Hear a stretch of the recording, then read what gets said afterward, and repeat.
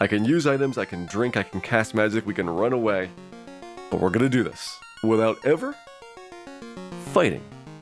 And we'll do it starting in 3, 2, 1, go.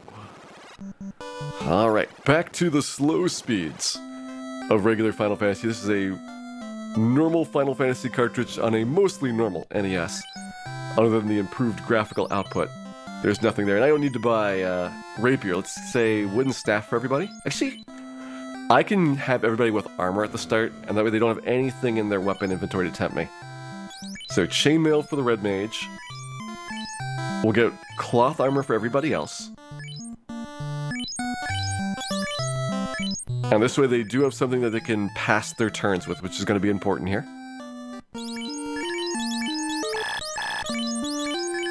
Those are equipped. Let's grab our spells. We'll start off with the black magic spells, of course. Those are going to be the most useful overall. So we'll do Fire 1 first. I don't think it makes a big difference between Fire 1 and Lit 1 at the start. If you're doing speedruns, sometimes you get Lit 1 because you can use it on the wizards in the Marsh Cave, but we'll have Lit 2 by the time that we get there. How much grinding to buy the red mages some hair dye? All of their hair is actually attached to their hats. It's a long and complicated story about how it got this way. Alright, so we never want to use this command here. So this is what we are going to avoid. We're going to item up whenever we don't have an attack that we can use. Fire and fire. 4 imps is fine. We have 4 charges of Fire 1 here. And hopefully they all work. And yes, we are not doing randomizers. This is a regular old copy. Which means you get the nice, slow walking speeds. You get to buy your potions one at a time. Makes you really contemplate life whenever that potion shopping trip comes up.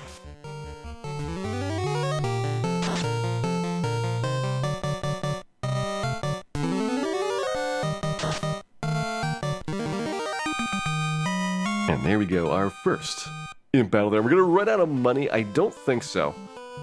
I can do 24 gold worth of imps. It's gonna cost me 30 here, but I left a little bit of a reserve for safety. So our money is gonna tick down slowly, and then we will get an additional charge of fire on each of the black mages, and then we can do 5 packs and break even. We can maybe grab wolves and other sort of things. We actually can't do this fight. Cannot win against 5 imps right now. Physically impossible to beat that many.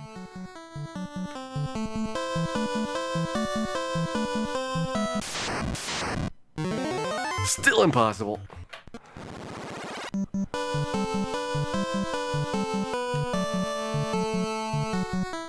When does Red Mage get the attack spell? Whenever I can afford it. The problem is we don't have enough cash right now to be able to get more fire spells. I would love to have a Fire 1 on Ace, but we need $100 to get that. And without going to Temple of Fiends, I can't swing that right now. So I'm looking to get level 2, killing Garland, and then we get some cash as well as a nice bit of experience there, and then we can probably get an additional fire cast, and then we're up to 9 casts of Fire 1 at that point.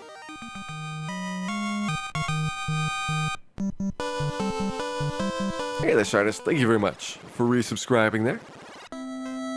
Glad that you've been enjoying the show and hope you enjoy many more of these in the future as well. Thanks again.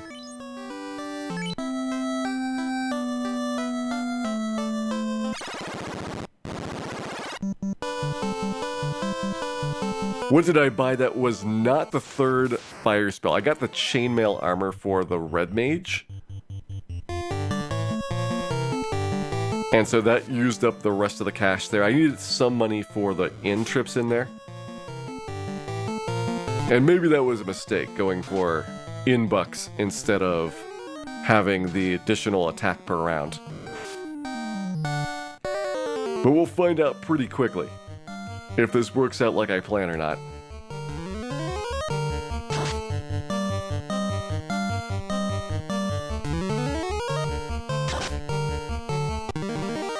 Yes, Davin, we saved enough money for quite a few uses here. It cost me 6 gold every time I want to go there, assuming that we get a 4-imp pack each time. So we need 22 more to go. That is a lot. We are less than halfway to level 2 here.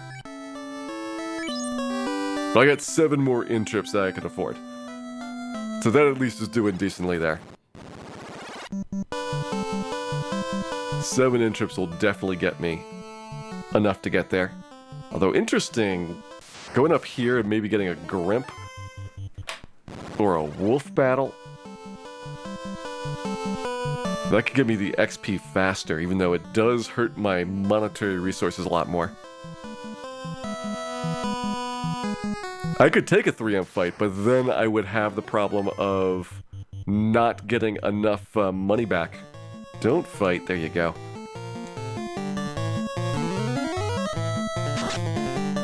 Gonna see if we can take a Mad Pony out or not. It's gonna be a struggle. Good, that went really well. That's the power of the chainmail. If we had cloth armor or wood armor there on that red mage, he'd be splattered.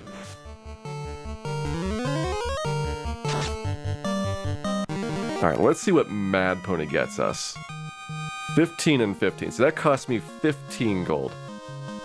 But I get significantly more experience there, so now we only need 7 left. Yeah, I think that makes sense to do once. It's basically the equivalent of 2.5 imp trips out there. What if we had the steel armor? Oh boy. Then we would be set.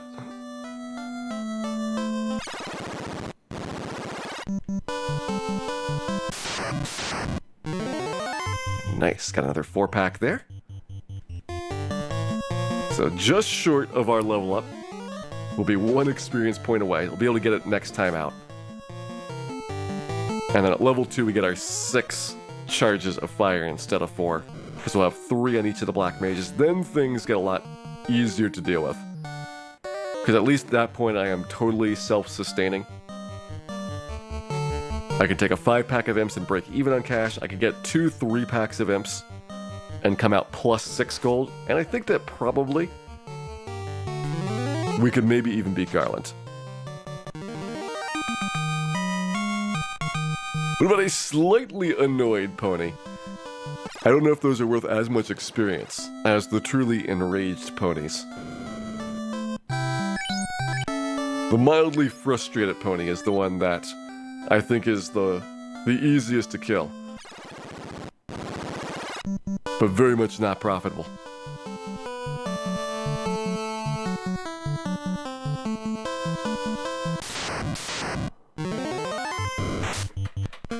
Still can't take a 5-imp pack, but soon though. Soon we will be able to.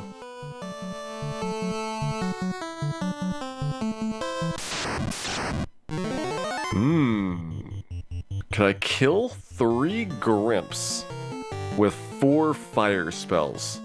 This seems questionable, but we're gonna try it. I need some good rolls here. There's 1. Didn't get that one, so that's a concern.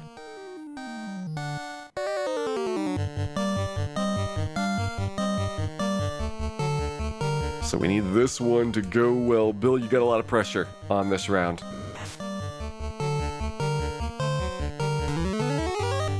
Cal, no problem. There's a good one.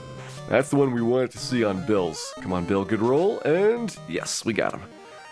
The triple Grimp has been defeated. That actually gets me well ahead of my cash numbers. Gets me my level up here, importantly.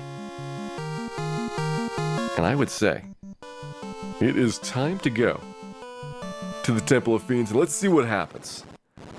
I want to find out whether we can beat Garland right now. I think we can. It's not going to be pretty, but should be doable.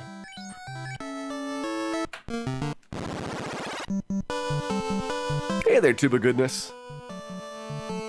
Played out Prophecy Origins, nice. Hope you're enjoying that. It's an interesting version because you get a nice balance between the difficulty of the original version of the game, but a lot of the bug fixes are in place, and that is pretty big, because there's many things that are broken in the NES version. Do I get a spell for the Red Mage? Not until we beat Garland. If we beat Garland here, then I think we have enough cash to get it done.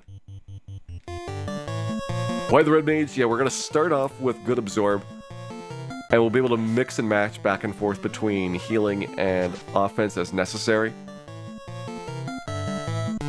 So I think the Red Mage is kind of like my all-around team player currently. And it's a bit weaker than if we went with a triple Black Mage setup in terms of offense, but you'll have more defense early, you'll have more HP late, you'll be able to use some of those spells for cures if you need to. There's just a lot of unknowns that I was dealing with that I think work out better this way.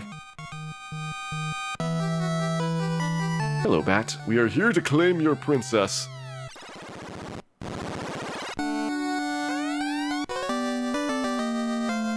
Would I get Rub or Lit too early? I would take Lit 2 at Wild Roger because it's an AoE and Rub is not. I rarely find that Rub is super helpful. Like we can compared to things like Barak or other instant death spells that have a higher chance of working. I'd probably take those over Rub, and AoEs are more valuable at first tier than the alternative. Okay. We're about halfway to level 3. We're gonna get the additional fire spell here. Question is, do we want anything else right now? I could get the harm spell perhaps for the white mage and go after undead. 3 casts of harm there. The problem is it's a lot of difficulty getting those undead battles out of the way.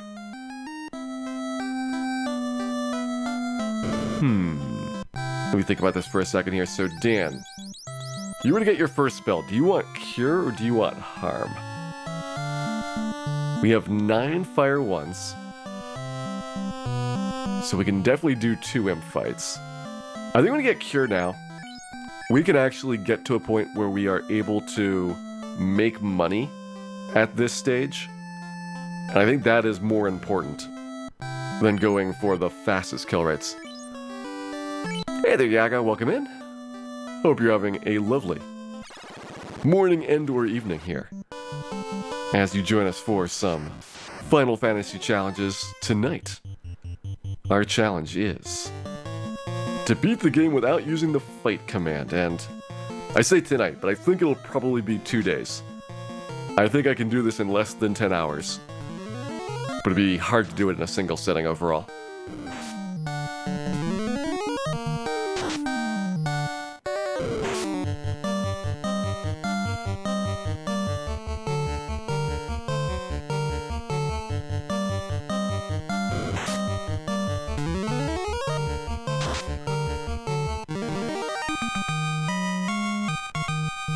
Yeah, to me, Roots, one of the factors is I do like having Cure available in an early slot so I can mash it more quickly. You're going to use Harm less often. But if I thought that we had a realistic chance of being able to grind stuff on the undead, I would probably at least take that opportunity to go and do that.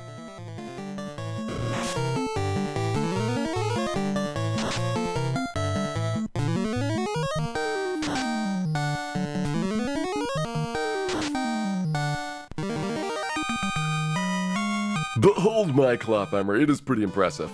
One of the best Clotheimers that I've seen. Alright, I only have 2 spells left, so we can't do any imp fights here. Gotta get back to the inn and recharge. Hey there, Kane, thanks for the good wishes. Hope you're having a lovely Tuesday here tonight. Well, sorry to hear that you were sick, Yaga, but glad that you were able to entertain yourselves with some Black Mage and Black Belt action. The Black Mage especially was a super fun run. That one was very, very difficult, but at the same time it was kind of clear what the path was supposed to be like. And those are kind of neat because you know what you need to do. You don't know if it's possible to do it, but at least you can get an estimate about, is this ever going to work or not? And eventually it did, which I was really, really thrilled by.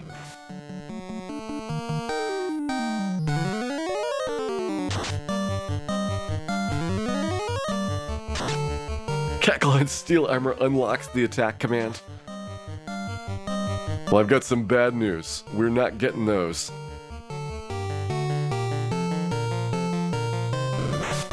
I've got some good news. We're not getting those.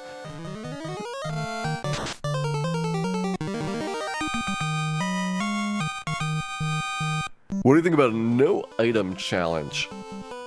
So, no usable items. So you can have equipment, but you couldn't use potions or save game things. I think that would be probably not too difficult overall. The biggest thing is just it's a pain to go off and try and explore anywhere because you can't save outside. You've got very long walks back and forth every time that you want to go and get things recovered, but I think it'd be totally doable. If you brought a couple of white mages along, probably want to get at least one white mage for the healing spells. In early game that would not be sufficient, but late game, one white mage lasts a long, long time. And once you get to like Temple of Fiends, if you have a black belt maybe leading your party off and just one punch everything, that could be a way to get that done.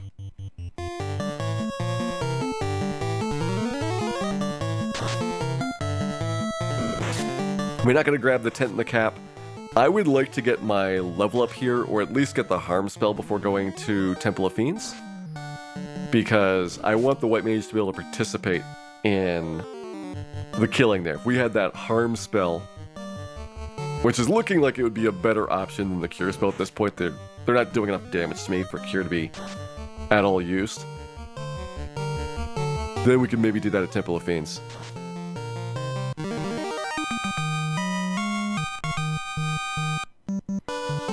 Have we done a 100% run where I get all chests? Yes, we do have in the collection of challenge runs a playthrough where we get 100% of the treasure chests in the game. I think we did 100% of treasure chests as well as a war mech kill, just for the cherry on top.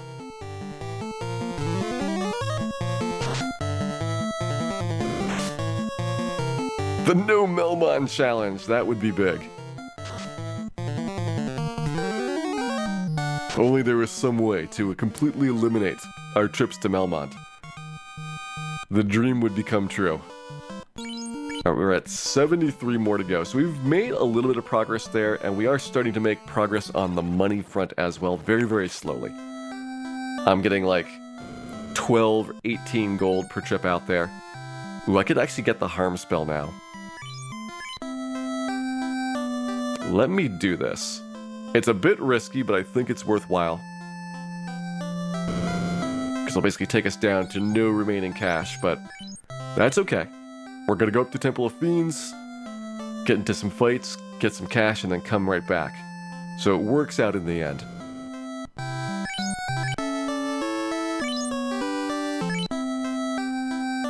Are nukes and fades good enough for Temple of Fiends? Oh yeah, we should have plenty. Like, if we actually max out our levels, we'll have 18 nukes and 9 fades.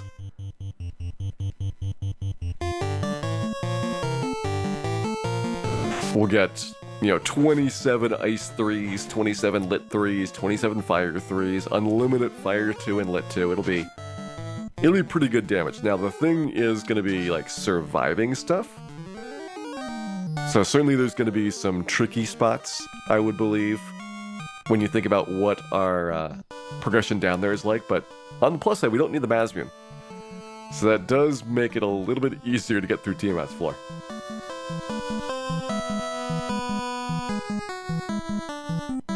Quake actually cost me a lit 3, unfortunately, so it's not all good when we talk about what the experience is like with Quake and Passman. If you get lucky that first try Quake, then great. Otherwise, I probably just burn 1 or 2 spells and don't really worry as much about trying to be fancy and one-shot them.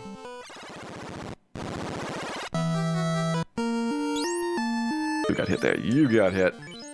Let's give Bill the cure. See if we can snag the cap and 10 out of here. That's probably too difficult for us, so we are not going to try the Gerwolf battle.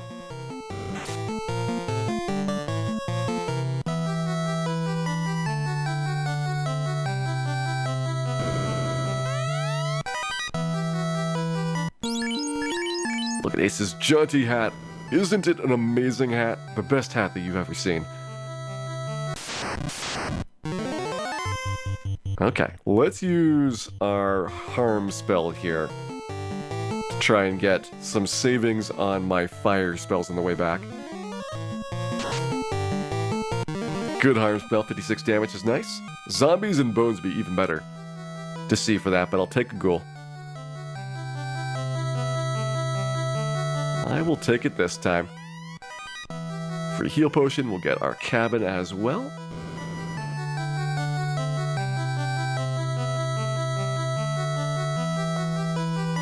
So there's the stuff out of Temple of Fiends. Ooh, spiders. Could I set spiders on fire?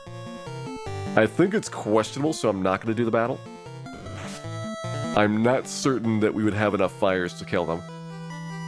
Like right now I've got... yeah, only 3 fire ones left. And my harm spell for the white mage.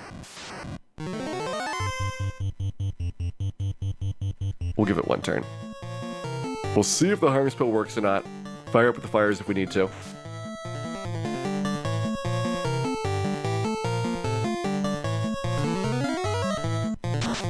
Hey there, Llama Pals. Welcome in.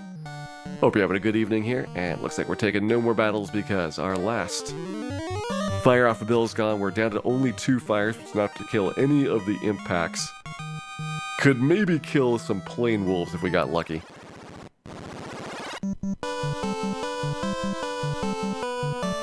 You always used lightning on spiders, Badroad. Interesting. It should be the same between them. But it's kind of funny thinking about the default choice, given that it costs the same spell charges, does the same damage. Which do you choose in terms of usage overall? Oh, we're 8 experience away. So close, and yet not enough spell charges to get there. Alright, that was decent. We made about $100 on that trip. Seems reasonable overall. Problem is, it's a long walk there and back to be able to get to Temple of Fiends, and you spend a lot of it dodging around these imp fights.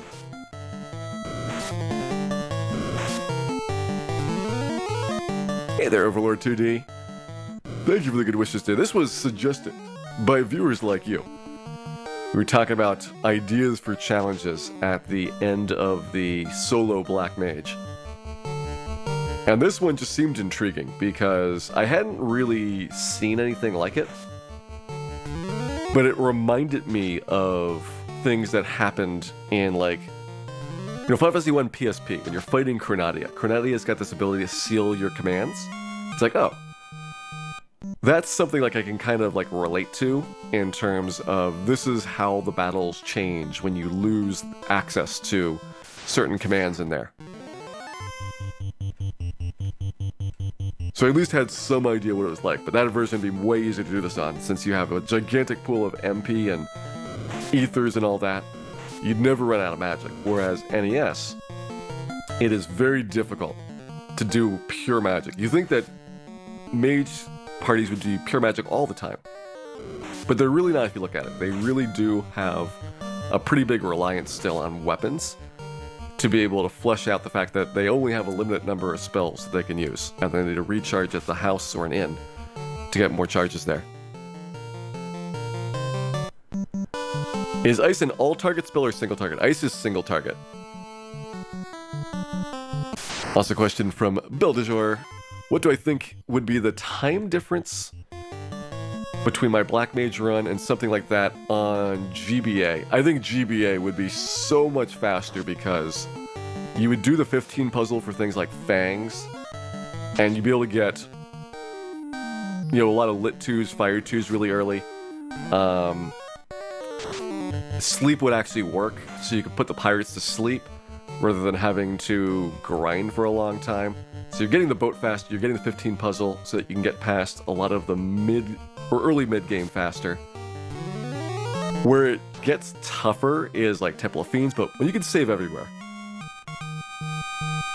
you have the ability to really be way riskier on the combat strats. Like you just save right before chaos and you try the fight 15 times if you need to. But you're not spending like 30 or 45 minutes every time you want to try it. Alright, 158 here. There's nothing really left to buy in terms of stuff at Canaria. Do I want to stick around here? Do I want to go to Provoca?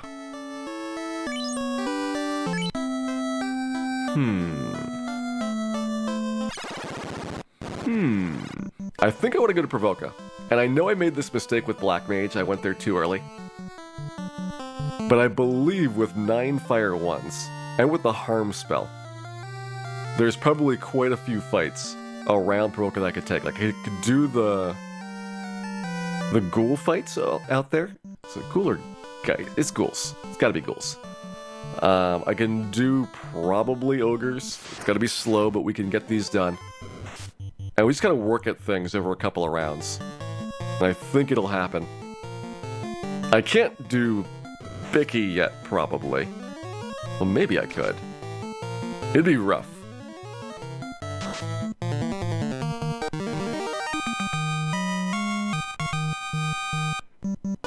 Hey there, Box Type Beatnik. Welcome in. Hope you're having a wonderful evening there. And ready for some relaxing Final Fantasy. Ooh, Iguana's probably too tough for us. Can I do Iguana with 7 fire spells? I bet I could. And this gives me $50, which pays for my in-trip. Just need to get reasonably decent fire rolls here, so let's track out the damage as it starts up. 19, that's good. 39. 59.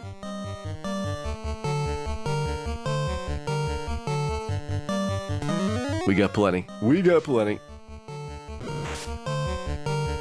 Yeah, if Ace can tank the pirates, that'd be great. I'm not sure if he's going to be able to do that as effectively, though. It's only 50% of the attacks are going to land on Ace. So you have to expect like 4 or 5 every round are going to go somewhere else. But maybe we can make it work. Now, have I ever been thankful for Dan? Well, I've certainly been thankful that Dan did not screw up nearly as much as I had worried that he would.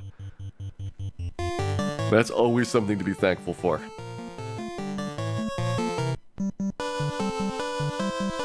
Did I take a red mage for the diverse spell selection or a tank or both? Basically both. Early game tank, late game red mage actually does not tank very well. It's going to be the exact same as having another white mage there. But that's where the diversity comes into play overall. Seems like a very bad plan that could easily backfire. That sounds like Dan. That sounds like Dan to a T. We're trying this. We're going to see what happens. Early, it's going to come down to turn order and people attacking Ace as much as possible. We want to see as many aces pop up there on the pirates, and also our team going relatively early, thinning their numbers out. I mean, worst case is I probably need to get like the sleep spell from Canary on one person, and then we can just crush them.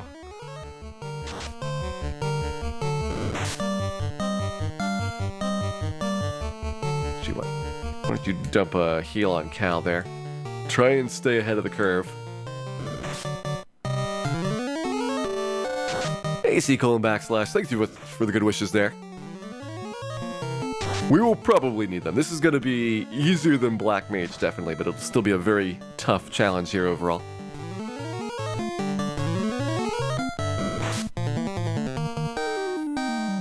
Alright, and you're basically done, so I don't think we need any more healing here. Yeah, this pirate battle was pretty easy. We got very good pirate targeting. They went after Ace super hard, definitely more than the 50% that it was supposed to be. Is Dan waving the cloth for surrender? Yes. He is trying to surrender as hard as possible, but it's not working.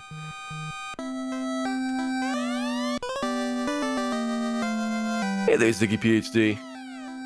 Glad you're looking forward to this. It's seemingly pretty fun. I think it's an interesting challenge overall. Ooh. I'm just thinking ahead to my spell selection. So White Mage, we're not going to buy any of these now. But you might imagine getting the Mute spell for Astos, and Viz could be really good with this party. Be able to tank up. I think I want to start though with the Ice spell, so that we have more attack options. You can put this on Bill here first. And Dragoon Zero, thank you very much for gifting that sub there to BoxTyBeatnik. BoxTyBeatnik, hope you enjoy having those emotes again, and Dragoon Zero, thank you very much for all the support. It is much appreciated. Alright, give me a second to look at this. So we're going to restart from the beginning of the encounter cycle.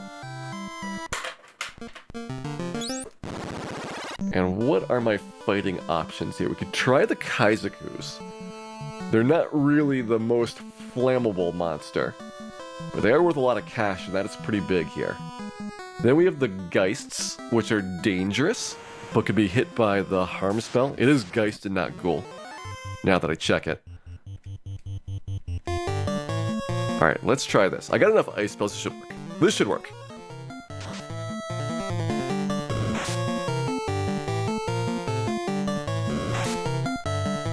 Yeah, we're gonna go until like everybody has ice, and we can go pick up some of the Canaria spells as well.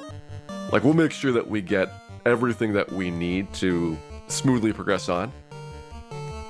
But I want to try and figure out the most efficient way of raising that money.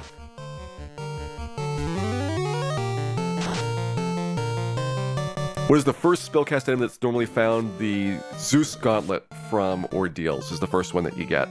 So it's a ways away before having anything that'll cast spells in battle for you. Alright, that finishes him off. Let's get a cure for safety. Start dropping fires on you. And we definitely have enough. 4 fires will kill him. So the response rate as high as possible. I have cranked it as high as it goes. You've been lured into a false sense of comfort from the randomizer.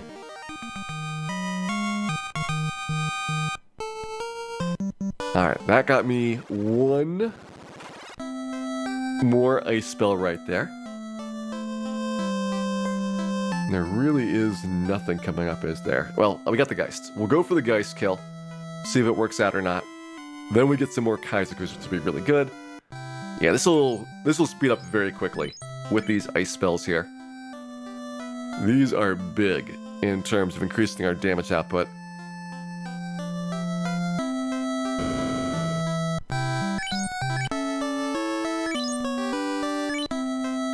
So just the first offensive option for White Mage besides the harm spells? Yes. Up until then, White Mage really just there for harms, heals, and buffing. And what is my estimate for total time? I'm hoping less than 10 hours. I really want to see how it goes overall. It could easily be 15. Like, I wouldn't be shocked if it stretches a little bit longer over the time that I'm expecting here.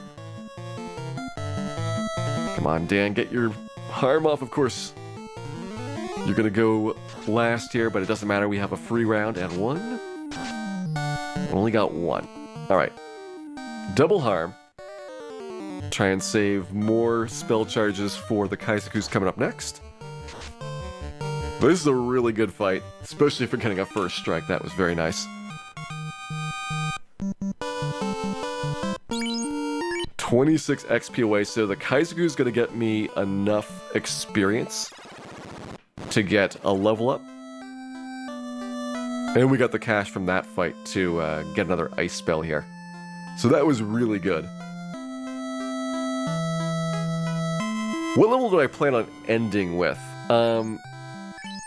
It really depends on how painful the grinds are. What I'm imagining doing, because we're not going to be able to like Agama grind or I grind really effectively. Might be able to I grind, but Agamas are probably going to be too slow. I think what we'll end up doing is Waterfall or Mirage. Just dropping into those places, picking up a couple fights and then housing outside in a cycle, so that we're able to get XP at a reasonable pace. Because that'll be like an average like 1.75 agamas per encounter there. And even though we do have to house up in between a lot of them, I think that's better than having to go all the way out of the volcano and back in to get more agamas. Could also maybe do an eye grind once you got a warp spell.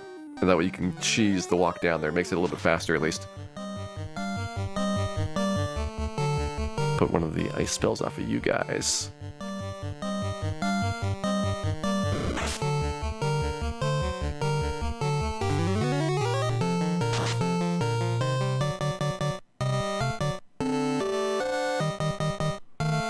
Alright, it's okay. We got plenty of charges here. And I'm not super worried about the cash. I'm willing to take a additional trip to the inn here anyway. Just to be safe overall. Hey there, Vicarian and Erikashi, welcome in. How do I plan to kill Chaos with lots and lots of spells? Nukes and Fades will do pretty good damage against him. And I had to think about whether I want to wait for Cure 4 to go off, so that I see Cure 4 and then I have all my turns to go in on him, or whether I want to start from the beginning with as much offense as I can. And the reason for kind of questioning it is that we have potentially the ability to kill him in 4 rounds. Like, if we've got 2 nukes and a fade per turn, that's looking at like 400 or 500 damage. And we can almost certainly win him on turns when that happens at that speed.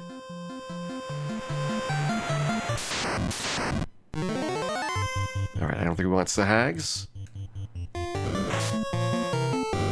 Trying to grab the Dwarf Cache here so that I'm able to get a Fire 2 spell right away.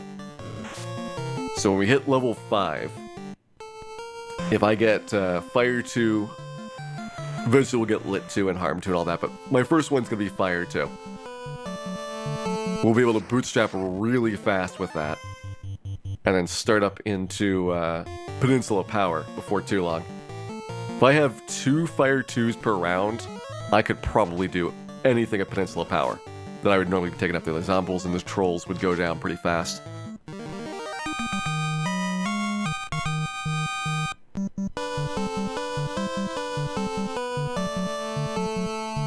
How much do houses normally cost? 3,000. They're a pretty pricey one. There's 75, 250, and then 3,000 for the cost, so in the base game, you really have to mean it to want to use those houses up. In Randomizer, though, it's almost always significantly more affordable.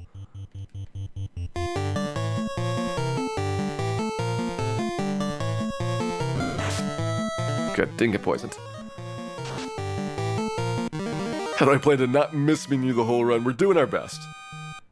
I'm not going to have any weapons equipped, so at least if we accidentally fight at any point, it should have relatively minimal impact on how the battle goes. Ah, ace. I see you were going to make this hard on me. But that's okay, we have some time to get a pure potion to fix you up. No Savile farming, yes. One of the nice things about this is that we are not going to need to optimize our stats at all. I think we'll be fine with our normal level ups throughout this process.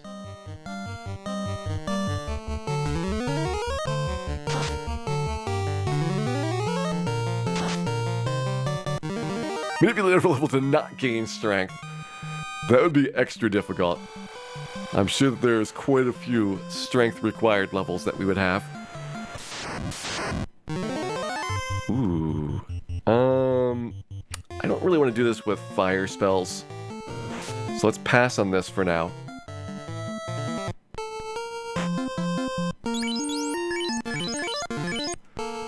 What level is the pure spell 4th tier? It'd be a ways away before us to get the pure spell. Luckily, we're allowed to buy pure potions, so this was no items and no fighting. It'd be significantly harder to get things done.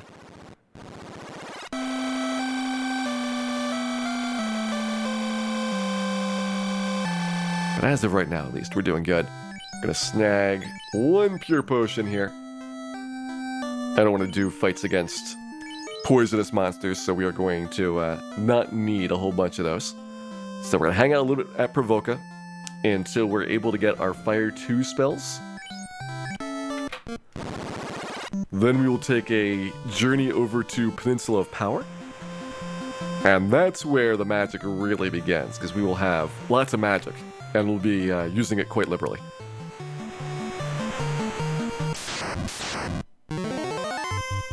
Sure, why not? We'll take more Kaizakus. These things are awesome for money.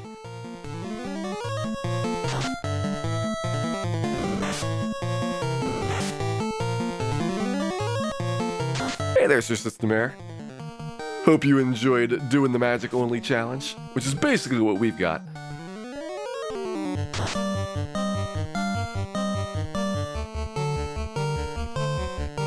I didn't know if it would make any difference or not with Magic Only versus just saying no fight. Because you're not really going to drink her item all that often when you think about how the game plays out.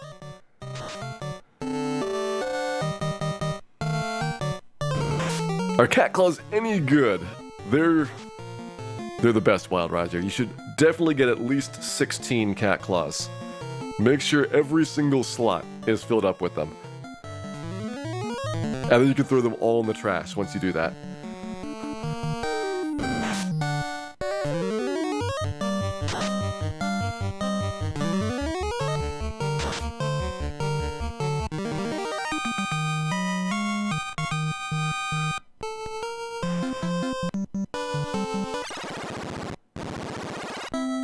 Alright, so nice and profitable. Let's get from the beginning of the encounter cycle here. Our Kaizaku battle's in, our Geist battle in.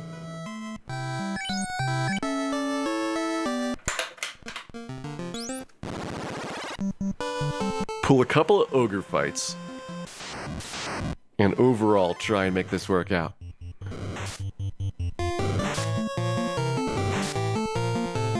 What is the story with cat claws? Well, I was probably, like 6 or 9 months ago doing the single class challenges. We have 4 of the same kind of all the characters, and I did all of them without class change. And we were doing the class challenge. We decided to class change the Black Wizards for whatever reason. At some point, this story breaks down, but I know that they were doing the single class challenges, and we decided to get the Black Wizard a Cat Claw because it's like, we don't have any weapons. I want to see how much damage it does, and the Cat Claw did less damage than the Black Wizard that was like barehanded. We were trying to fight Carrie at the time,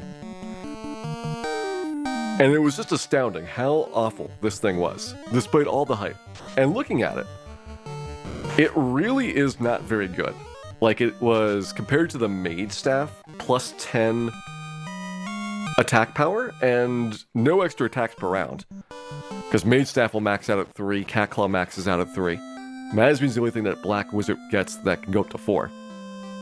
And so for something that's so expensive, and was so hyped up by certain people, I was extraordinarily disappointed to find out that it was pretty much on par with the steel armor, if not a new tier of awfulness.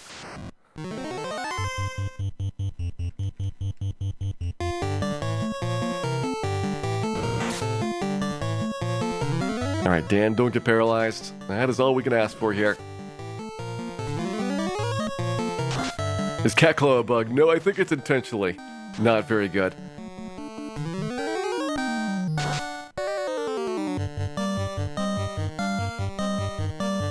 I think they looked at the stats and said this is good enough, but they were wrong.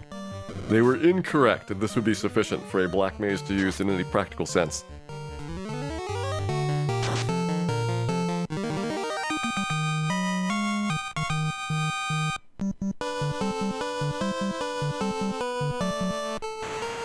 Interesting source system area. Yeah, we talked about it at the beginning for what the combination of mages should be like.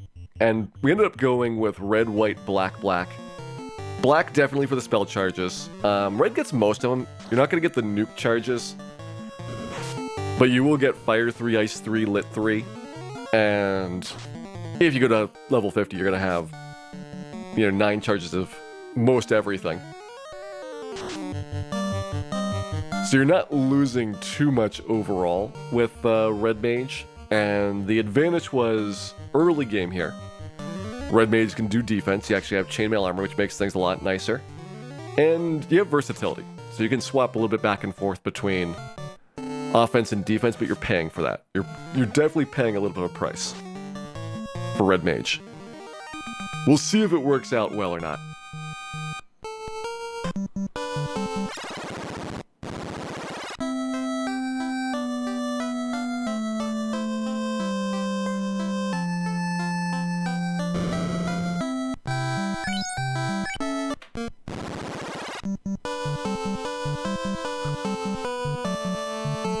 Does Red Wizard get high level charges and just not learn the spells? Yes. So, like, you'll get 8th tier spell charges, but you don't have any 8th tier spells that you can buy.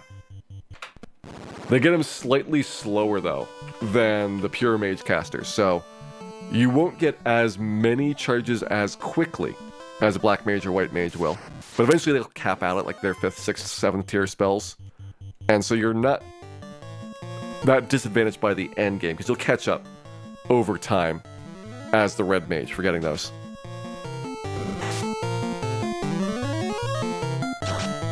Yeah, Ice 3 is their best one that they're gonna get. They do get Fire 3, Lit 3, Ice 3, Cure 3. So they're basically what the white and black mages get pre-class change for their maximum there.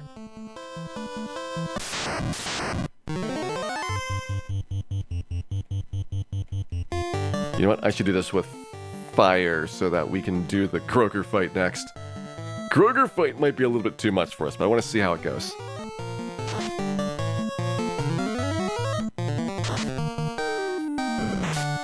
Everything resists in the endgame. That is true.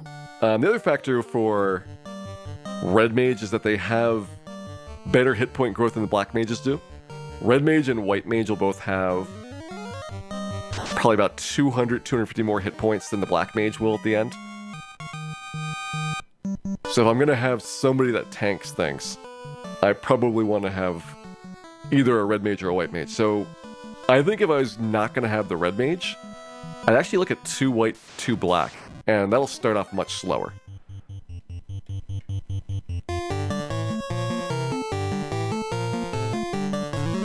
This might not work out. I don't know if we have enough damage to kill these things.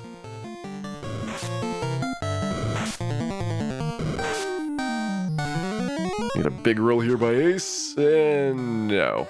Alright, this is 88 damage on the Kroger. Yeah, let's get out of here. I don't think this is going to work out, so I should have done the regular ogre fight up to the north instead. If I'm going to do those 3 battles, we'll have enough to do ogre, ogre, ogre. But not ogre, ogre, ogre quite yet. 37 experience away. Alright, we're very close to level 5.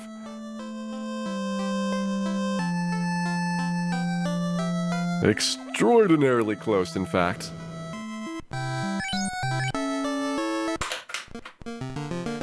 So much so, I think I want to go ahead and get my Fire 2 spells after this sailing trip.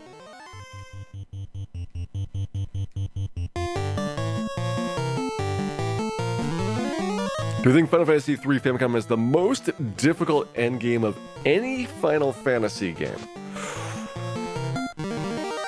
It's certainly got one of the most annoying, because you have this gigantic dungeon that, at least in the Famicom version, you can't save partway through, so you gotta do a lot of exploring to get through it. Final Fantasy II Famicom's pretty nasty, but I don't think it's as bad as 3 is.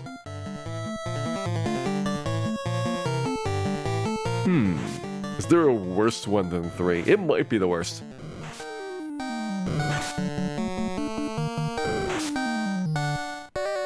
Hey there, Abigail. Welcome in. Hope you're having a good evening here so far.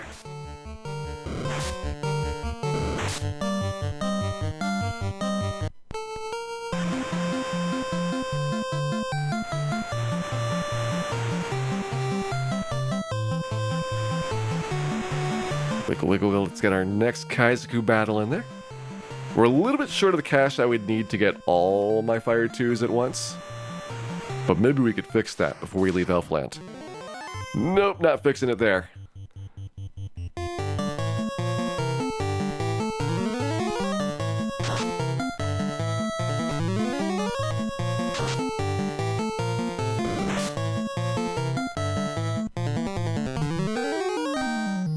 It's okay, we got another level before Ace is gonna need the Fire 2 anyway.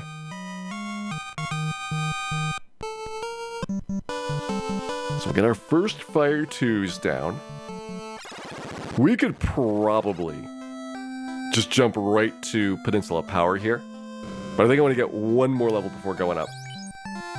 So we have Fire 2 and Fire 2. Those are all set. And you know what? Not a whole lot of weapons to buy. Sadly, that silver sword is going to remain unclaimed. Alright, let's do that. We'll get the Kaizokus on the way back as well. Ooh, do I want to do Ogre Creep? You know what? We could. We could definitely do Ogre Creep. One ice up there. We'll play out... Oh, we don't have level up. That's right. We were, what, 37 experience away? And I got 2 solo Kaizokus, which got me 30. Which means we're 7 short. How wonderful and how that worked out.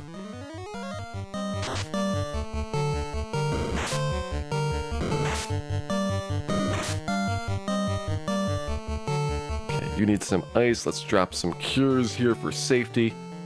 Some more fire on the creeps. Hey, Neapolitan Afterglow. Hope you're having a lovely Tuesday here and ready for some more Final Fantasy action.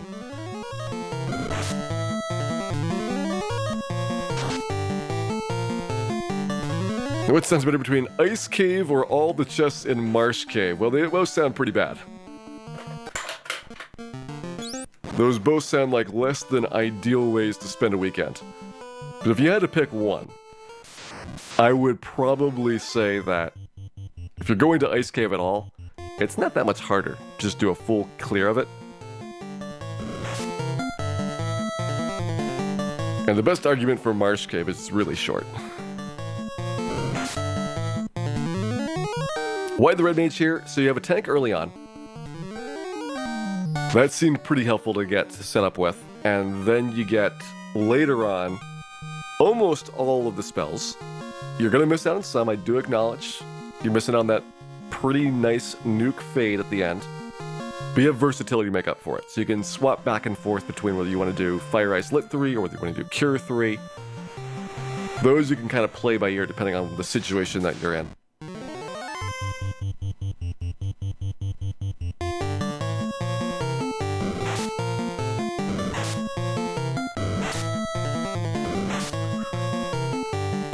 Yeah, for the pirates, basically, we just had the Red Mage tank for a bit. Worked out fabulous. Very, very little risk. And we got somewhat lucky with the pirates mostly targeting Red Mage. It's supposed to be 50%, but we had probably like, 60 or 70%. But I think worst case, even if we hadn't gotten that little bit of luck, it would have been at most one more level to get it. Worked out very, very well having the chainmail armor in the front of the party. Does Red Mage get life after class change? Yes. You don't get life 2. Life 2 is White Wizard only, but Red Wizard gets life 1.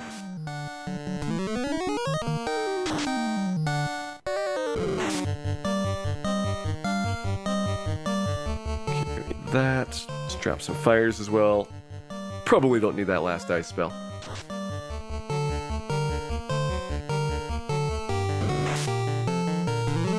Hey, Dan really likes this cloth armor. He is very proud that he's got armor his very own that he doesn't have to share with other people.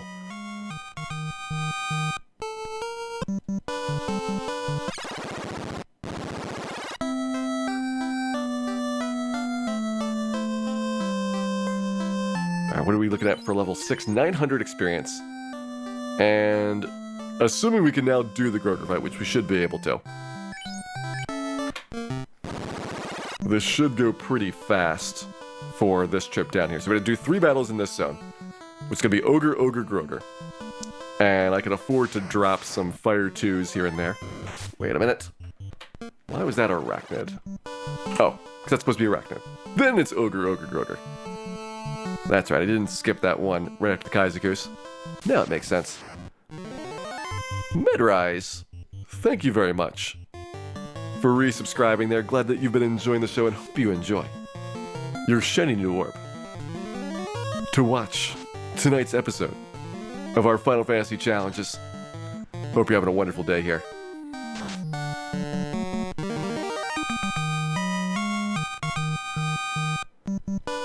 I guess on the topic of Red Mage versatility, it's gonna be pretty good early, but it makes things harder late. And those are the tough trade-offs to make, because early is usually not too bad no matter what you do. And having to do a little bit more work early to make, say, like Temple of Fiends or places like that go better, that can make a lot of sense. Like, I can definitely understand the argument for going like White Mage, Black Mage, Black Mage, Black Mage, and say, I'm gonna have as many nukes as I can carry, because nuke is going to do the best damage when you get Temple of Fiends, and there's no backup that you've got for doing damage to things like Tiamat or Chaos at the end. But I feel like you can have enough charges left over on the 2 Black Mages to reasonably do it. Like, I think it works out when you crunch the numbers. That you probably just do Fire 3s on Phantom. Probably just do Fire 3s on Lich. You could maybe think about Quaking him or Lit 3ing, but I don't know if it's really necessary. Carry is going to be an interesting one. Carry you might need to nuke and fade. Kraken you can Lit 3 or Ice 3. Probably Ice 3 would be a good choice there. He's not resistant to it, so he does take normal damage from Ice 3 there. And then Tiamat and Chaos, you gotta do nukes and fades. So is 27 nukes and fades enough? I think it might be.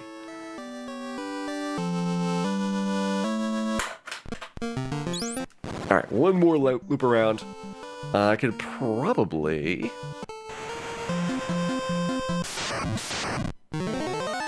assuming Kaizakus show up at some point, get the rest of my spells.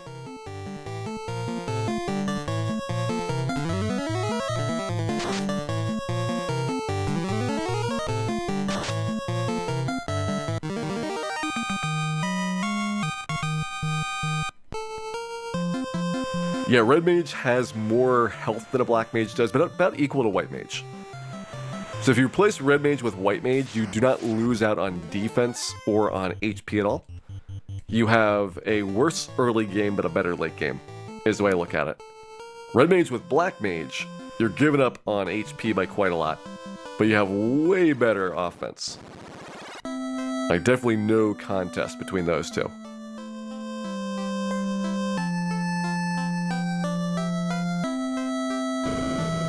Are we going to 50? That is the plan. I think that level 50 makes sense, given that you should be able to grind reasonably fast. You're not going to be able to do Agama grinds, but I've been thinking about the way it would work out. Waterfall or Mirage Tower should go very, very well. Either of those is fine for being able to get your experience that you need. And leveling does flatten out around level 30 or so, so even though it looks like it's getting ridiculously hard to get your levels, usually you're seeing right before it flattens out when I do like randomizer playthroughs, and then once it flattens, it's like 14 or so Agamas per level up. That's within the range where you could easily do that on a single house, and you just do that repeatedly. So I got plans for how to get to 50 in a reasonable amount of time.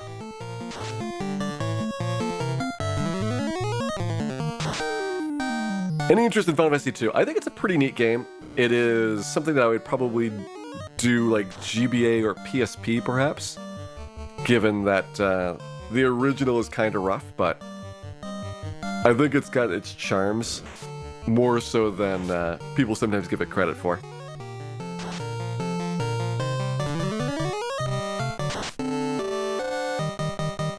You heard there'd be Dan insult. Well, good news. We got some Dan.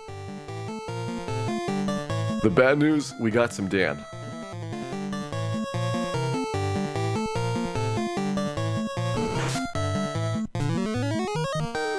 Can I slime grind with this party? Up in the top of Sky Castle, yes, but the slimes are not super common. So I think you would not be able to get a ton of slimes overall. In Randomizer, you could slime grind like nobody's business. It doesn't work out nearly as well in the base game for that. Okay, there's my fire too. Notice that Dan is in the wrong spot alphabetically. Yeah, Dan is having a little bit of difficulty with a lot of things in his life. Literacy, just one of many of his problems. I will get the cure too. Even though I should really be getting the harm too right there. It's okay. We'll add that to Dan's list of character flaws.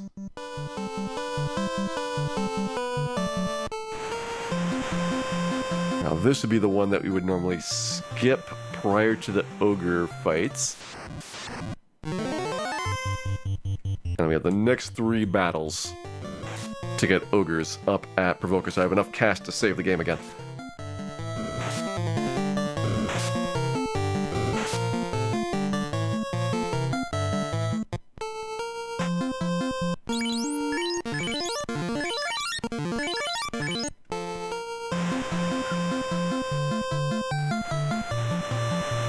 Not sure if speedrunning Final Fantasy II would be interesting. I have seen people do the speedruns of it.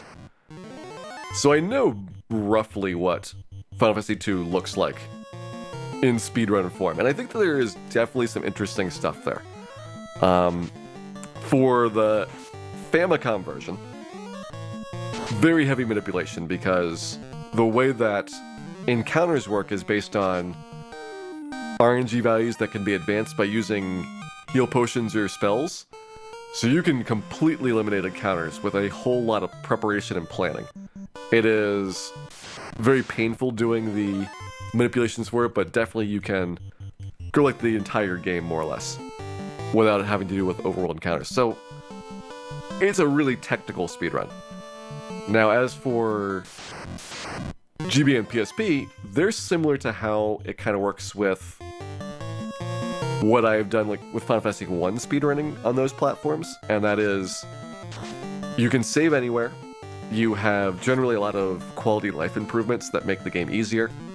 And so it's a different nature speedrun entirely, but it's still like a reasonably interesting trip through the game because you're not doing a whole lot of glitches and sequence breaks. It is kind of a straight playthrough with a couple of things that are perhaps somewhat questionable if you've seen it played, where you can manipulate out some of the events in like the equivalent of the 15 puzzle in Final Fantasy II.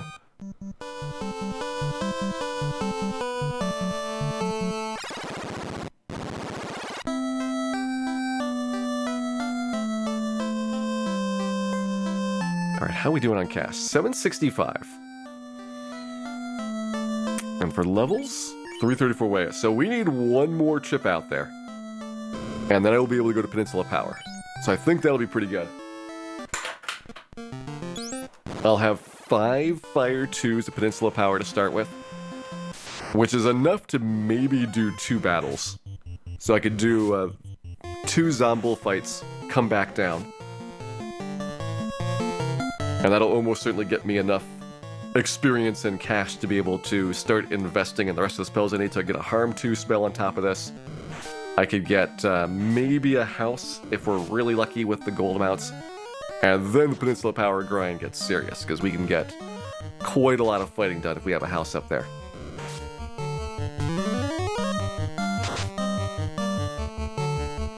Alright, very sad ice spells there, but I am used to that. I've had Dan on my team for many years after all.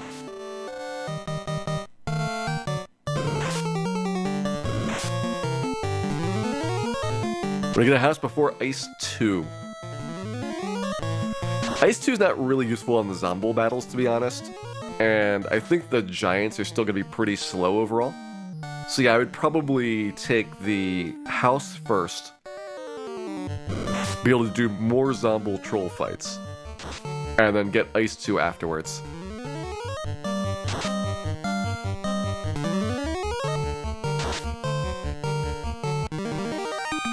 Yeah, sure, use the...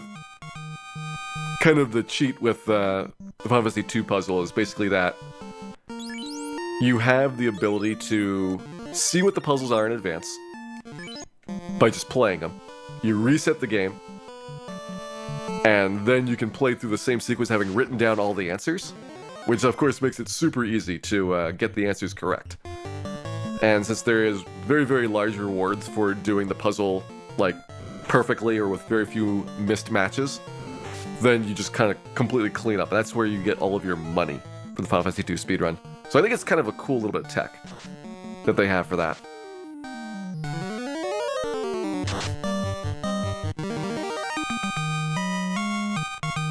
How do you get the 15 puzzle? I think it's not in the randomizer, because I want to say they had to take it out for space reasons. But on the original version of the game, you press A plus B 55 times. In the remakes, they dropped it to like 25 times so that your fingers don't fall off as easily, but it is a whole lot of button mashing to bring it up.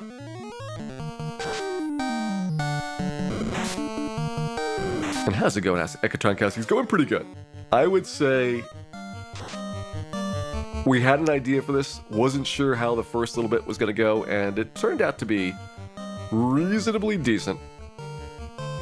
Getting this started off, I feel like we had a great idea for what our plan was going to be like in the early game, executed it successfully, getting set up for Peninsula Power here, like it's all feeling like it's going reasonably well. Now whether this is optimal on time, I don't really care, because I'm having fun doing it, but I'm getting things that I'm learning as part of going through this.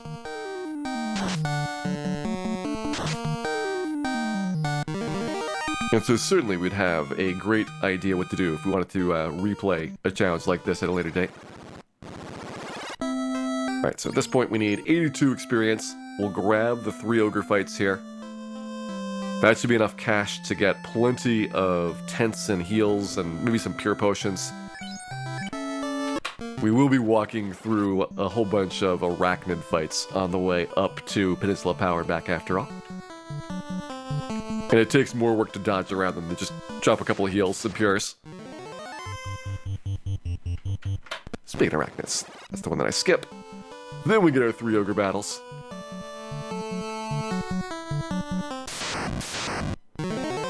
First one is Solo Ogre.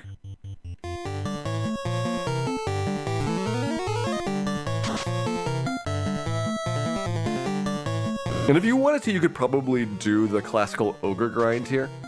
Just go in a loop, grabbing all the ogre fights around the Provoca area.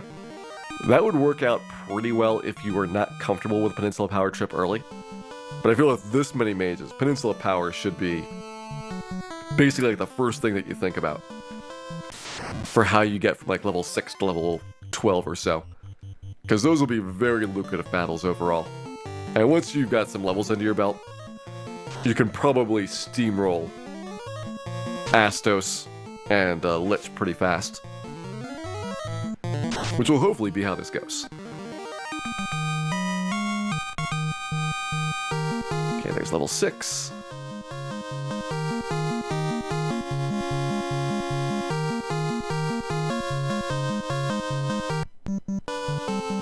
It's so nice not having to maximize every one of these level ups.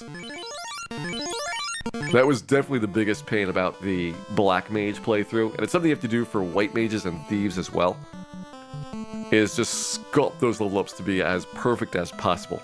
And we did learn some stuff from the Black Mage experience, like we got the hopefully correct formula now for HP per level up. That'll help out a lot in terms of deciding whether I want a Vitality point or an Agility point when going through there. We saw how much benefit perfect strength makes. Like, that is really really a big deal having those 50 strength points. So we learned a whole lot doing that.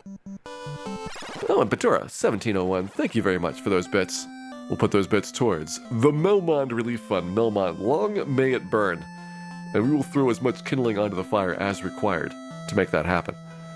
Thanks again.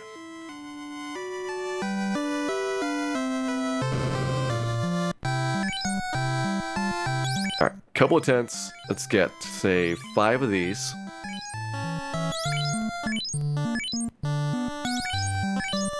What spells would I buy at level 8? So for 8th tier spells for this one, I am planning to get Fade, Nuke, and Life 2. I don't think anything else at 8th tier Black Magic is worth it. Zap and Stop and things like that are very underpowered.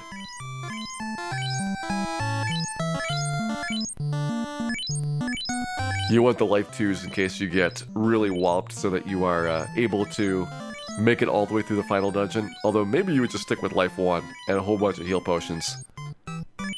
Really depends on how things go for the battles up there. Also, let's get a couple more tents. We were very intense when doing this. Hey there, Stalin, welcome in. Hope you're having a wonderful Tuesday here and ready to kick back and relax and enjoy some Final Fantasy.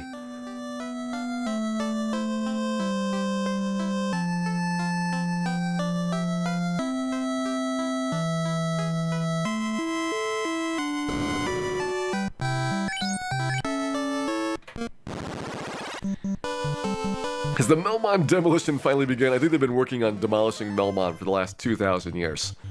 They have yet to be successful, though. And one day, we hope to solve that problem. Do I have 8 Fire 2s? Right now I have 5 Fire 2s.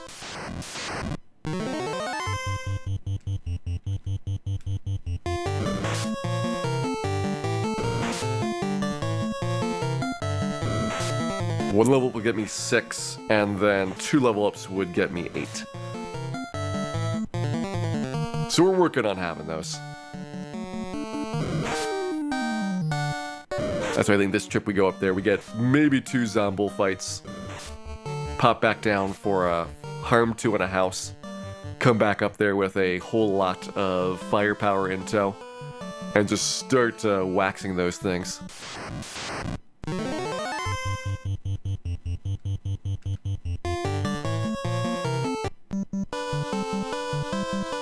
Was Peninsula Power purposeful or found after the fact? Well, it was definitely found after the fact. Whether the developers knew about it or not, I would guess the answer is no. And it was found by the Japanese players when the game first came out, and basically treated as something that we should hold on to because it became so iconic over the years.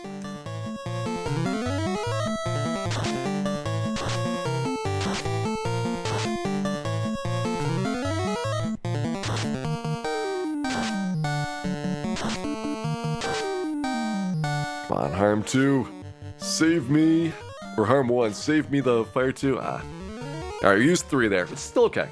We got a lot of XP from that. So there's our first one done. We are close to getting our next level up there. Whoops. Drop the cure. Drop the tent. We need to skip past the giant battle here. And then we want another decent sized one like that. So we're looking for, ideally, 4 Zombuls. I'm gonna get Harm 2 next. Yeah, I'm gonna get Harm 2 in a house, hopefully. With the cash here. Well... Alright. Get a Harm 1. You get 2 more Fire 2s. That should do pretty good damage. You can take out the Zombuls with this. My worry is that we're not gonna survive the trolls, and we don't. Troll too much. Try again.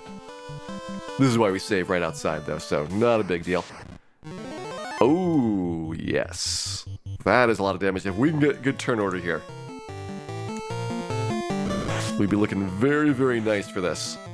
We also need Dan to not die. These things are important. Okay. Maybe we made it through this.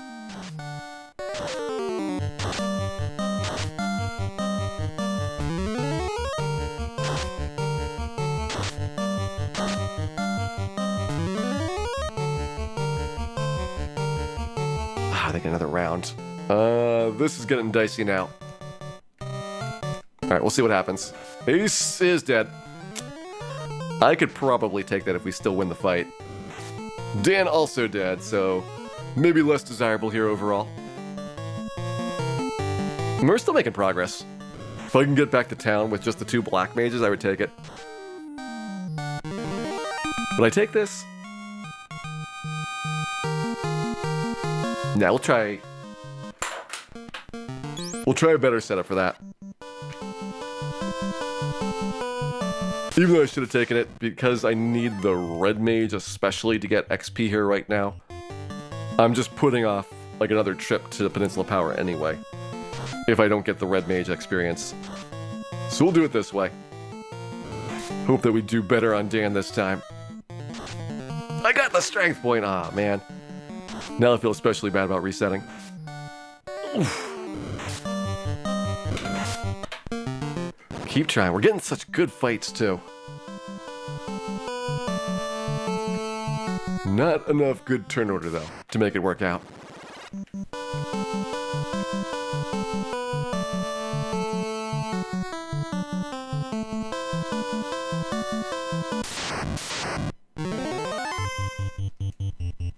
Try again. And we're very, very lucky that we're getting this many zombies and trolls.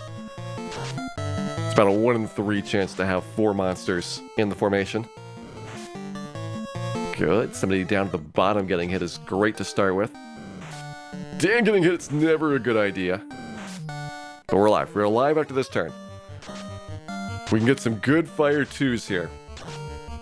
We are in a great position to make this work out.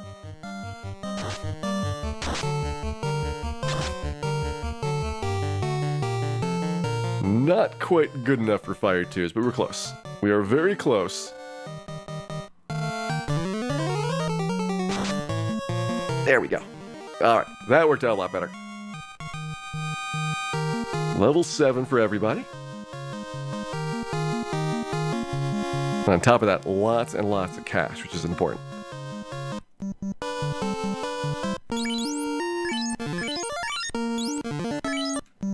Alright. There's our first Peninsula Flower done. We got our level, we got our money, and we got out of there with none of our hats caved in.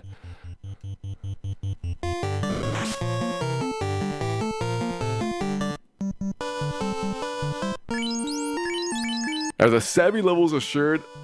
I think that the Black Mage does have a couple of early ones with good stat bonuses. But I think partially that was decent luck that we were getting overall really, really good ones like that for the level ups. Like, you only have 103, I think, total stat points that you get as a Black Mage, and 49 of those are int points. So as you might imagine, non-int guaranteed level ups are really, really small. You trusted Dan with your airship. Well, that was a mistake. That was your first of many issues. I don't think I actually need any more tents right now. Let's see how we're doing on items overall. Yeah, 7 tents, 12 heals, 4 pures. This should be fine. That'll at least get us up to Peninsula Power. Housed and fed.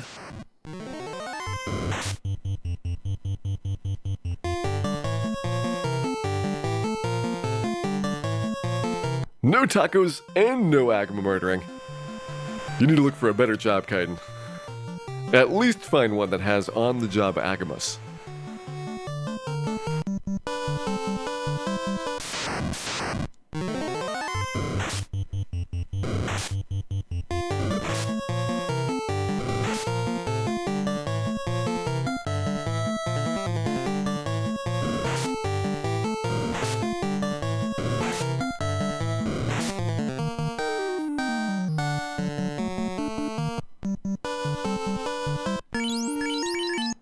Pure up.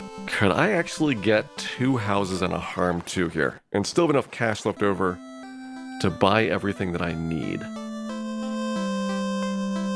I might be able to pull this off. It does require that I get more tents if I want to get 2 houses worth of leveling in there, but it should be possible. There's the harm 2. 8 fire and heal, just not worth it. Don't even bother with those. Lit 2 and things we'll get when we have more money than we know what to do with, which will be pretty soon here. Lit 2 will be a very, very handy spell to have outside of the undead battles.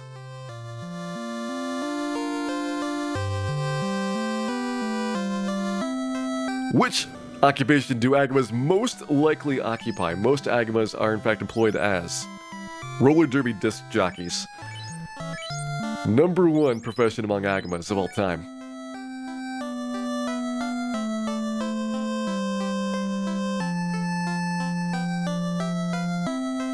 How did I settle on red, white, black, black? So we talked a little bit about this at the start for trying to figure out what would be a good combination of character classes.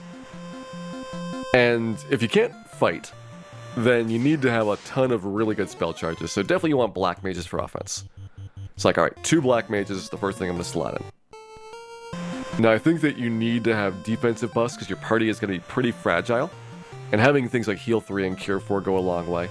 Plus you get fade after class changes into white mage. So white mage, put those in there. So the question really is, what is your 4th mage?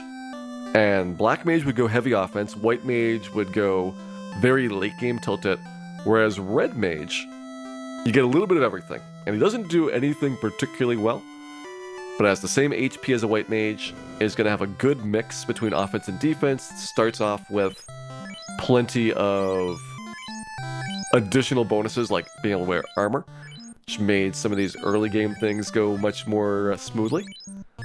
Those are all like really big factors that came into it. And so we went with red, white, black, black overall. Because my belief is that you're going to get enough savings early game to make up for the fact that it's a little bit of a liability late game, not having your big attack spell for 36 charges at only 27. Will I get Cure 4 at 8th tier? Yes. I think Cure 4 is worth it at any tier. Cure 4, Life 2, travel spells. Those are worth it no matter where they are. Nuke and Fade probably worth it 8th tier, although they're a bit of a stretch because you're not going to have many casts. So it's like, it's just a nice little thing to toss on, but isn't going to really materially impact things. But definitely Revivals, Travel, and Cure 4. Just having 1 or 2 uses of those is very influential. I'd probably put Fast there as well. 1 cast of Fast does a huge amount of good. Unlike, say, Temper, which needs a whole bunch.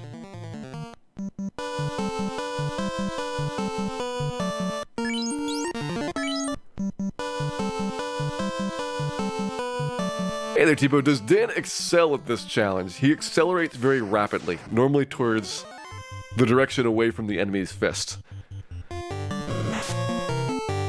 And Fizu, welcome in. Chad is not allowed to fight. I think we should all be kind and nice to each other, but also can't use the fight command. We will have many restrictions on this today. What spell items am I going to prioritize? So you basically get them pretty much in the standard order, which is Zeus Gauntlet first. And then once you have the airship, you can get the Mage Staff and Thor Hammer and Black Shirt and Light Axe and all that right away. I guess Heal Staff happens at the same time as the Zeus Gauntlet because they're both in ordeals. But that's like the only location that has those items for a while.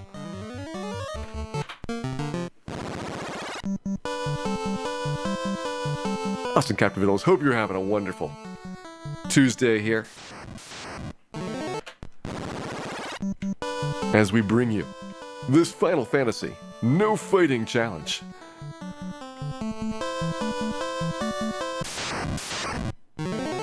Hey, that's a lot of Zombull. If only we can get through this without dying.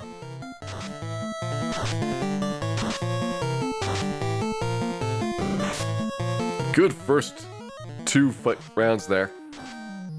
That went swimmingly well. We need one more attack in here to start killing him. And got him. Quad Zombo, the best fight here. 1,050 experience for the whole team, which means really 4,200 experience across the total pack of them. Alright, so there's a good one in there. Let's get probably 2 more like that. Can we do 2 more or 1 more? I think we do 1 more like that. 1 more just like it. We're pretty close to it, at least.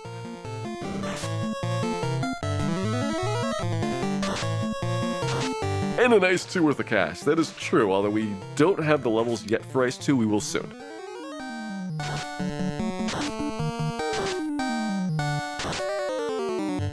We're working on our Ice 2-ness right now. Can you have to carry no matter what? Yeah, no items required to get to carry Wild Roger. And Throgonor, welcome in. How's the No Fight Challenge going? Well, we made it to Peninsula Power. So here's where you really speed things up in terms of your early game progress. Tons of experience and cash and just a delightful time.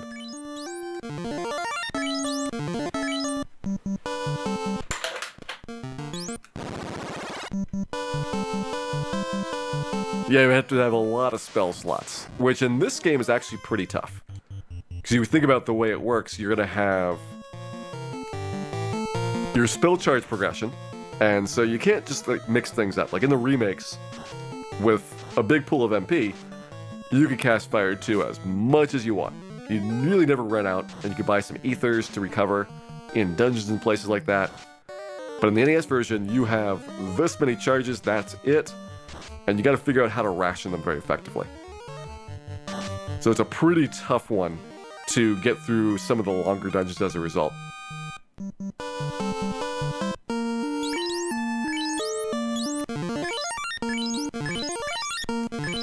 You need 1 tent up. Alright. Got the good troll fight right there.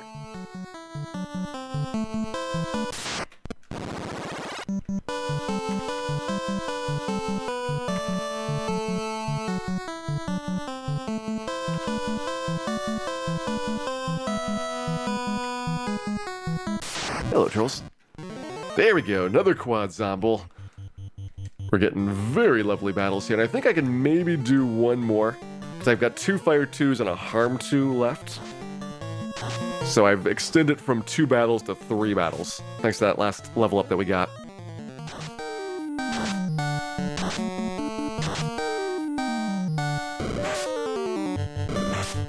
Okay, everybody's fine. Never mind. Never mind.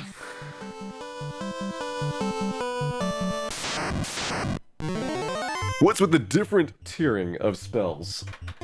This is an interesting question. Well, they did make them so that spells are basically damage-wise proportional to their tier. So if you look at everything, fire, lit, ice, fire 2, lit 2, ice 2, so on with the 3s as well. You just take their tier, multiply by 20, and that's their damage. And so they made it kind of a artificial pattern there, which I think was basically just balance out the fact that you're only going to have so many spells at each tier, and you got to do something to make it fit in. So with only 3 that can fit, you're going to have to make sacrifices, or you split things into tiers, which is what they chose to do.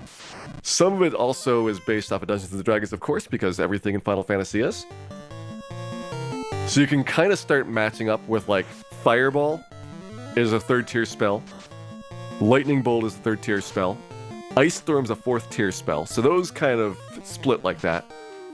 I don't know if there's a 2nd tier Ice compared to like a 1st tier Fire or Lit one, but the 3rd and 4th ones match up like perfectly for those. So those are the argument you can make for the hidden motivation on it.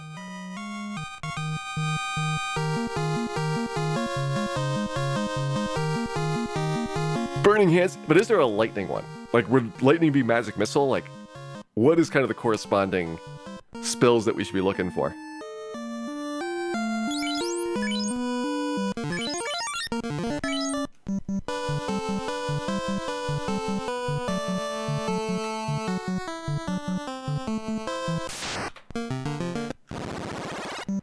Alright, one more. Need to get one more good Zombull fight here. I've got 2 Fire 2s and a Harm 2. That's usually sufficient to take a big pack out.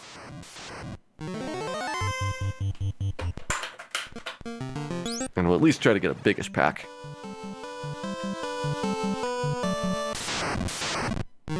There we go. Let's see, 2 Fire 2s.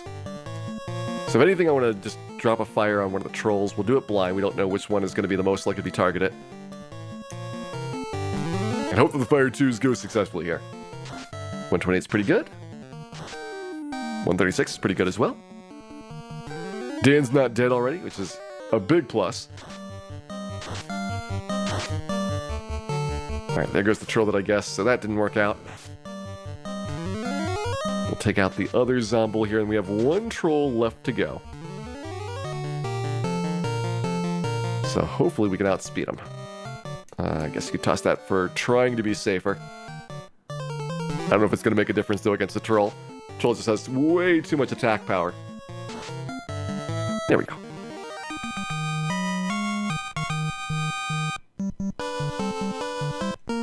Alright. So, house up. Tent up. Get ready for a last loop around there.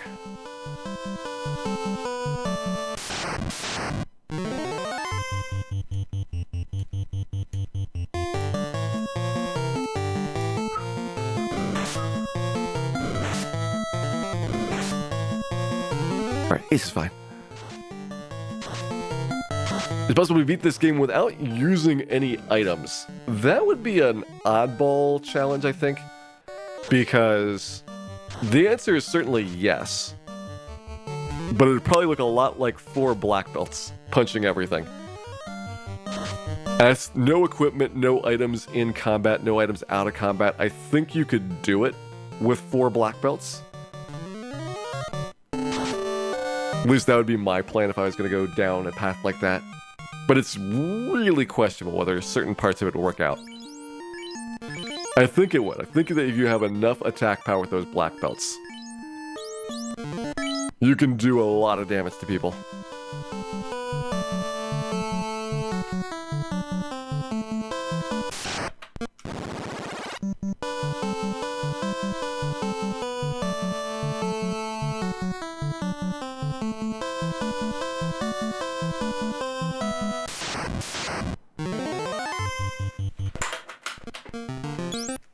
Got 2 more Zombull fights to go here. And we have a little bit more HP than we had before, which is helping out as well, in terms of survivability here. Means we got fewer unexplained Dan explosions. Now they're all pretty much completely explained when they happen.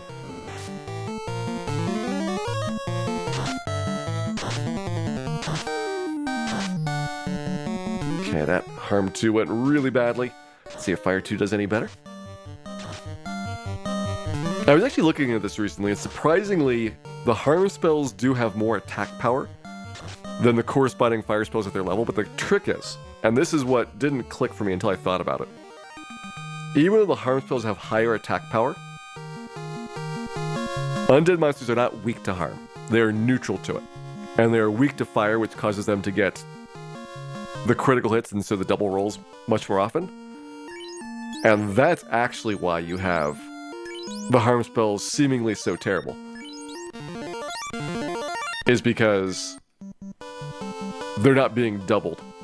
You don't have enough hit percent rate on the spells to get criticals on them reliably, whereas fire gets the free crits. And then it was like, I can see why harm is so awful and why they might have thought that it was balanced when it really is not. The white mage gets kind of shafted for undead killing.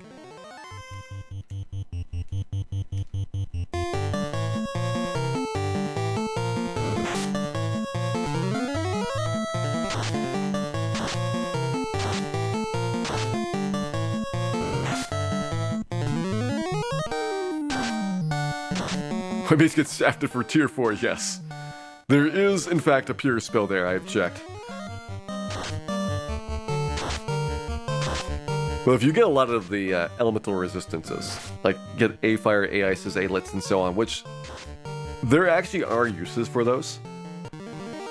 Usually you can find better ways of dealing with monsters, but they are like legitimately at times useful having spells like those. And then you get a lot more value out of the White Mage's 4th tiers and 3rd tiers.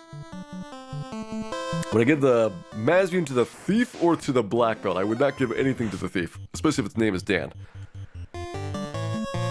Black Belt almost certainly your better choice there. By resetting the RNG when I walk away from the top. So the Zombie Troll is the 1st and 3rd battle after Power On. So what I'm doing is I'm power cycling, which means the 1st battle is a Zombie. Then I can do anything. I just want to walk around until another battle happens so I can waste it. And that's what I do when I'm walking around for the 2nd one. And I do a soft reset. Now we're at the 3rd battle, and that's another guaranteed Zombie one if I'm in the Peninsula Power Zone. So basically what you see me walking down for is just to waste time, because we need to take steps to make the battle happen.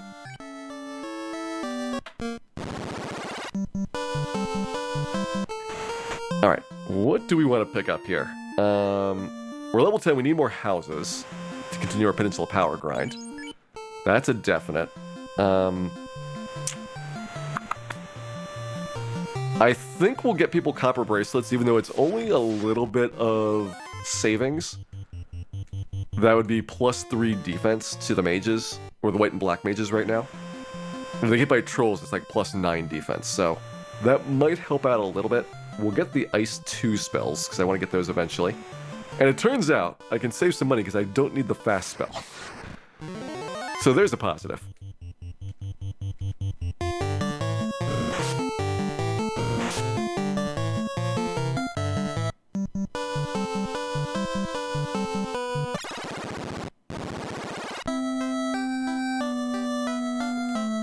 Ooh, do I get the Lit 2 now?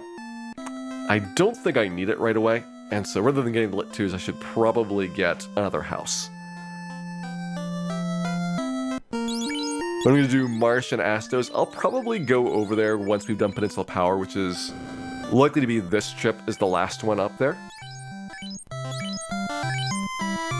Then we do Marsh, Astos, Vampire, and Lich. Depending on how things go for that, I might need to get more cash at some point in the middle of it. That's the basic idea of the approach.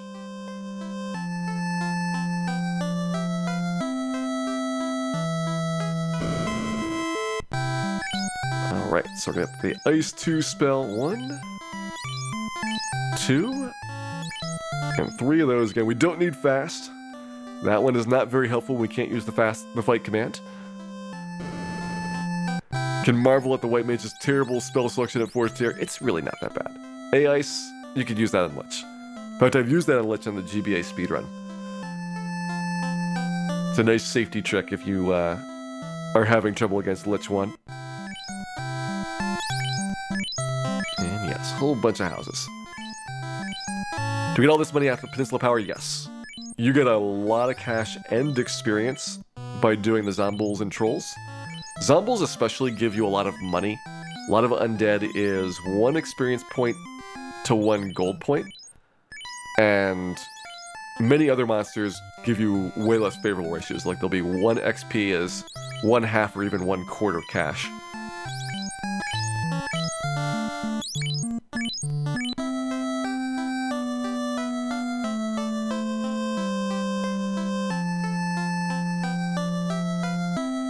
Why not put Heal 2 there? It would be nice if Heal 2 was 4th tier instead of 5th tier. 5th tier is really crowded for White Mage. Because they got Cure 3, Harm 3, and Life there, which... it is tough fitting Heal 2 in, except for the fact that Heal 2 has a bug. Which causes it to do way more healing than it should. And so Heal 2 actually probably beats out Harm 3 as a result. And might even beat up Cure 3 in some situations.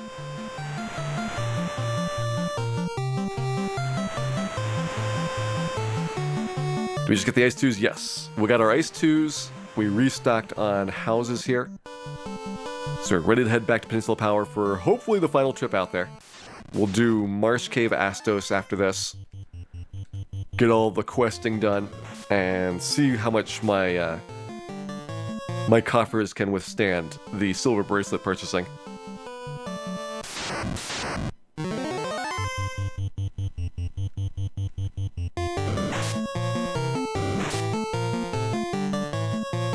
We did put those copper bracelets on, right? Yep, depressing how little amount of damage resistance that is. Went from 1 to 4. So there's really not much when things are doing like 30, 40 damage to you. But it's helpful. It is helping out a little bit.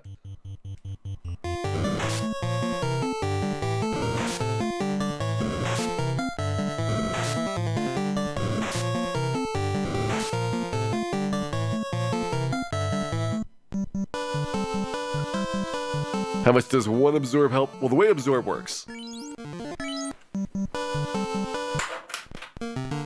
is that every time you're hit, you subtract the absorb straight off of that.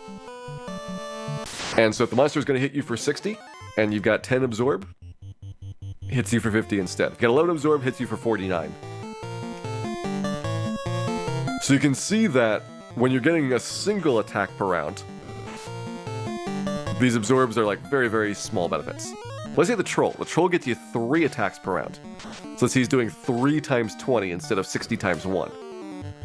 Now, what you'd have is with 10 absorb, it would be reduced by 10 on every single hit, so he'd do 30 damage. And if you had 11 absorb, he'd be reduced by 33, so it'd be 27 damage. So you get triple the benefit of what the absorb was doing before. So it really depends a lot on how many attacks per round the monsters have. And the more they have, the better your absorb is.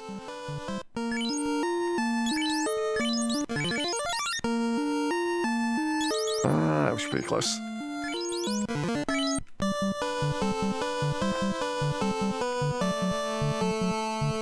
That absorb is more now. Dragon Warrior has more complex systems for how the opposed checks work, but Final Fantasy is incredibly linear for the formulas. And so that's why when you break a monster's defense, like you go from not doing enough damage to overcome their absorb to just barely beating them out, it gets incredible in a hurry. Because you'll do 1 damage, and then you'll do 2 damage, and then you'll do like 10 damage. Like it'll very quickly accelerate until you're doing just crazy amounts. I'm not going to try the giants. I'm going to do the giants the next time around. I can only do 1 giant fight though. And so I'm not totally certain they're worth it.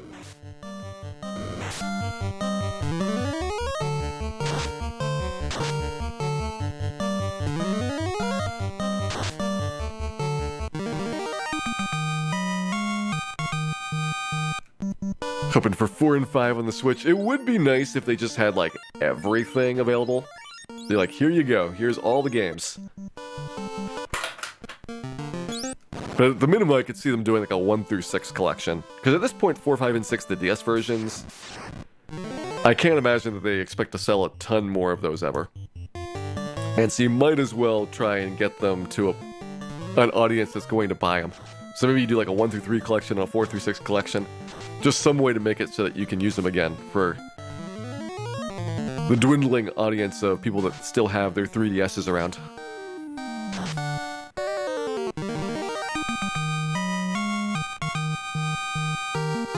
Nice, level 11.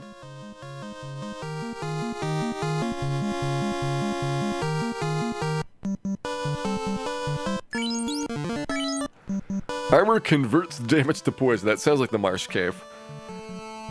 The Marsh Cave is a place that converts everything to poison. Alright, let's try our 1 Ice 2 fight. You don't have anything here for them.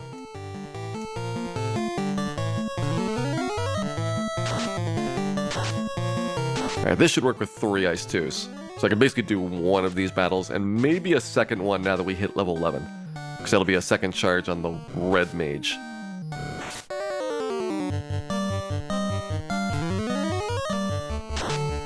If I tried to save scum levels, well, we had to do that with the Black Mage. Solo Black Mage was all about save scumming. For this party, probably not necessary. I think that if you get up to level 50, you're going to have really no problem because it's all about your spell charges. You don't need strength. You don't really need luck in any sense. Vitality makes a small difference, but not incredibly so.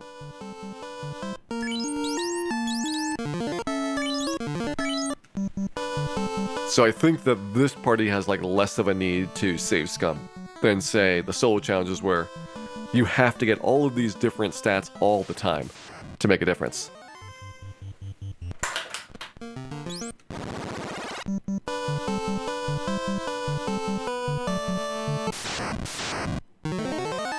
She-Wolf loves the Marsh Cave. These are things that you rarely hear said in public. Certainly not when people are sober. It's true though, Marsh Cave is actually probably not as bad as the Ice Cave. I will give it credit for that. As much of a horrible reputation as the Marsh Cave has, in casual playthroughs, the Ice Cave is almost certainly worse, where you're going to run into a whole bunch of sorcerers almost all the time.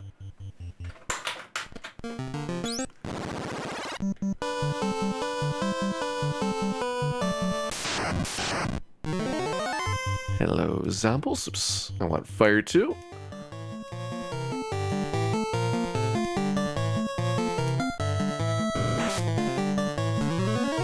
Ambushed by mages. On NES, you will definitely be ambushed by mages. They have a 90% ambush rate. But in the remakes, they swapped all the ambush and first strike rates around. So 90% ambush turns into a 90% chance of first striking them, and they become an almost trivial fight to do. Which is one of those things where it's like, this is a very questionable balance change. Because you have very thoroughly changed the character of how a lot of these fights work out. Especially when you have like a 75% chance of ambushing Warmech. Turning into a 75% first strike rate on him. Suddenly Warmech gets way, way easier.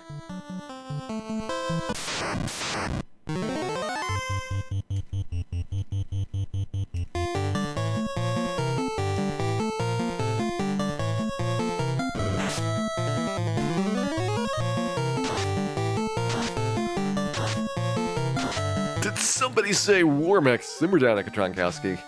There will be Warmechs, but probably tomorrow. I would be very skeptical getting to Warmech tonight, given the amount of stuff we have to do in this game.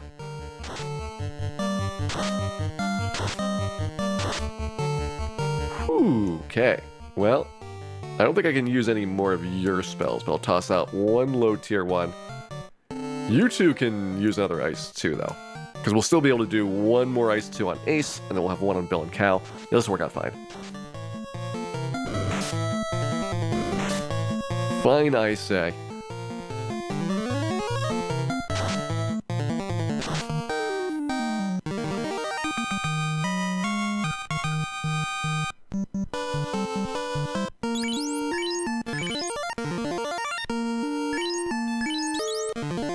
Cabin up. Alright, looks good there. Actually, don't have enough cabins and tents for my houses.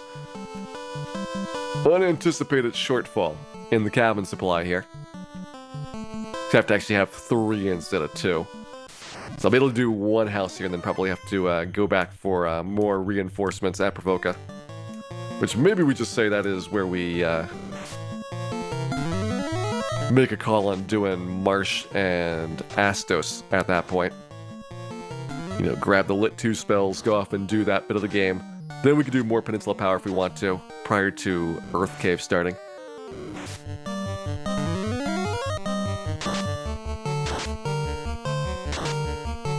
Have I done the PSP remake? Yeah, I've actually done the speedruns for every version of Final Fantasy that you can capture. And some that you can't, like the Wonder Swan.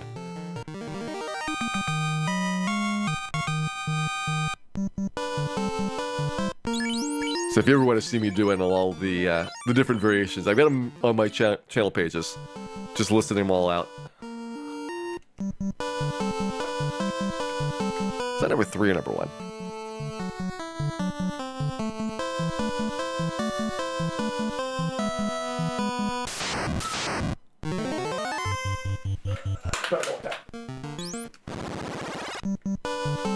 What about the challenge? We can't use any potions. Well, no pure potions early is kind of a problematic thing.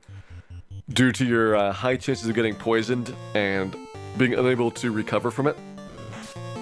It's a long, long way until you have the purest spell on 4th tier white magic, but you could eventually do it. I think it'd be a very rough challenge though, just because a lot of things would just be game overs, where in most playthroughs it's a very casual, just like, yeah, whatever, I'll toss a soft or a pure on somebody. And Temple of Fiends would also be really hard. Like, if you're concerned about the possibility of getting to an encounter that I can't run from and I don't have the spells to fight, definitely.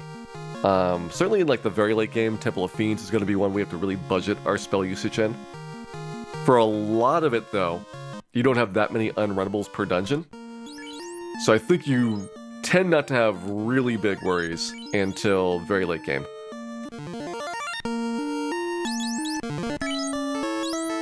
Alright, let's do this. We'll get one more giant fight here if we can. Wild Roger, have a good night, and thanks for dropping by. Hope you had a good time today, and pleasant dreams.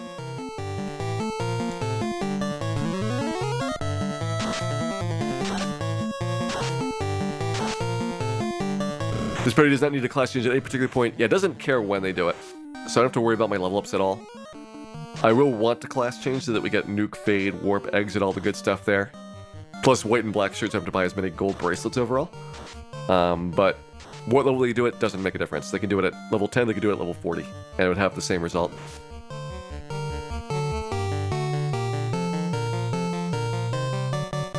I guess toss out a Cure 2 on you for safety, and you guys are gonna dive into your fire tubes.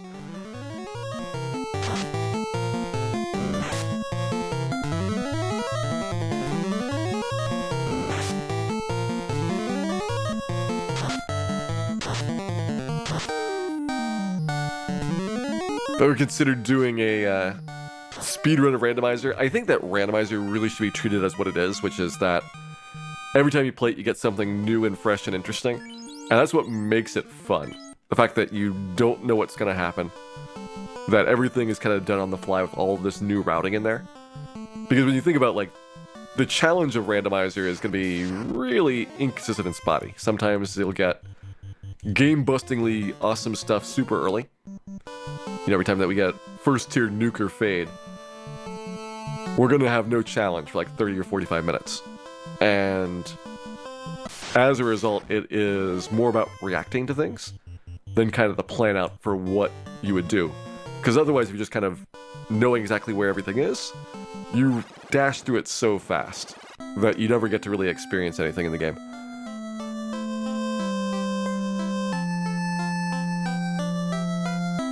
Can I skip the second Purple Worm fight? I believe yes. I believe we only need the 1 to 2 Purple Worms and we don't need the 3 to 4. Which will help us out for saving a little bit in terms of resources.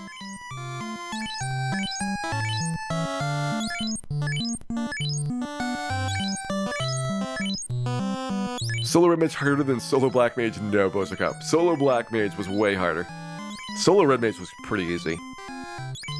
Solo Black Belt, probably the easiest. Solo Fighter, second easiest. And Solo Red Mage, third.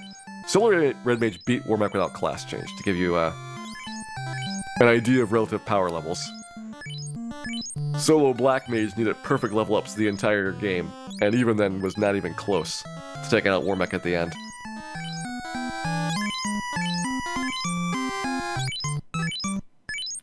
Have we done no gear yet?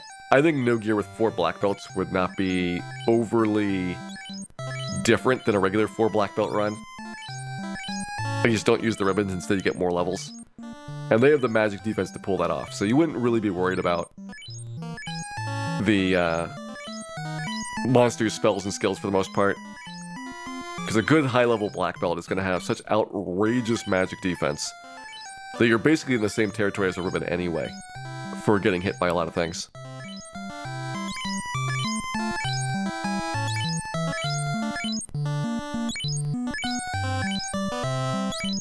How do I set up a randomizer? So I use a flash cart called the EverDrive. There's 2 different flash carts. One's the EverDrive, one's the Power Pack. They both do basically the same thing, which is that you've got a little bit of writable storage that you can write to from your PC, and you copy over the randomizer generated files, and it plays them on a regular system. That's the only difference, is that the flashcard's what interfaces the custom game with your actual hardware. And these days, they're pretty easy to get. Like, when they first came out, like 7 or 8 years ago, they were rare and mythical things. But at this point, pretty much every console you can imagine has a flash cart. The prices have come down a little bit. Some of them are still kind of expensive. But for a lot of systems, a basic flash cart's around $100.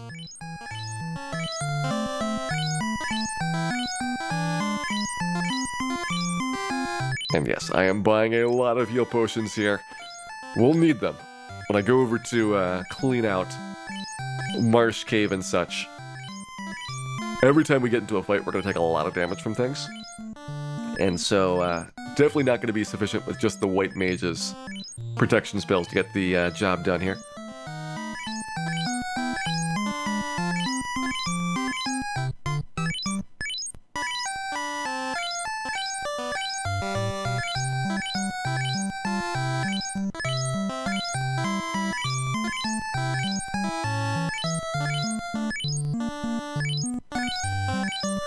With Power Pack, the same people that did the USB NES card.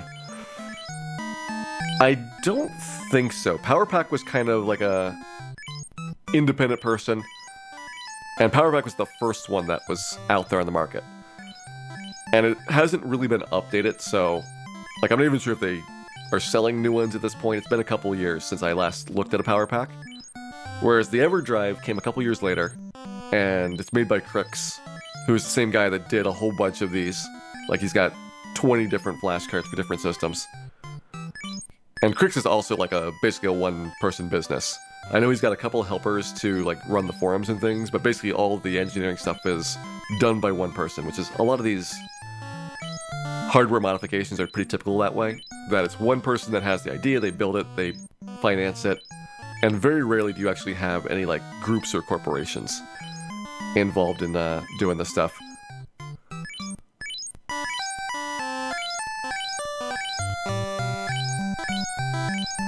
How many rounds would Dan need to defeat a Metal Babble? He better have Alina with him.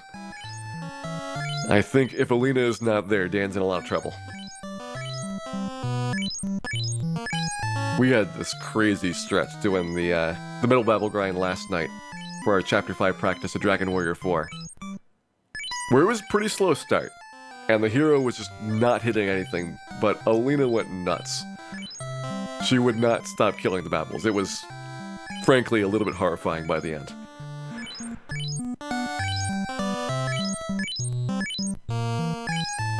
I was somewhat worried for everybody's safety if she got any stronger.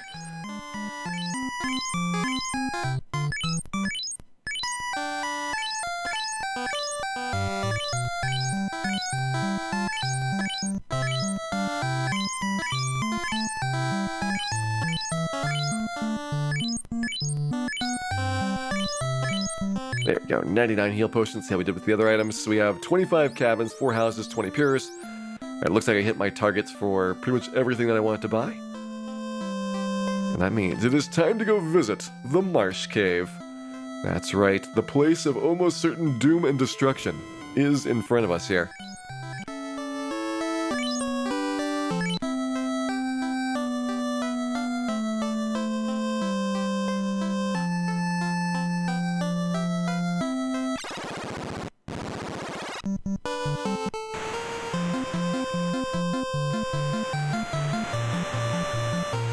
Close Depot. Melbourne is the place of definite doom and destruction. It is not almost certain. It is 100% positive. That is the big difference in there.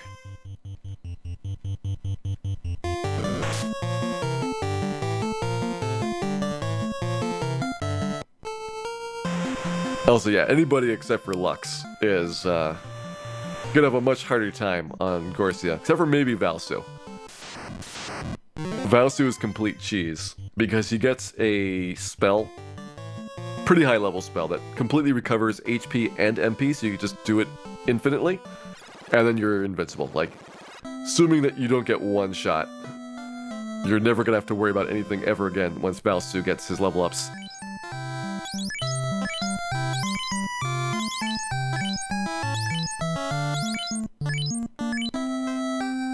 we have all of our spells here?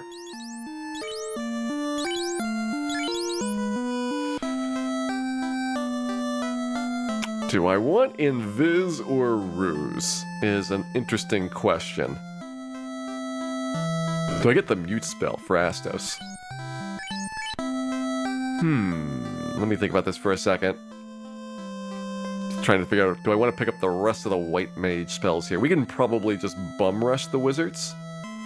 So I don't really need Invis. But would I need it at any point after this? I don't think so. I think we're good to go.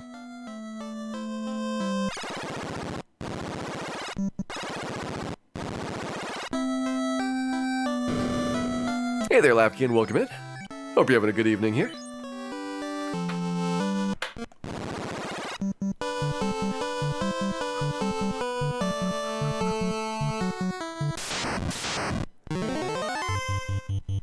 I will say this about 7 Saga, if you play Elnard, which is the original Japanese version of the game, Camel is actually not complete trash.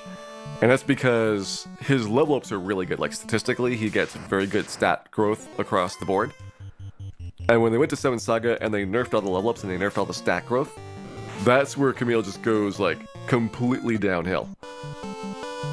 And so I bet, like the Japanese developers said, yes, this guy's pretty good if you're a new player, it'd be really easy to play with him. And nobody kind of took into account the fact that the game is so different.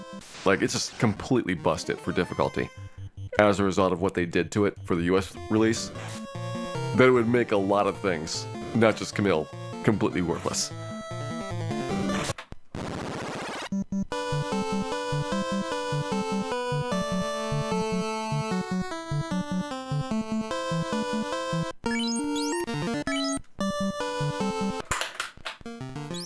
Alright, let's do pretty much our standard start here. So we want to go up to the 6th battle, I think.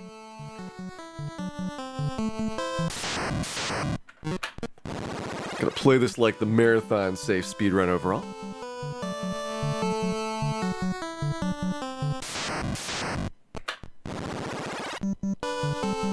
Yeah, I think in the US version, 7 Saga, like, the best thing about him is that Camel can use a lot of equipment. But you never really have cash, because you just die all the time and lose your money. So it's like, yeah, if you could afford to buy stuff for him, he could probably keep up on things a little bit, but it's still really tough getting him to do anything useful.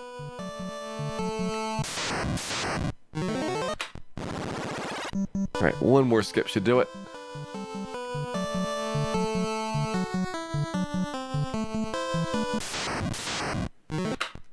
Alright, I believe this is the right entry point for Marsh Cave here, so we're going in on battle number 6. Trying to get rid of some of the bad fights in here. We don't really care about the crawl too much, which was such a bane of our existence for the solo character challenge. Oh boy, was crawl bad. Even Ghoul and Zombie was pretty nasty. You don't really have to do much when you have 4 characters around for safety overall.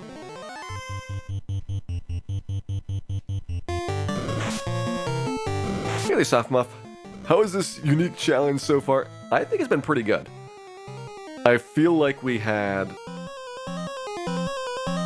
just barely enough go our way at the start to make things work out, because I only had 2 people that could have Fire 1. And as a result, I can't kill very many imps per round, and I'm actually losing money every cycle in there, but we got level 2 in time. That I was able to get my 3rd charge on both mages, and now we can make money. Garland wasn't too bad. Bicky wasn't too bad. Got to Peninsula Power pretty quickly after doing some Kaizuku and Ogre money farming. So that worked out really well for getting a bunch of levels in a hurry. And now we're able to do probably everything up through Lich without too much additional work. Like, I think a lot of this is going to go fairly smoothly. As you can see, we're not quite at the level where we get guaranteed runs, but we'll probably be there before Earth Cave.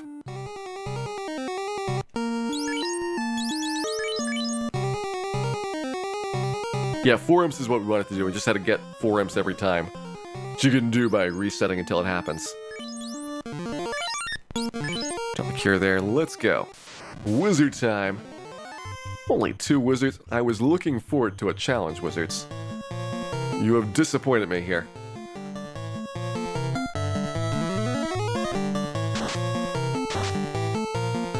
What do I think is the next big roadblock? Well, all the bosses have an elemental weakness up until Carrie. Well, I guess I technically doesn't, but he is pretty easy to beat.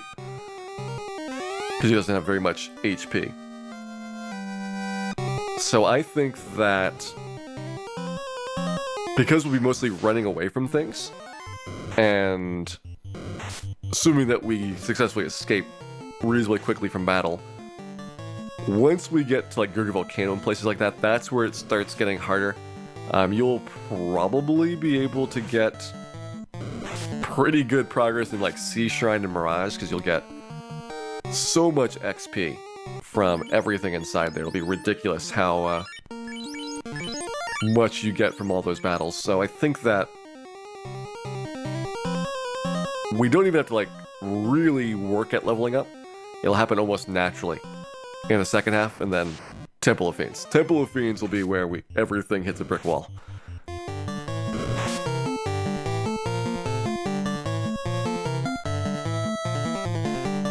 Hey there, Allison Chains. Welcome in. Hope you're having a wonderful Tuesday here and ready to chill out to the sounds of some Final Fantasy. Can I class change? No reason not to class change. So Nuke and Fade would certainly be really good to have. The travel spell's extremely handy for saving time walking around. And it gets the Red Wizard. Lit 3, Ice 3, and Life 1. Those are all really great. So I would definitely say class change is a good idea with this party overall.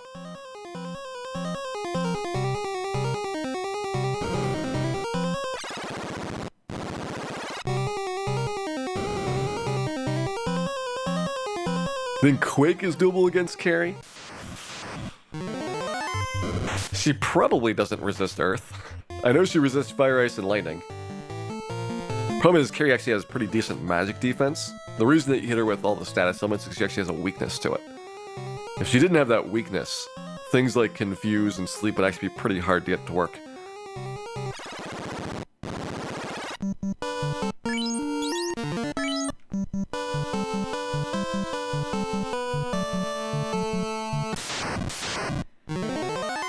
Can you class change before Carrie? Class change just requires the airship, which is Ice Cave, and the tail, which is Ordeals. So you don't have to actually do Gurgu to get to either of those places.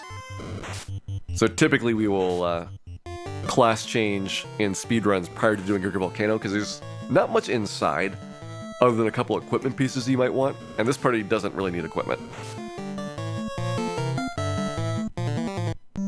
Hey there, Wicked Gamer Dude. Did we do the Black Mage? Yes. Black Mage was just under 27 hours.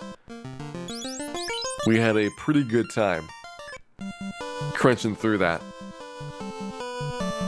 My original estimate was 30 hours, so I was happy that we did break that overall. I was starting to get a little bit nervous in terms of completing Temple of Fiends.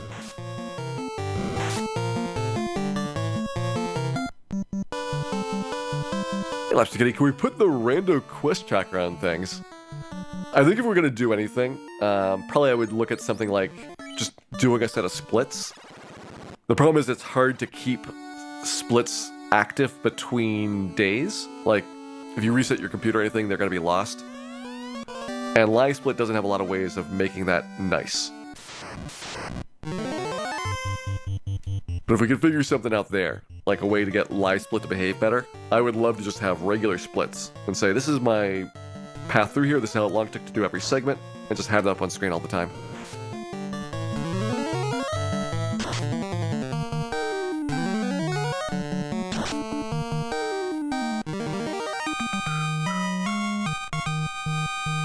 How many total Temple of Fiends attempts was it for Black Mage? It was probably like 20 or so. I want to say we killed Chaos the 4th time that we got to him,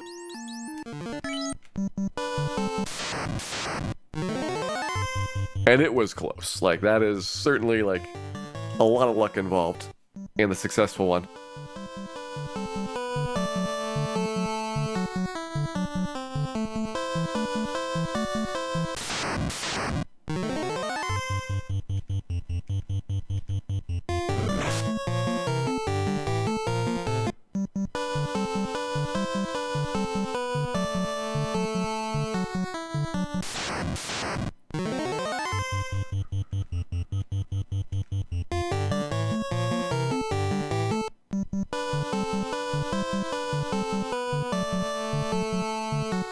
Yeah, no Agama facts today. We have to have Final Fantasy running to get those. But soon we will have Season 4 back up. I think the biggest impediment that I've got coming up is, well, a couple of impediments. One is Dragon Warrior 4, which takes a lot of time to work on the routing for the rest of that. But two is something we should talk about, which is TwitchCon is happening basically like a week from now. And so I'll be out for TwitchCon like that whole week. So we have, I think, 5 more streams prior to TwitchCon starting. And that's why I couldn't do like White Mage, solo, or other like super big challenge runs, is because I didn't think that I wanted to have stuff that extended over like a week break. Whereas this fits really nicely. This will probably be 2 days. You can do some Dragon Warrior 4, maybe a Final Fantasy Season 4 test match on the weekend, things like that. But I need to find something that, like, content-wise, worked out with that schedule.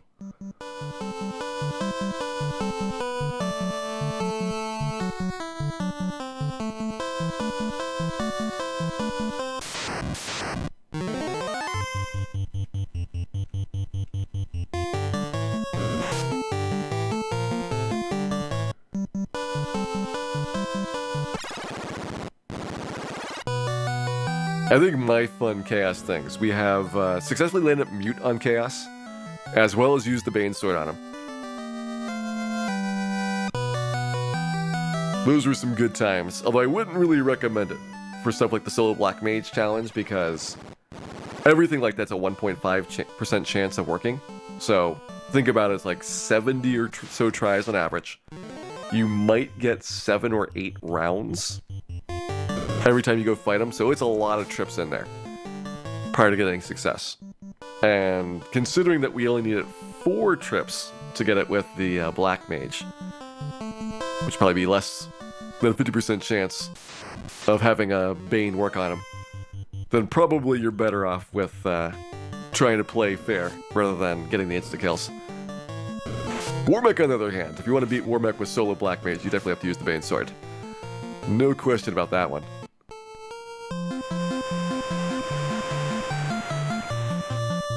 Hey there, Day Sleeper X. Hope you're here ready to enjoy the soothing sounds of Final Fantasy tonight. Bane Kraken 2. Certainly in randomizers, we've done a bunch of crazy stuff. I'm almost positive that we have zapped Kraken 1 and Kraken 2. Just for the fun of it. Hey there, Astros Heaven. Yep, no fight command. So we can kill monsters, but we have to do it with just magic, drinking, and items. Those are our only options for taking turns in combat.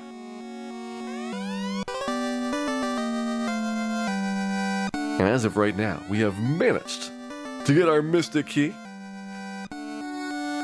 which will unlock many a valuable treasure, which I will go and immediately steal as we speak here. Starting with a bit of cash in Elf Castle.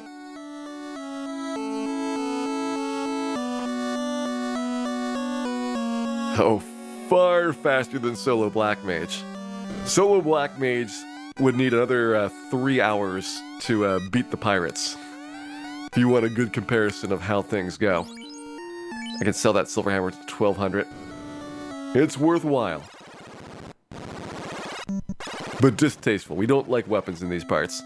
All weapons must go.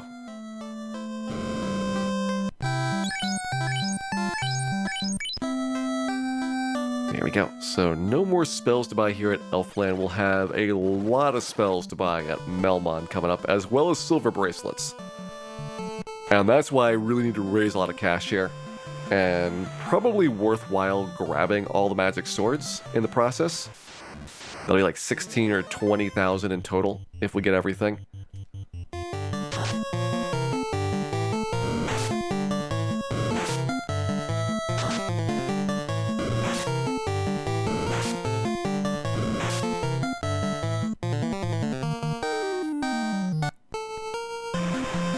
And I can definitely see that we need a little bit more peninsula power to improve our run chances there.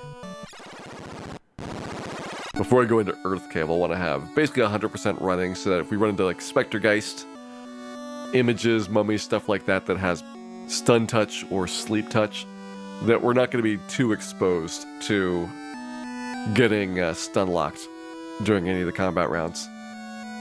Let's see, where is the silver knife? Is that here? Alright, that'll sell for a couple hundred. Grab the TNT. Anything else in here worthwhile? I guess iron armor for another couple hundred.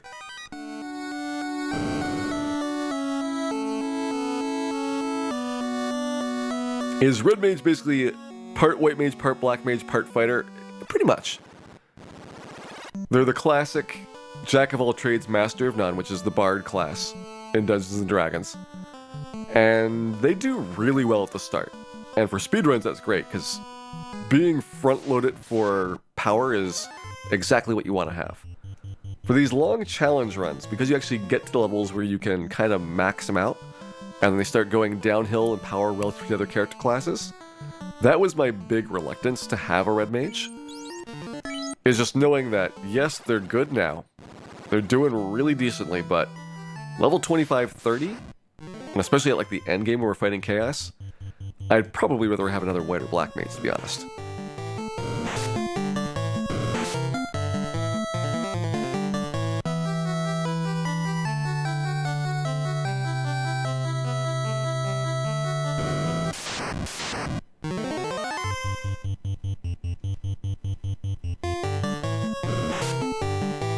Who would want to live here? Definitely not Dan.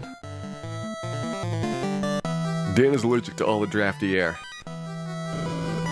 But he is happy to get the Rune Sword and the Were Sword for some considerable cash. We'll get Rune, Were, Dragon, possibly the Coral if I swing by Earth Cave and still need money at that point. Those all sell for a couple thousand apiece.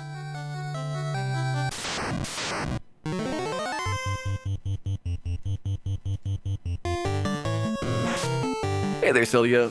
Dan was the White Mage by popular demand.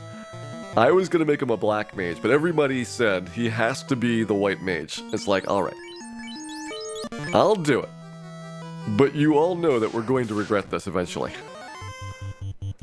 And it's true, we regret it immensely every step of the way.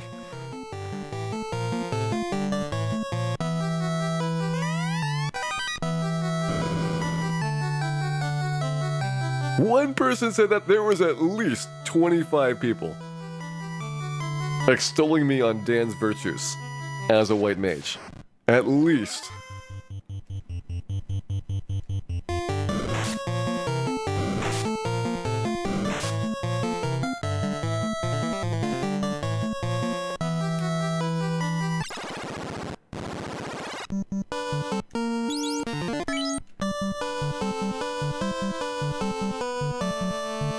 There's a reason to consider a thief. You take that back, Sir System Error. That type of language is not tolerated in this channel.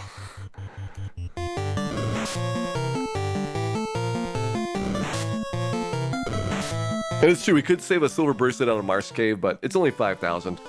That's basically 2 fights at Peninsula Power, which I am planning to do a little bit of anyway. So we will probably be okay with the money supply. Because I would like to get maybe 3 levels prior to doing Earth Cave here. And it doesn't really matter if I do them before or after Earth Cave, just you might as well get them done at some point.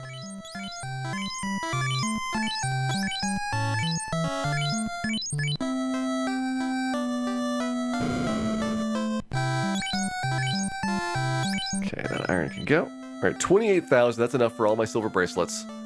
I could get the silver mail, which is technically better for the red mage at Crescent Lake. But there's really nothing else that I need at Crescent Lake right now. It's like the buckler for 2 defense is not all that exciting. Well, yeah, not all that exciting. I had to think about it for a second, though.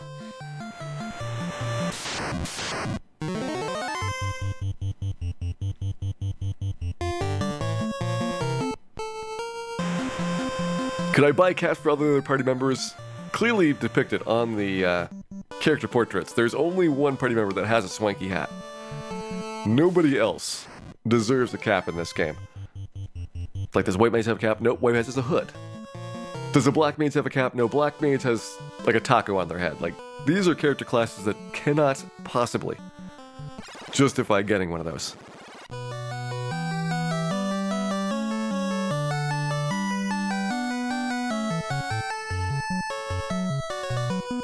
Yeah, red mage can buckler. Red mage and thief are bucklerable.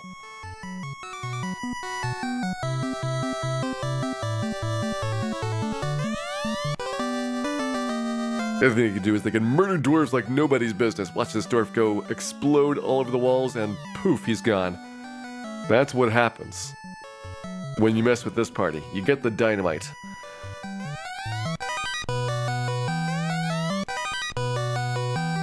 Alright, I actually don't want the iron helmet. The other one I don't want is the wooden helmet, which is even worse, so we're going to skip that chest. There's our silver mail. It's a question of whether I keep that or sell it for $37.50. I think I just keep it. It is 3 more defense than the silver bracelet, but 3.5% worse evasion. It's probably the most questionable of the armor upgrades that you have in the game. Because silver bracelet's accessible at basically the same time as the silver mail is. In almost every other circumstance, you just want to go for as much defense as you can. You don't care about evade at all. In this case, we'll take it. Alright, trash that, trash that. We have a dragon sword and a silver knife to sell off. And we have what can only be described as the world's worst place ever to go visit. It is time for our first trip to the town of Melmond here.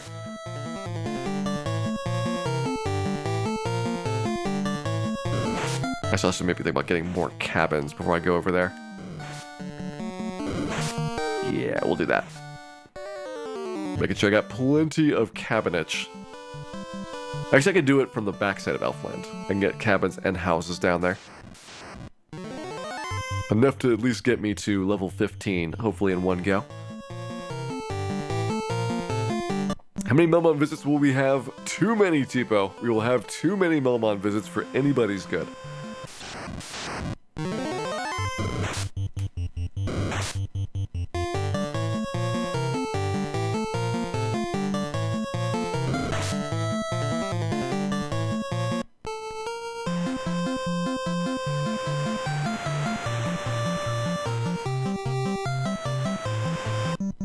Alright, first chip in. So we do have a 5th tier spell. Alright. I can buy 1 5th tier spell. Is it going to be life 1 for the white mage? Or fire 3 for one of the black mages? Certainly we'll get both eventually. Just a question of which one do we get first overall. I think we go with fire 3. And say we don't want anybody missing out on XP during the Peninsula Power Grind anyway. And they shouldn't, because they actually have defense now. It's going to really help the party out. Actually, wait. We can get 2. We can get 2 fire 3s. Even better. The more fire, the better when it comes to Melmond, I've always said. I've got that dragon sword to sell off. Now we're good to go.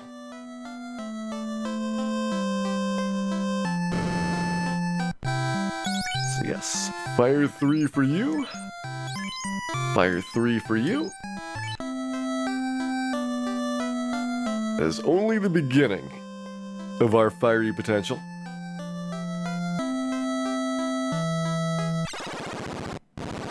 Did the silver mail on? I think we do. Yep. Silver mail is on. As is my jaunty cap, of course. Can't be a red mage without a lovely cap.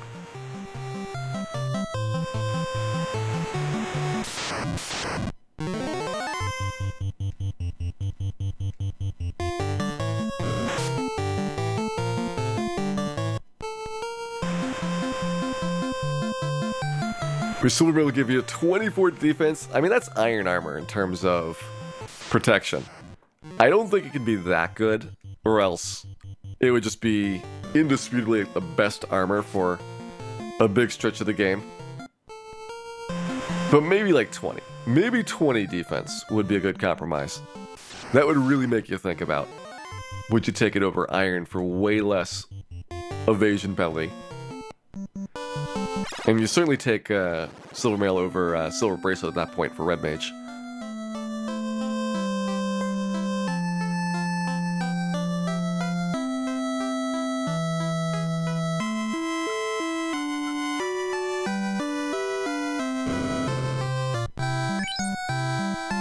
Alright, how many cabins do I have right now? We have 19 cabins and 5 houses, which that ratio, even though it sounds like we have a lot of cabins, is incorrect. We need even more cabins.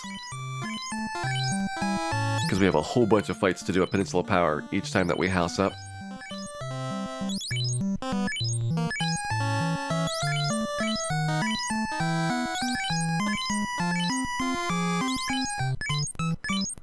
Oh no, Sir System Error has gone crazy. The no item run. It's definitely doable. It's just a question of what the best character classes to do it with are. Because I would just say, like, go black belt and get a whole bunch of levels so that you can just crush everything really quickly. And your magic defense keeps you safe overall from all the attacks. And just hope that you don't get hit by things. Maybe like one white mage for safety in there. That'd be like the basic plan. Alright, T-Bo, have a good night. Hope you enjoyed tonight's show and pleasant dreams.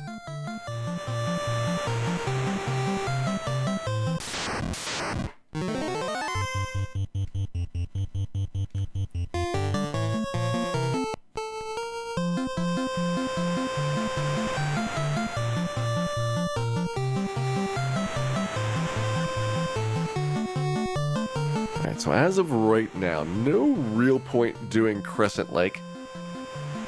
Even though it's kind of nice in that area, doing a quick grind out there, you have fewer trolls, giants, what have you in each of the fights. So you're getting less XP per battle than you will up at Peninsula Power. But the flip side is that you have really fast recovery because the inn is right there, sitting outside. So a lot of times it is like a viable alternative to go for a Crescent Lake grind instead of Peninsula Power at this point. But I think that this party is really Peninsula focused, given that they are super heavy on Fire 2s, Fire 3s, Ice 2s, and things like that. That is just what you want to see for a trip out here.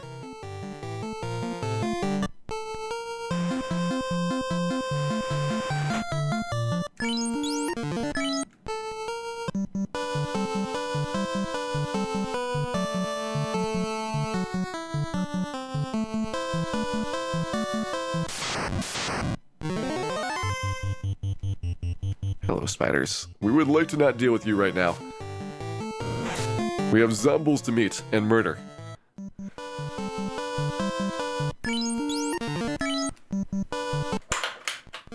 Alright, looks like I can take 30 or so battles overall. Let's go ahead and get started with the murdering out here. Not enough murdering. Requires at least 3, if not 4 things to murder for me to be satisfied. Let's go with 4. Let's try to stick with 4s if we can.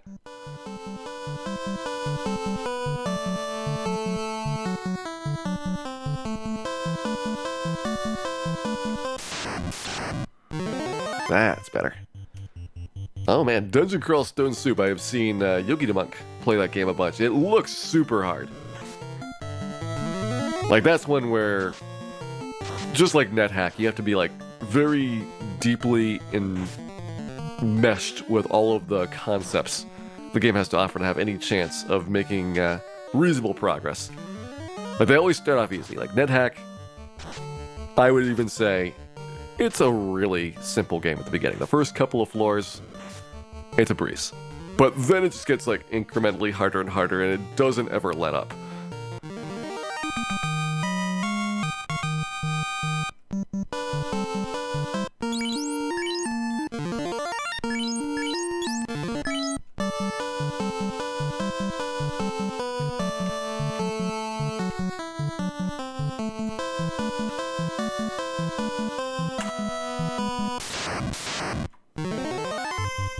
Skip those, get more cracks at giants here.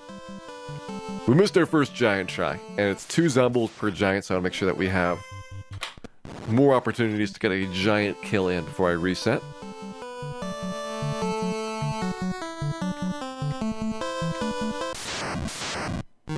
There we go.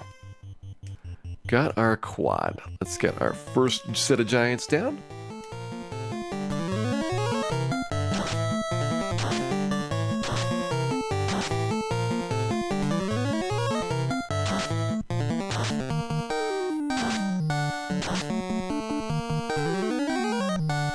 Not gonna fire 3, not yet at least.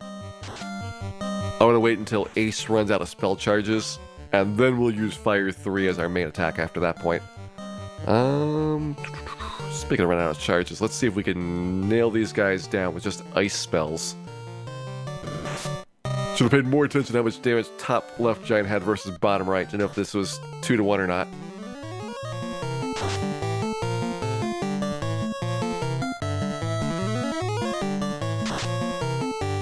That was actually more than 2 to 1. Good thing I picked the right giant, though. There we go. Alright, first set of battles done.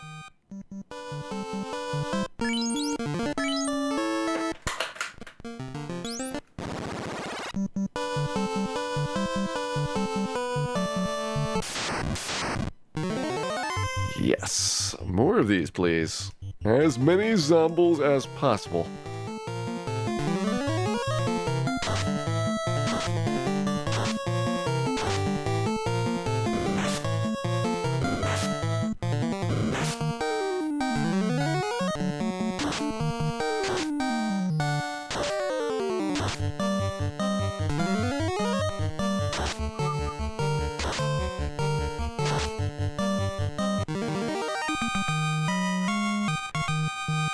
Would I eat a steak? No.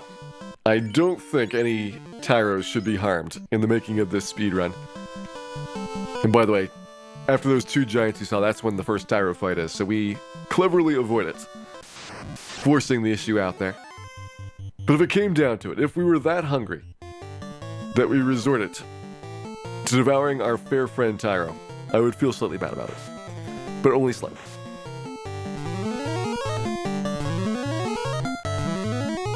Hey Zealous, what is the plan to kill Chaos without Masmune or Fast a whole bunch of spells? We'll have Nuke and Fade, and ideally we get through the Fiend refights without using many of those up. So I can like Ice 3 on Kraken, I can Fire 3 Phantom and Lich, I can get probably Nukes on Carry. That one may be harder to avoid. So you have 2 Fire 2s left, so you're gonna pass. You guys are 2-1-1. Alright, so here's the plan. Gonna take out these giants, then we're gonna get 2 more zombie fights. That should be where our house is.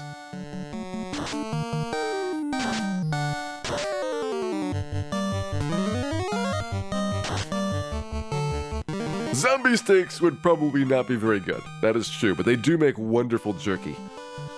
We're having lots of zombie jerky stored up for the coming winter.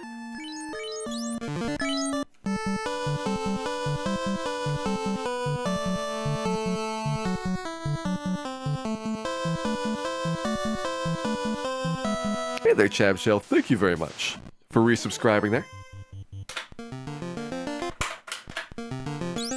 I'm glad that you've been enjoying the show and hope you enjoy many more in the future as well.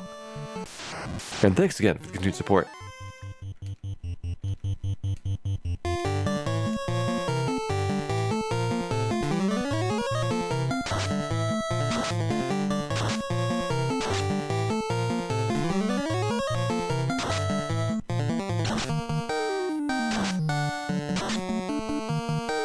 Died from eating too much. That is definitely the classic net hack way to go. Better being over encumbered and falling down the stairs. These are the things that just make you frustrating after like 30 hours of playing a character and you've won all these battles and you die from like falling down the stairs or overeating or eating a poisoned tin of meat. Like, that's just like, alright. This game is playing for keeps.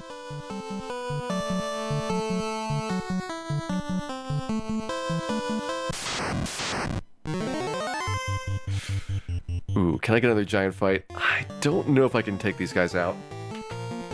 As much as I want to. I think we have to stick to the Zombuls trolls. 2 more Zombul fights.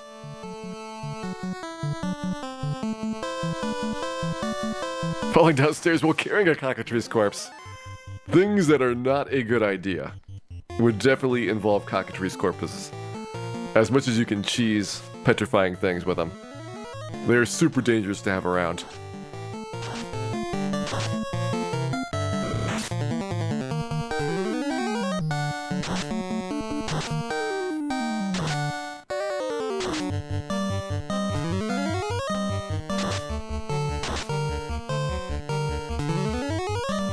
Alright, Dan, get that harm 2 off. There you go.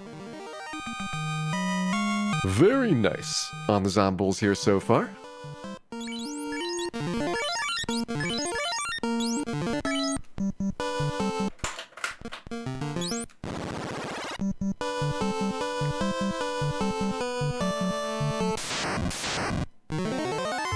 And last one. So just toss a fire out, don't care where it goes. You two are going to bring out the big boys. Fire 3 time. This will be so beautiful to watch it all burn like the town of Belmont.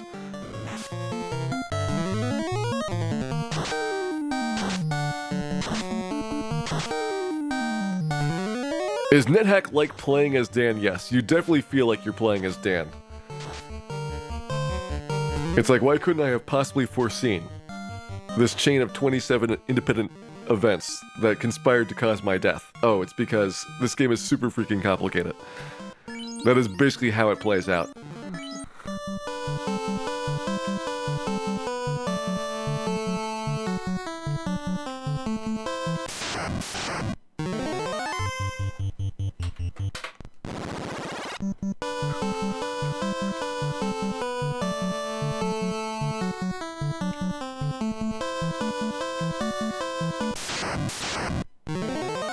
Yeah, we'll pass on 3.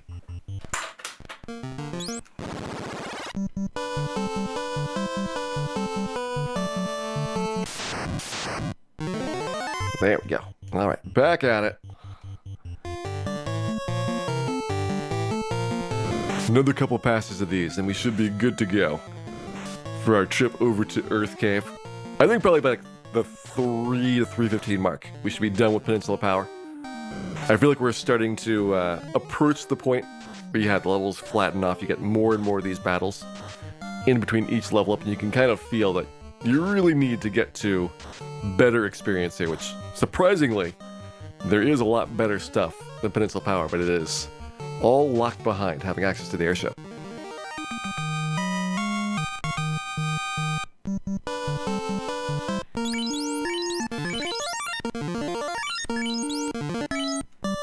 Hey there, Lazy Lance. You are definitely correct. There is no fighting around here. And if I see anybody fighting, I will fight them. Just to make sure that they understand why that's a bad idea.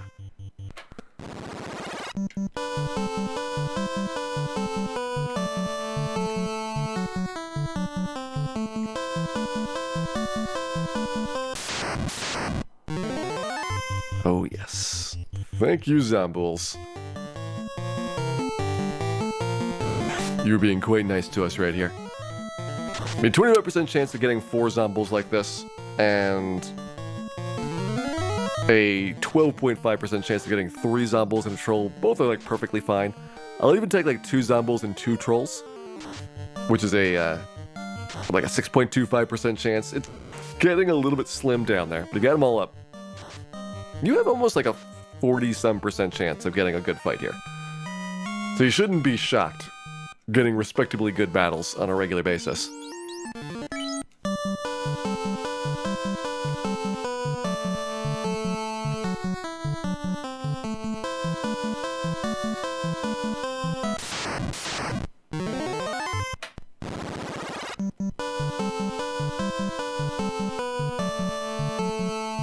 Ah, yes, Overlord, the eternal expectation to have more free time just never seems to materialize. Even when you try to, like, make room by, like, putting a whole bunch of stuff off, it always feels like there is just kind of piles and piles of things to invade your planned free time for doing stuff like that. Just why I no longer play games like NetHack. It's just like, I know I would never even come close to finishing, given the free time that I've got between streams and other stuff. Alright, we're pretty close here. We need to get double ice up top, I think, and then 1 ice down here. And we'll see if this works out or not.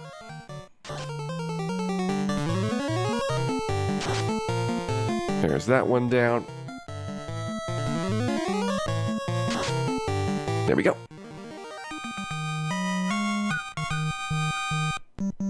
Alright, one of our giant fights is done. Try and get one more here before we reset back to the beginning of the encounter cycle.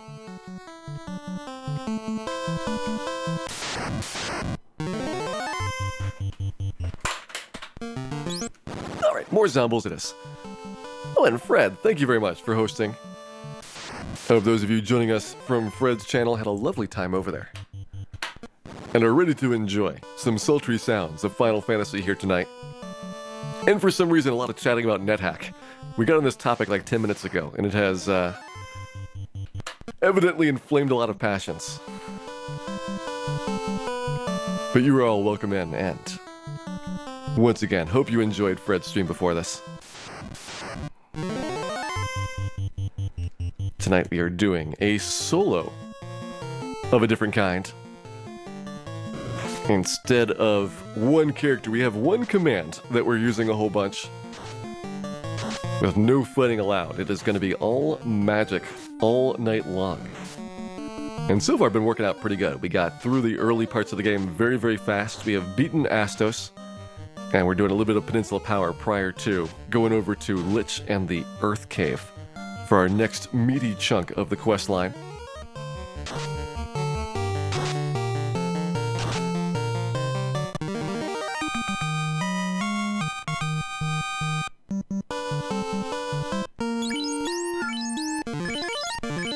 Drop that down. So I have a couple more battles I can do, it looks like. Oh, and Laserlance, thank you very much for gifting that sub out there. RNG Froyo, hope you enjoy. The emotes arriving soon, and Laserlance, thank you very much for all the support there. It is much appreciated.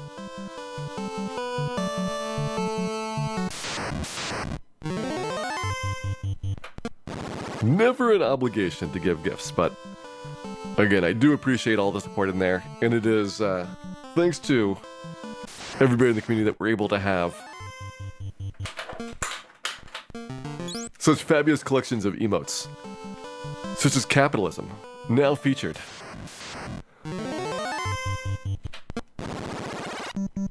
I got one more emote idea that I want to put in at some point, once I get some time to do some more art. Those are things which generally can only be done on my day off. But soon we will have one more to join the show. I'll pass on these. Let's try and get 4 packs.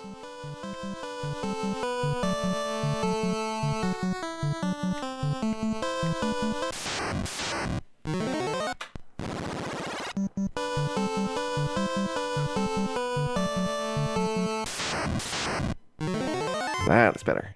Hello, Giants. Wait, you don't have anything to do. Pass on that. Ice 2, Ice 2. And let's see how it goes.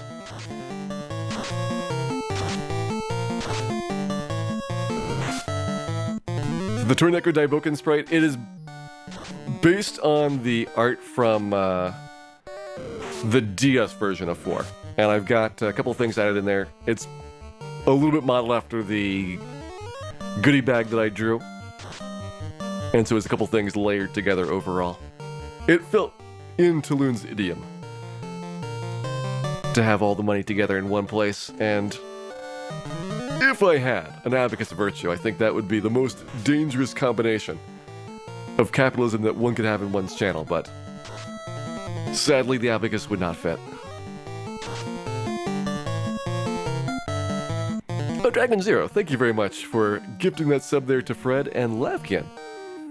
Thank you very much for gifting that sub to Convo Breaker. Hope both of you enjoy those emotes, and Lavkin and Dragon Zero, thank you very much, both of you, for all the support there.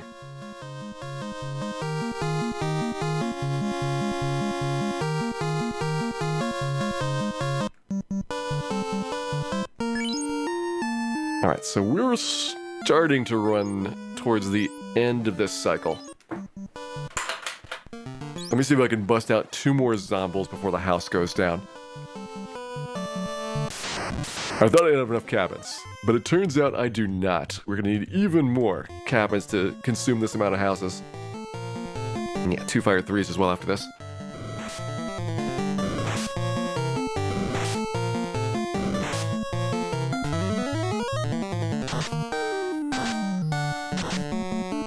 Alright, Bad Road, have a good night.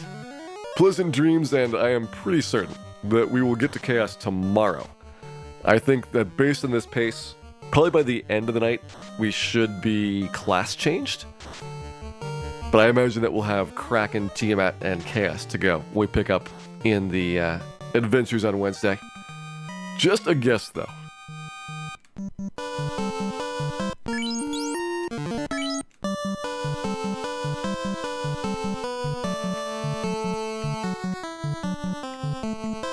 How much further am I going to go tonight? I will probably go for like another 2.5 hours or so. So whatever progress I get done in that time. And so I think I can at least get, you know, Lich, Ice Cave, Ordeals, maybe Gurgir Volcano out of the way. Probably clean up Waterfall and a couple of things like that. But we'll have the big grind tomorrow, as well as some work on the remaining fiends at that point.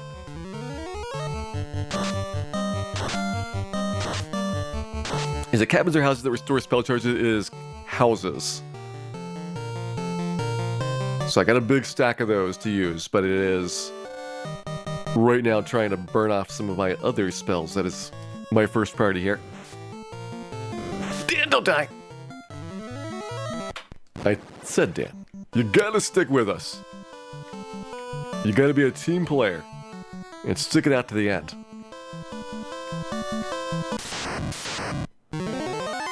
It's okay. We are pretty used to Dan dying on a regular basis around these parts. It is nothing that we have not seen before, and we will probably see it happen again many, many times tonight. Am I gonna grind Waterfall? I will probably either grind Waterfall or Mirage when we get there. Well, once we get to a point where we actually need to do our final endgame grind. But I think those are gonna be the 2 places that make sense, because without the ability to fight, you know, you really can't take on Agamas effectively. You just don't have enough spell charges, and it's really, really long setup getting there to be able to pop those things out.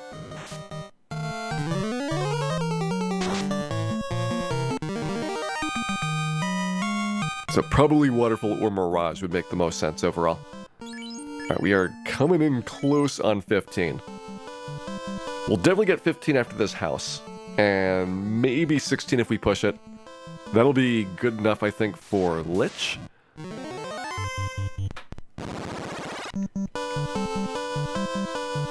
And if we get anything past that in terms of experience, it'll just be a bit of a head start towards getting ready for Ice Cave and places like that.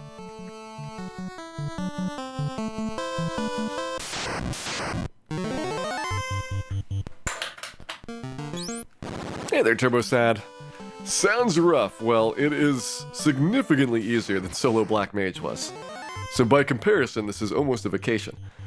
But yes, it is reasonably difficult. I think this was an interesting challenge suggestion in that I have certainly a lot of ideas about how to do everything here, but many of them are going to be like, well, that kind of presupposes that you have enough charges of your good spells left over from this battle to do that battle, then do that battle over there.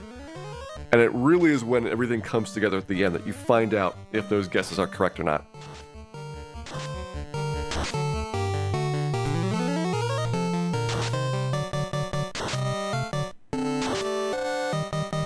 Hey Max, we're back at Peninsula Power. We went to do Wizards and Astos in between the two trips.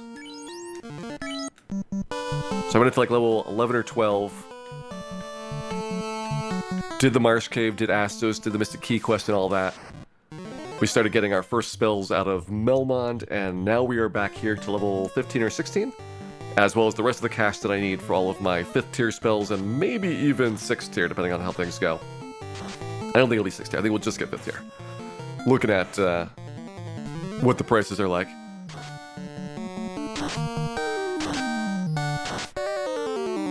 Are the trolls just having a bad day? They will have a very bad day after we're done with them.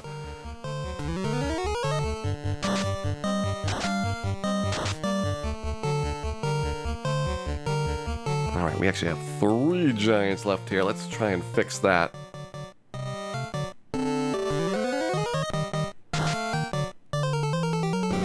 Oh, and Dabby Two-Step, thank you very much for that raid there. Scalakitty, thank you for the good wishes. Just an MDP, thank you for the good wishes as well. And hope all of you coming over from Dobby's channel had a wonderful time out there. We've got a challenge to beat the game without fighting, which is an interesting one. And one that was definitely fascinating for me when it was suggested. Because you would think, oh, there's not that much fighting with mages, like they cast spells all the time. But Final Fantasy has such strict limits in terms of your spell charges that if you go back and think about it, even with mage parties, you're doing fight after fight after fight with, for the red mage, like the Silver Sword, you get the Mazmoon later, you even swing the Thor Hammer and things like that. Turns out you do a whole bunch of fighting. So being able to beat this game without any of that is going to be pretty interesting.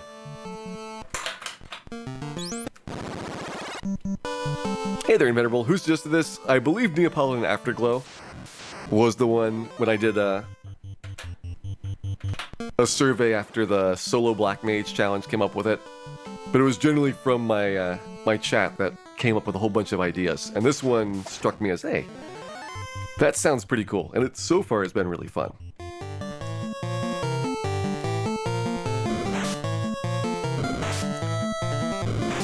Usable items are going to be good later, yes.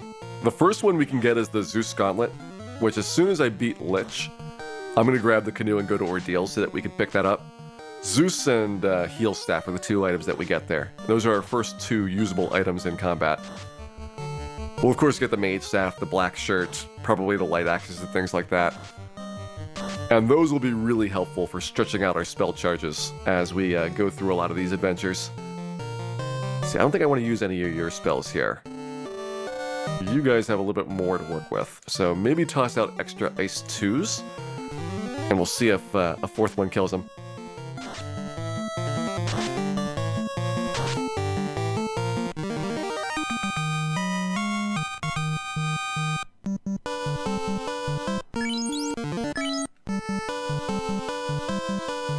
Right now I'm grinding up in preparation for doing Lich in the Earth Cave. Well, Vampire first and then Lich. I think once we go over to Melmond, it should be just one continuous scream. Running in there, running back out, murdering Titans, and then taking the boss down. Because that's really your big gatekeeper point. Lich bottlenecks the game, whereas post-Lich, the game's pretty wide open. Like, you can do almost all the dungeons at any order that you want.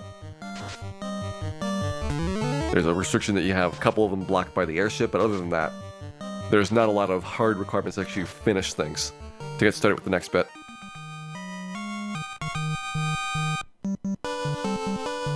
Managed to sleep through all of the Melmon visits. I don't know how your windows are that soundproof, combo breaker, that you can't heal the wailing and terror from where you live.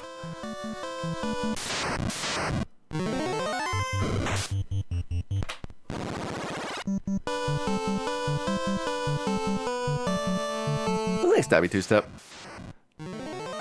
So far, I think this has gone pretty swimmingly. We did have a little bit of a scare at the start, just to make sure that we could actually break even on cash. Because, like, the first thing I didn't think about is just that when you're fighting imps at the beginning of the game, you really need every single spell charge to be able to kill stuff. Because if you run out of spells, you're done. There's no way to kill any monsters, at least until you get to those usable items, if you have no charges. So, like, that was the first thing. Like, can we even break even on what it costs to go to the inn every time that we fight something? But fortunately, we got past it, and the game really opened up at that point. Advanced anti-Melmond earplugs. I could definitely use a set of those.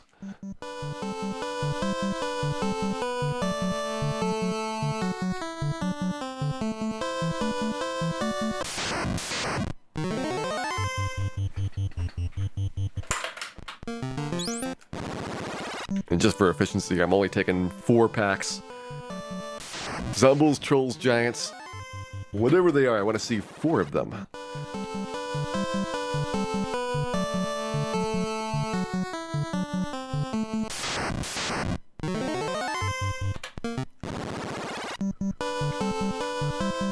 One more Zombie try here. I feel like we're under on Zombies. I still have all my Fire 3s left to go.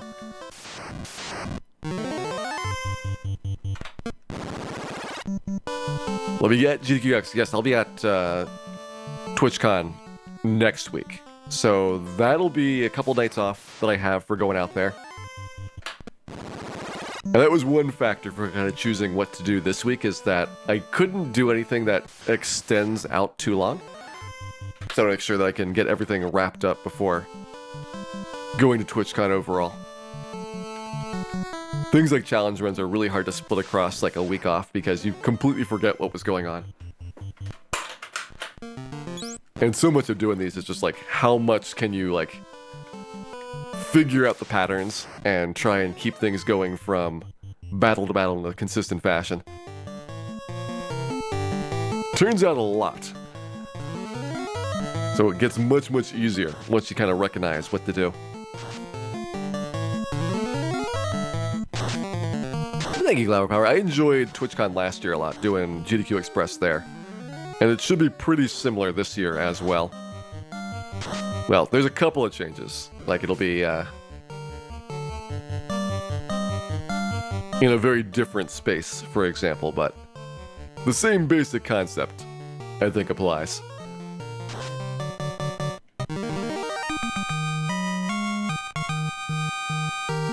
There we go, level 15. What does the Silver Bracelet do? Absolutely nothing. Which is why it's safe to waste turns with it. Because I can't fight, I need to do something for those rounds. And I guess I could actually just run away, because it's an unrunnable fight, and it would fail automatically. But usually what I'll do is throw up an item that doesn't do anything, like the Silver Bracelet or my pants. You know, just whatever is at hand. Just so the character is not attacking. Because like most of the fights, whenever you actually can kill the monsters and you want to run away, those are ones where you have the problem of turn order. Like, you don't want the person running to succeed when you haven't successfully killed the monsters yet.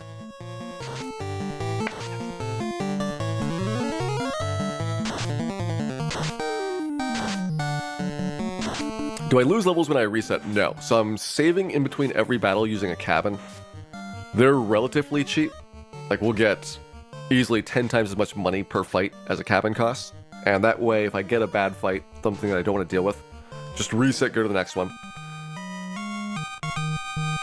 And a little bit of manipulation's going on here, which is why we're getting so many of the zombies and trolls. So the first and third battle after Power On is zombie fights, and the second, 5th and 6th battles are giants. That's number 4. This one's number 5. It'll be a giant fight. Then number 6 will be another giant fight. We'll go back to the beginning at that point.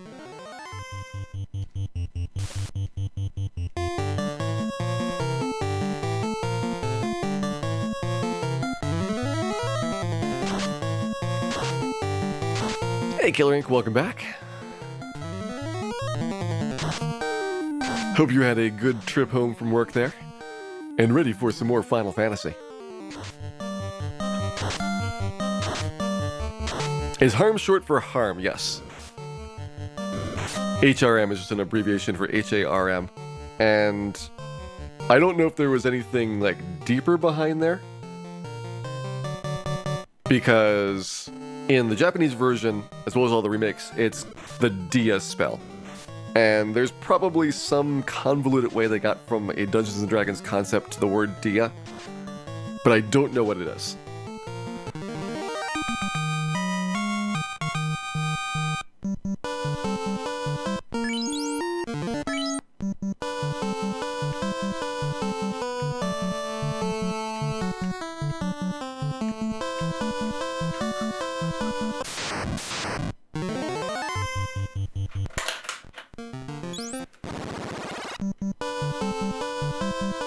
Is White Mage casting harm to a people, and is that an element? So the way that harm works is basically that the harm spell only hits undead monsters, and they're not vulnerable to it. So they don't take bonus damage, but they will do regular damage, and everything that's not undead will take no damage. It is basically the turn undead ability from Dungeons & Dragons, which is why it's on clerics only.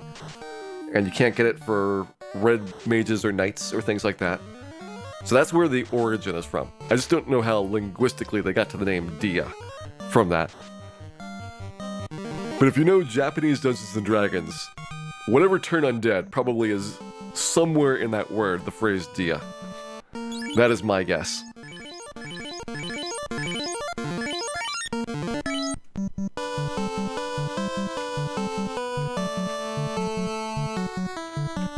How do the Phantasy Star spell names work? All I know is Megget's really good. That's about the most I can tell you.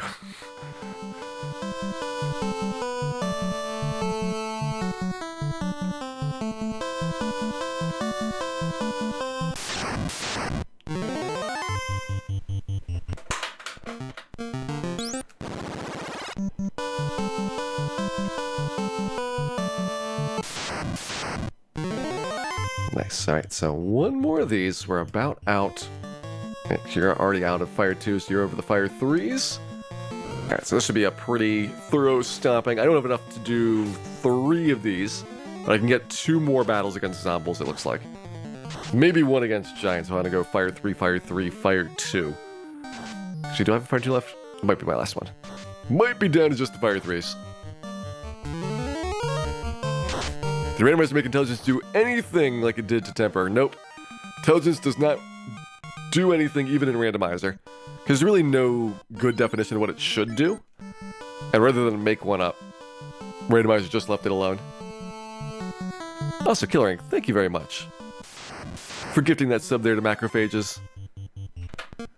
Macrophages, hope you enjoy the emotes. And Killer Ink, thank you very much for all the support.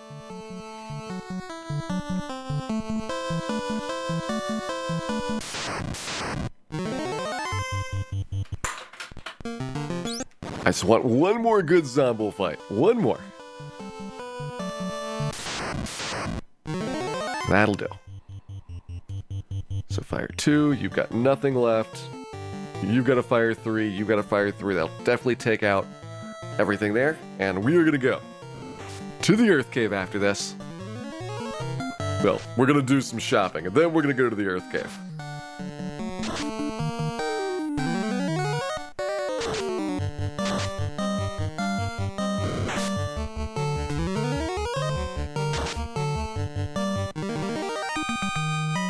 I think Dragon Quest has very easy to understand and spell names, except for I never can figure out whether something is wind damage or fire damage. And that evidently makes a big difference.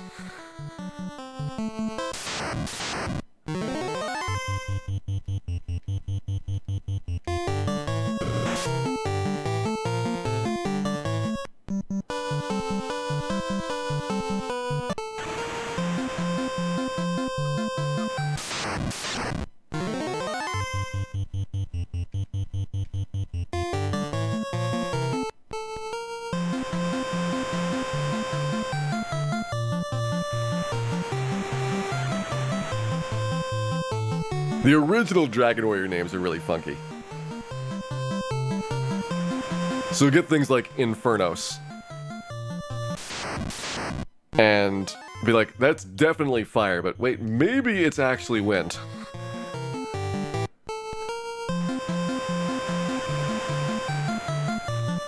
And so I've completely given up trying to remember. Instead, I just blast everything with my powerful swords. Which is usually the best way to go in any Dragon Warrior game.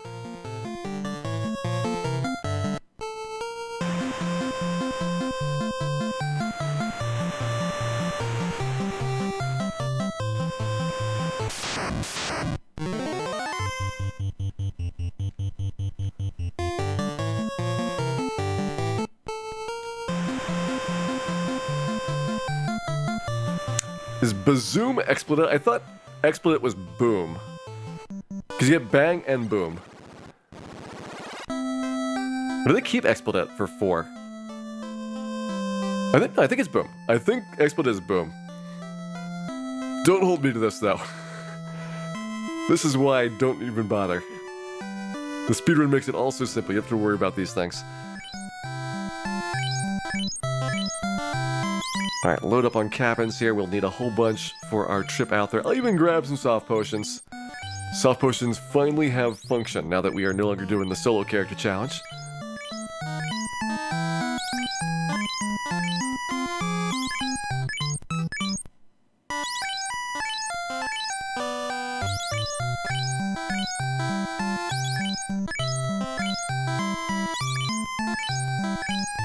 Oh, Bazoom's like a single target expel?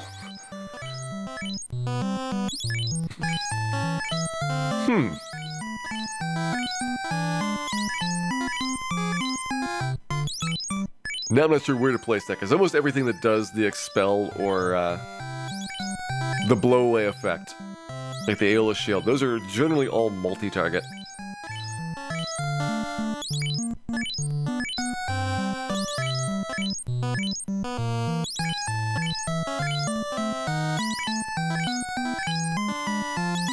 Oh, DQ3's got a single target one. That's true.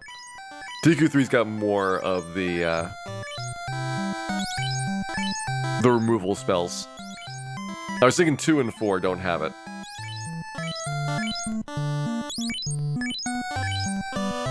Alright, soft potions next. 1, 2, 3, 4, 5.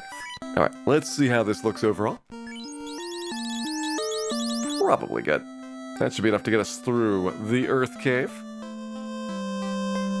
Good news, we don't need to buy any weapons. That will save us quite a lot of money in this adventure.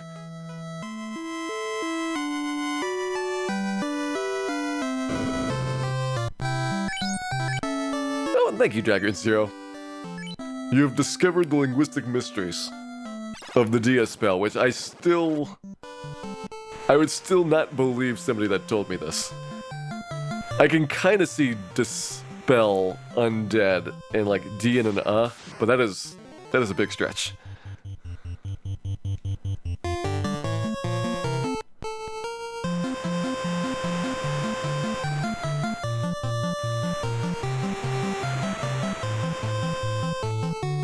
But if we gotta dispel some undead, I think that the place I would start, the horrible town of Melmont, would be my first destination for that. So let's see. In here, I do want to get Fire 3 for Red Mage. I don't think Red Mage needs Warp, so we can save a slot there. Then for White Magic, Cure 3, Life, Heal 2 on the White Mage. Yes. That's probably the best way to go. Heal 2 is almost certainly to be the most popular of those, because it does Heal 3 worth of recovery. Harm 3, there's just no room. You gotta pick 3 out of 4. And there's no way missing out on life. But maybe I just get Cure 3s now. Yeah. Cure 3, Cure 3. You grab the life spell. Red Mage will grab the life spell after we class change, so we should have everything other than Warp and that Life Cast now for the team. Not going to bother with Bane spells. We'll have the Bane sword if we really want to Bane Tiamat 1. So yeah, this looks good. Everything there seems to be in order.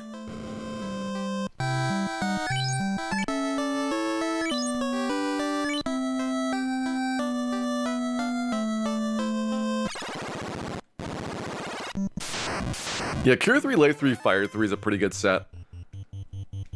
And I'm easily able to give up Warp because I'll have 2 other people that can cast it. So I've got 0 concerns about not having access to enough Warp charges.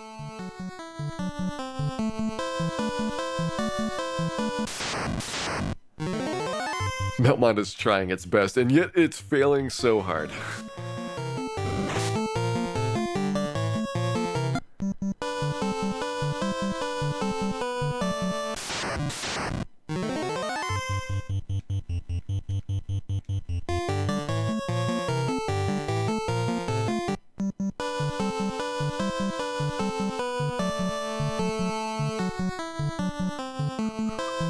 Let's go in. I'm going to use the start of the encounter cycle. Generally in speedruns, you want to be probably about 13 or so battles in to get a good spot through the Earth Cave, but given our levels, I don't think it's going to be a really big concern for survivability. Just means that we'll probably have to buy some more heal potions than I would otherwise. We'll get likely a wizard fight in here, and at least in the first trip out, not too many stun-locking undead to worry about.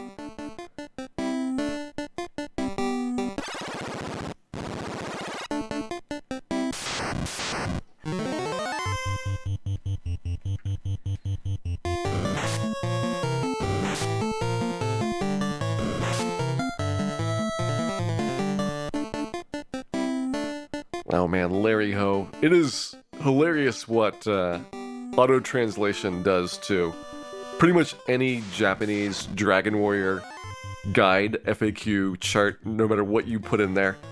It is going to sound ridiculous on the other side because, like, translation just doesn't know how to handle these things in a sane manner.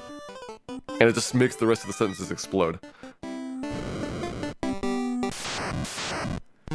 Particularly fun when you're trying to find out what the rules are for a Japanese speedrun category. It's like, do not put the banana in the turn down position. That's probably something to do with, well, we have no idea. Just go watch the run, see what they do.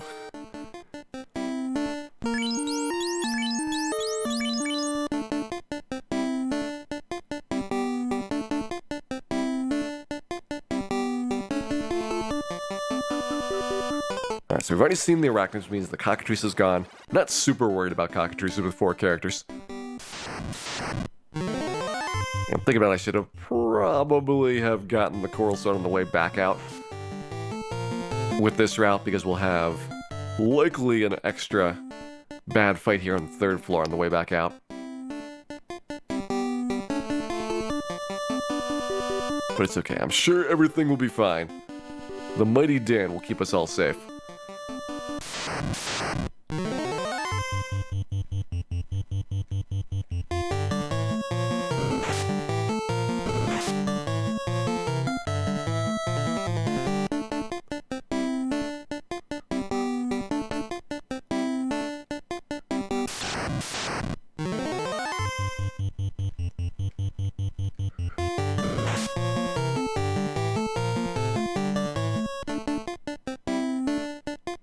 Because the Switch version of 1 through 3 is going to be the mobile version, I think that people that are already really big into Dragon Quest that have got the Super Famicom ones or the Wii versions and all that, they're probably not going to really do too much with the Switch overall. It's a great introductory platform. People that don't have access to another copy. They don't want to play the NES ones. They're not going to play the Super Famicom ones in Japanese. They're not going to get the Game Boy Color ones. Switch is the only one they got. It's perfectly decent for that. The mobile port is not a bad port by any means. But it doesn't play as well as the previous ones, just because they took a lot of optimization potential out of the equation when they put it onto a mobile phone platform. It's like controls and things are going to be very limited as a result.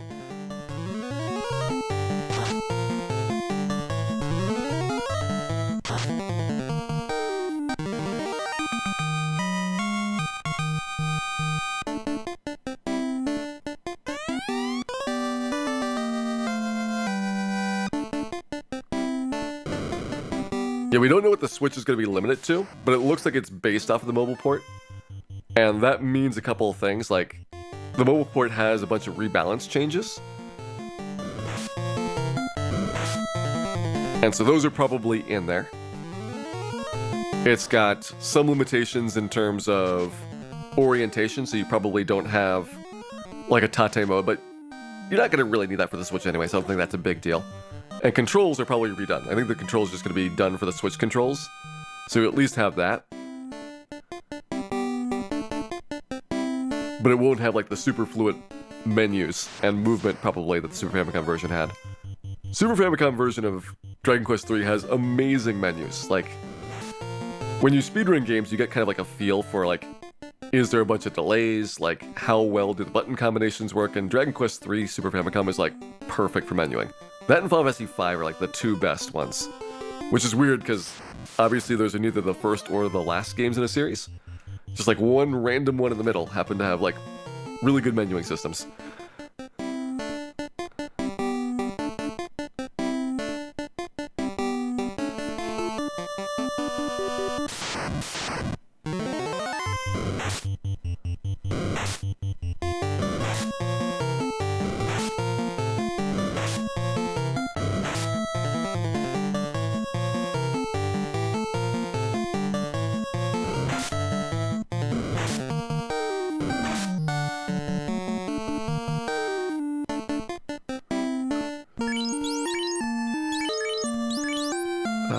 Here, 2 onto you. You'll probably need it.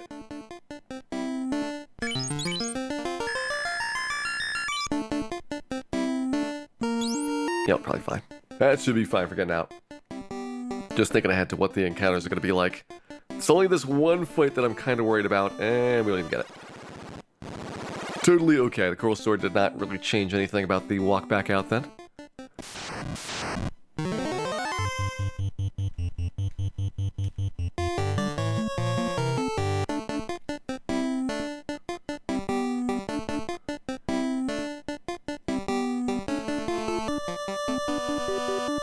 How do you make menus laggy by changing languages? So like, when they do localization, they'll totally redo all the menuing. Like, take Final Fantasy 1 here. The Japanese version of this game has like these red highlights and a slightly different menuing system for selecting things and whether something's equipped or not. And they just cut all that for the US release because they wanted to like fit more space into things, and they had other priorities for what to do with the menuing. And most games are like that. They'll change things as a part of localization, and they're not really thinking about whether you have like parity and like how many frames it takes to draw the screen. I think Dragon Quest VIII is a really good example of that, where Dragon Quest VIII Japanese, it's a little bit more bare bones in the US version. Like, they don't have voiceover, they don't have pictures, and a whole bunch of animations in the menus. And so there's a bunch of things as a result that, like, the PS2 version of DQ8 is much, much faster menuing than the US release, because it's just a totally different menuing system.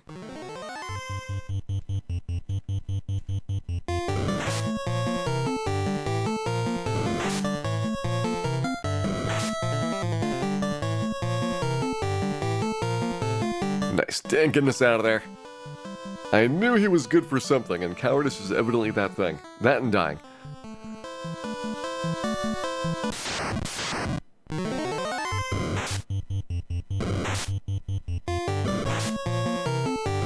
Yeah, the other way around, Combo Breaker. The US menus in 8 are really slow compared to the Japanese ones. And that's because the Japanese menus are super bare bones and basic, and the US menus are actually kind of nice.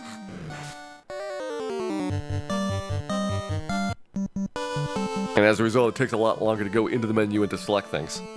Which, like, there's some glitches in Dragon Quest VIII for doing a bunch of out-of-bounds nonsense. and you have to rapidly menu, but it doesn't work on the US version because you can't menu fast enough compared to the Japanese release. Alright, Lee. Thanks for good wishes there. And pleasant dreams if you were off to go to sleep. Hope you enjoyed the show today. And also hope you enjoy the murdering of this titan, the ritual sacrifice, so that we may all know that rubies are bad, kids. Don't do rubies.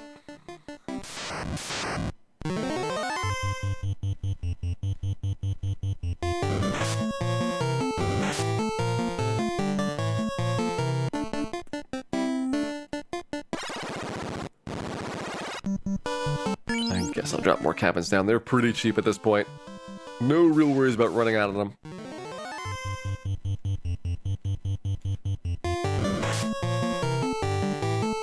Oh, sure, Lapkin.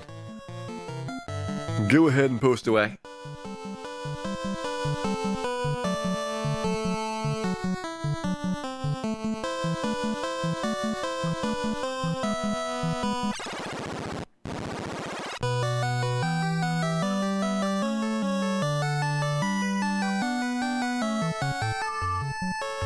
After all of our hard work here, we finally get to free the old man and steal his walking stick. Ha, you'll never walk again, old man. You are stuck here forever. Take that. Dan can be cruel at times.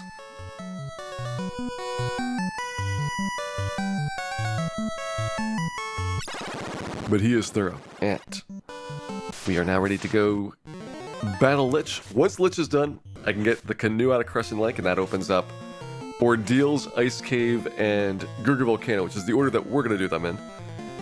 And basically the opposite order the game intends for you to do. But really, it's not like a sequence break or anything. It is just an open choice that it gives you access to a bunch of dungeons. You finish them off, gives you back access to another bunch of dungeons. And again, you can choose what order you want to do them in. And while it kind of encourages you by giving you a ramp in terms of monster difficulty, grab whatever you need. It's like, go out, get the stuff out of Sea Shrine and then kill T-Man if you want to. Just a question of, will you survive jumping ahead like 2 or 3 areas?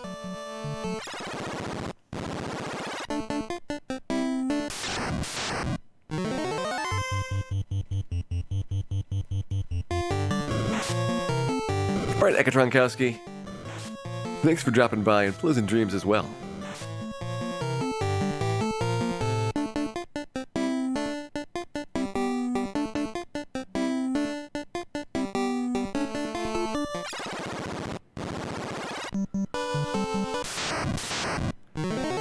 RBO sadly because of Lich. That's the only thing that stops you from doing true reverse boss order.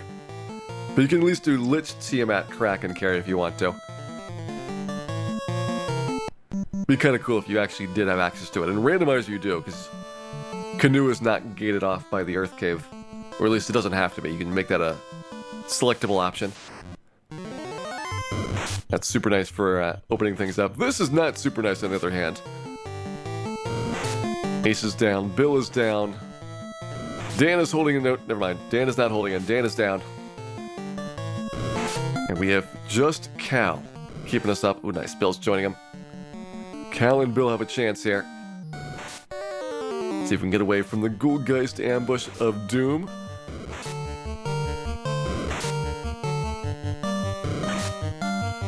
Just being polite, letting the other monsters go. Oh, can't run. What nonsense is this? He's in the back slot. Your first 2 characters have a really good chance of running. Slot 3 is about 50%, and slot 4 is really bad. And it's all due to a big glitch in how running works.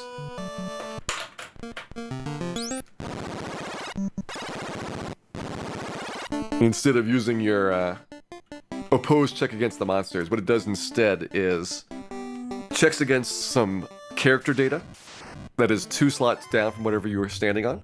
So the first 2 characters, they actually have other characters 2 slots down. And so there are reasonable values in those positions. Slot 3 is like 50-50 whether it's going to be good or bad. And slot 4 is like pretty much always bad because it's off into some crazy bit of memory there.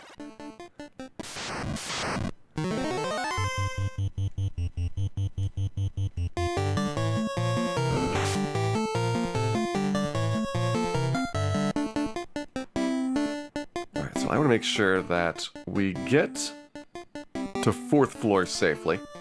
And I forget with going in at the start of battles, or the power on here, whether we need to delay for one on 4th floor or not. So I'm going to keep track of where we are in the encounter cycle to see if I can sneak by. Couple of bad battles downstairs. So just like 3rd floor, you have on the 4th floor cockatrices, wizards, and spectergeist, which is likely to be the worst thing that we have. Just giant piles of paralyzing monsters. If you tilt everything up, do more things work correctly or incorrectly? Well, we kind of poke fun at it, but this game is, like, still marvelously well done.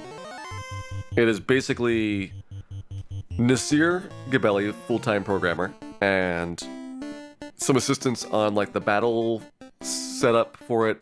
Obviously, the art and the sound were done by other people, but for 1.5 people, really, doing a lot of the main engine coding, it is surprisingly good. Like, there are no sequence breaks in the way the game plays out. A lot of stuff that is broken is things that are hard to test for, because the game has huge variability and randomness, and so you probably don't notice, like, oh, this sword is supposed to do extra damage to this monster type. Well, it's got a 4x range of damage. Like, how are you going to notice, like, a 10% bonus on top of that?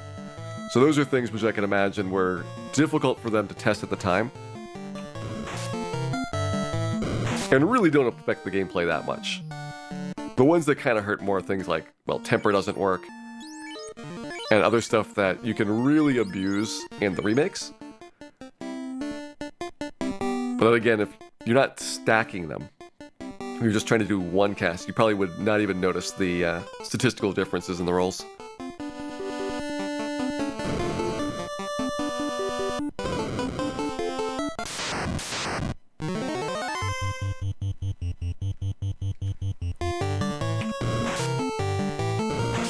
Alright.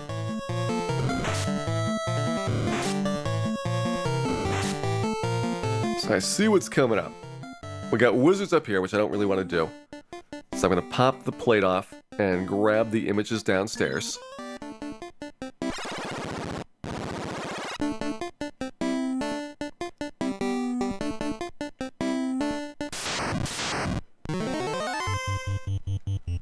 That's 3rd floor wizards that just went away. Unfortunately, the rest of the 4th floor has some bad stuff for a little while, so we're going to get 2 cockatrice fights burned off. And those will turn into images up here. And it looks like I got Spectergeist pretty soon, so I'd rather have wizards than Spectergeist. I'll go down after these 2 fights and see if we can sneak past. I'm pretty sure that 2 battles will take me across 4th floor.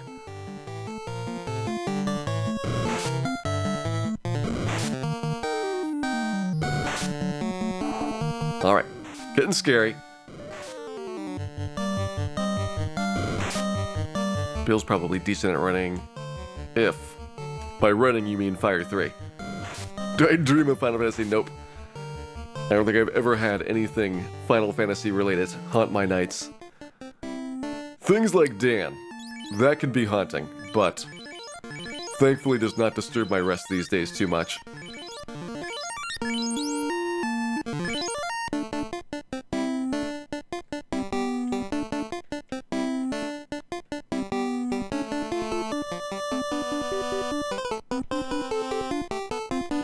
How far am I going to go tonight? I will go until about the 5.5 hour mark on the timer.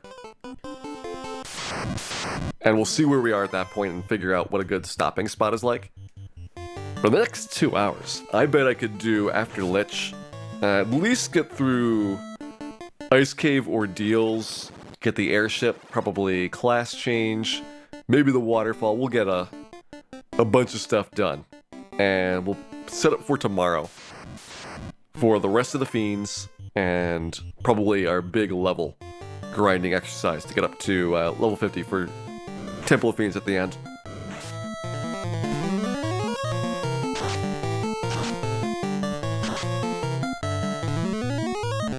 My guess is I can do this in about 10 or 11 hours, so I think 2 nights will be sufficient. But the only way to find out is to try it.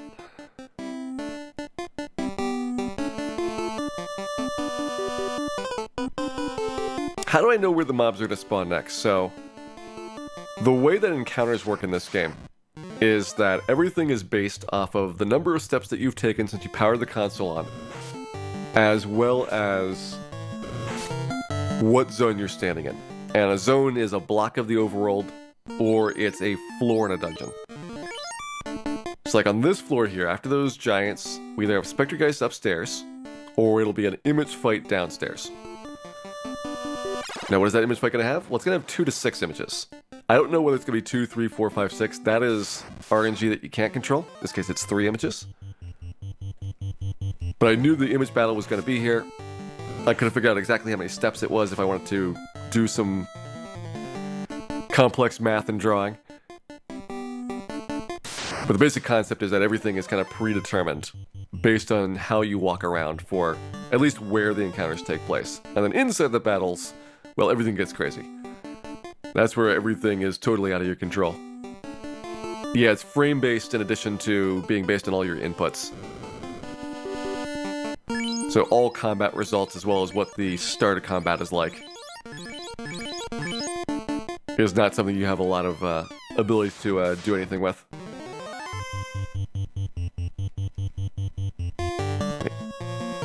Don't have any harm twos? You are useless to me. Actually, you can heal 2. That'll be pretty helpful. Blitz gets his Ice 2 off, then hopefully the Heal 2 goes after that. Hey, there's the Ice 2. And Heal 2 is broken. We've talked about many things. Heal 2 will do the same amount of healing that Heal 3 does. So in combat only. Out of combat, it does what you'd expect. But we don't even get to see our beautiful Heal 2 because Lich is already dead. And there goes our first of the 4 fiends. See you later, Lich.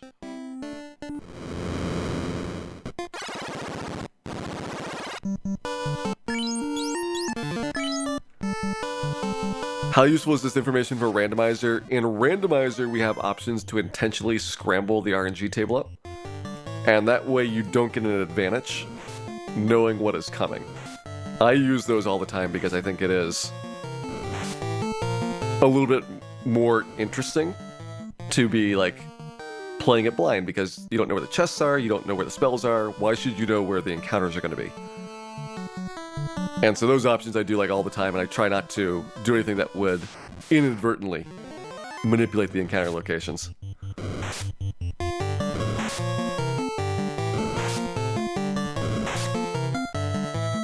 Did back attack manipulation ever get done for Final Fantasy IV? I've seen people claim that they're able to do back attack manipulation by changing the characters when walking around, and I don't know if they're really truthful or not, because I feel like maybe Roth could do it, but really nobody else.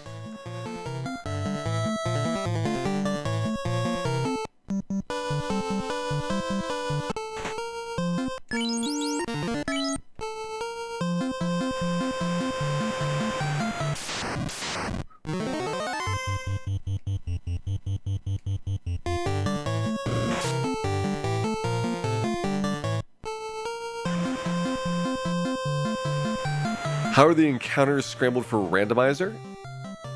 Basically, imagine that the way that the encounters work is you have a big table which says after this many steps, you're going to get a battle in the overworld. And it's going to be the group 5 encounter, which means there's a table of 8 values for every zone. You look up whatever the 5th one is. What gets shuffled is the number of steps between the battles. So that'll change in the randomizer. And the other is that order of the 1 through 8s. Still has the same proportion. So you still have 8, 1 out of 64 times, and 7, 3 out of 64 times. But where those 8s and 7s are listed in that order is going to change. Hey, Adam. Backtack manip requires frame-perfect manipulations, yeah. I was pretty certain that nobody really had a good way of doing it. Because it feels like the no credits warp runs would be most sensitive to improving the back attack rate if they could get rid of those.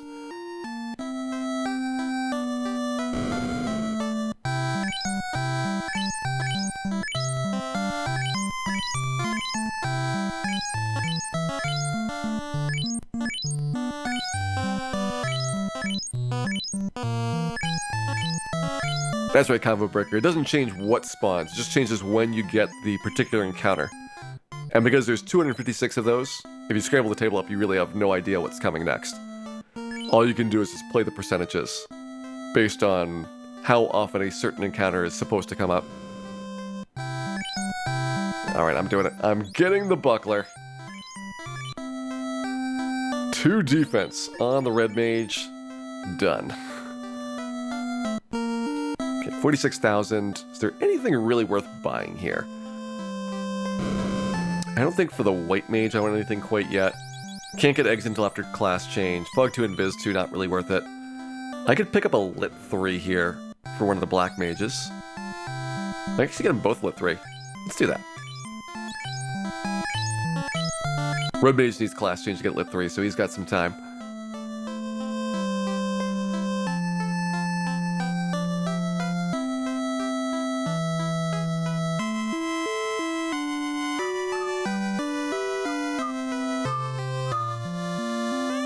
Here we go, canoe obtained. We're still 90 minutes away from when Black Mage defeated the pirates. That is how much faster it is, having extra characters. It's amazing to think about that.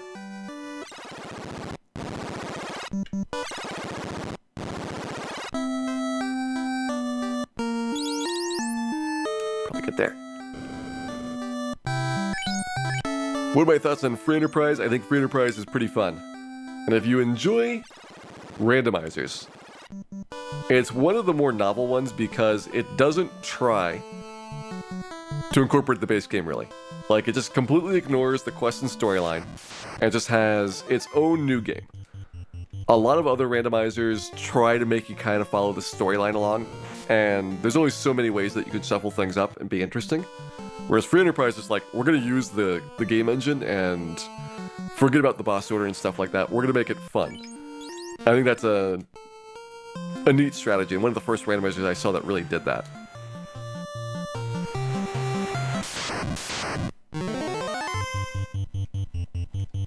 Are 2 thieves better than 1 black mage? No. No quantity of thieves could ever be better than anything. Alright, 4 thieves is probably faster than 1 black mage, but probably not 2. Also, thanks 23. Thank you for gifting that sub there to Polygon. Polygon, hope you enjoy the emotes, and thanks 23. Thank you very much for the support there. It is much appreciated.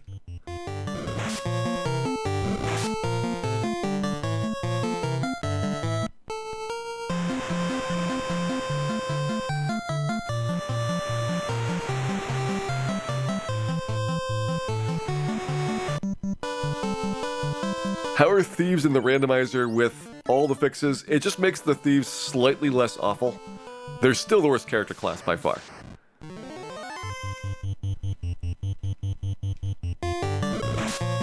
The only way to make thieves better would be to actually just replace them with something else, but they're slightly less terrible.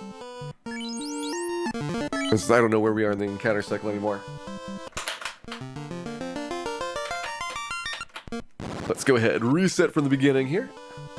And go fix this up.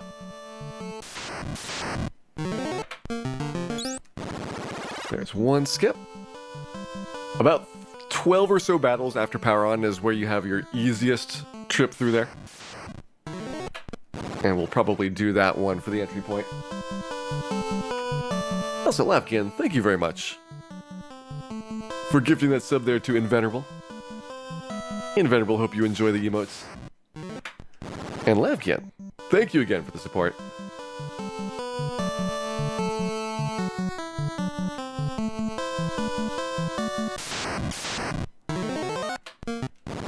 There's the dreaded rare Soria battle. You'll be Soria if you fight those things. And you could have gone in on that previous one, but the reason I don't is because you have to deal with Medusas on the 3rd floor. And Medusas can be kind of a pain. They're not nearly as bad as man-cats, but they certainly have their downsides, such as being awful.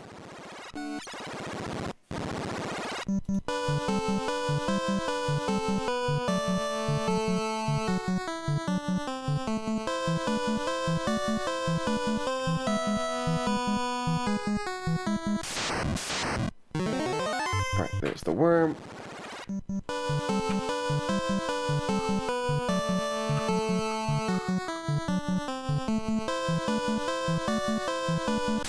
We get our 4 Catmen battles here.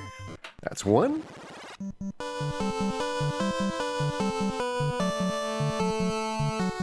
How do we know what encounters are coming when this is a casual run? Well, you notice I do things like basically from the start of power on frequently. So you can use all the planning that you have for speedruns. Because at least the marathon route generally is pretty close to power on most of the time. Like the trip through ordeals I'll do here. This will be the speedrun marathon route. And I'll actually do one early in here, because I want to get an extra Zombull fight. But normally you'd skip one more battle, you'd get a Whiz Mummy fight, and then you get a Zombull fight and that'd be it. This one we're going to have, Zombull, Whiz Mummy, Zombull, and then another Mummy fight. So it really just depends on how you want to approach it, but you can reuse a lot of the information from other routes as a result. Does Marathon route dodge the Mancats? Yeah, Mancats are not part of anything except for single segment, which I believe the latest single segment route does not have Mancats either, so they might be totally gone, which in some ways is a shame because they were so entertaining, but at the same time so very, very deadly.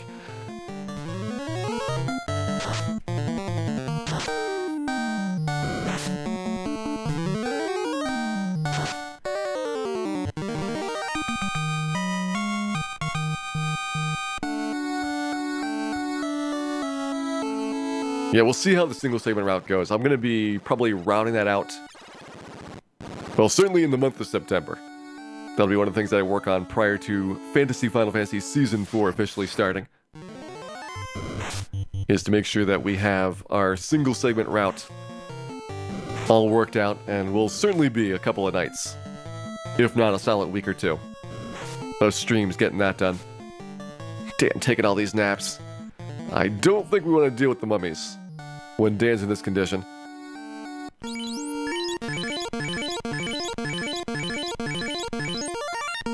That's good enough. Good enough.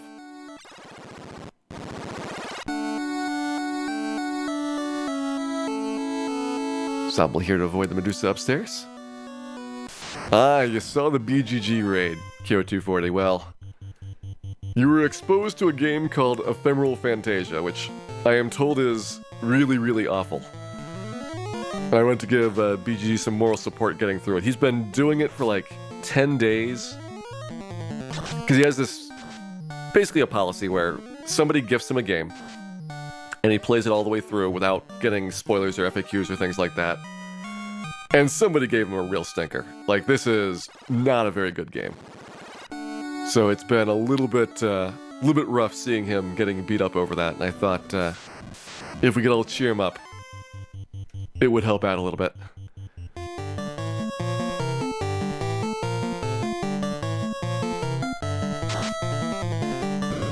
Hey there, one fine day. Yes, this is no fighting with the vanilla version of the game. No speed-ups, no randomizer, no nothing. Just a plain old Final Fantasy cartridge for our challenge run here.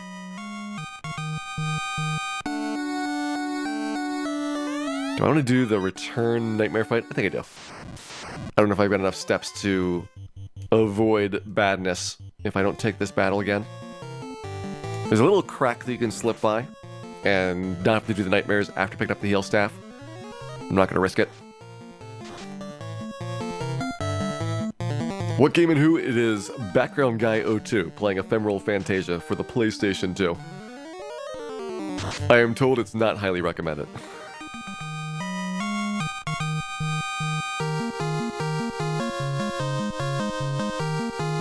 This used to be a virtual highlight stream. It will be again for the holidays. We'll have virtual highlight in December, assuming that you've all been very naughty, which I think you have been.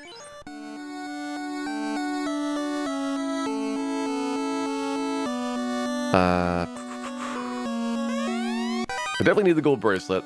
I guess I could sell the ice sword. That's worth a decent amount.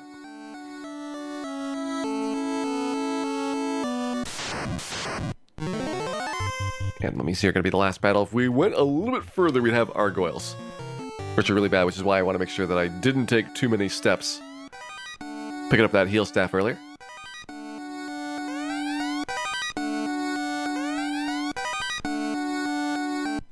Hey there, Talons of Light. Hope you're having a good evening here. Also, how am I going to take down Chaos? Lots and lots of spells. That is my plan. Really, it's a matter of not using up your big spells prior to the Chaos fight. So we're going to do, like, Phantom and Litz with Fire 3s.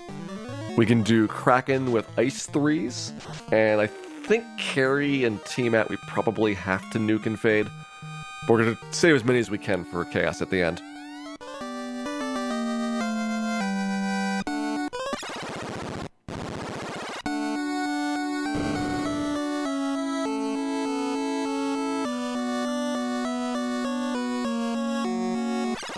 Alright, Ordeals is done. Not very much of an ordeal, that place.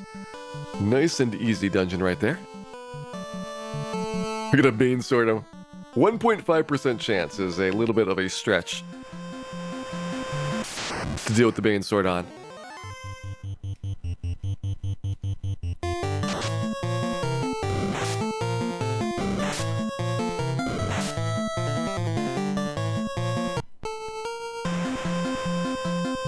Yes, what if I do? We'll get to level 50. I'm planning to do Waterfall and Mirage for the level 50 grind, because we can't really grind Agamas.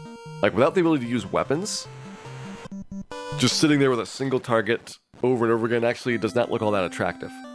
So instead we need big AoE spells. And usually Waterfall and Mirage are like 1.75 Agamas apiece. And so we're just going to load up on houses, go up there, and whack away until we get our levels done.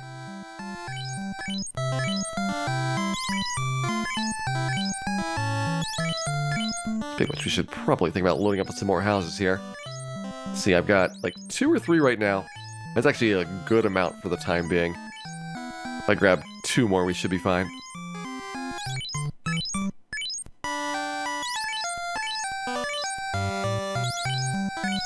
Why Red Mage? So we talked about this a lot at the start, like trying to debate out what is the best character type.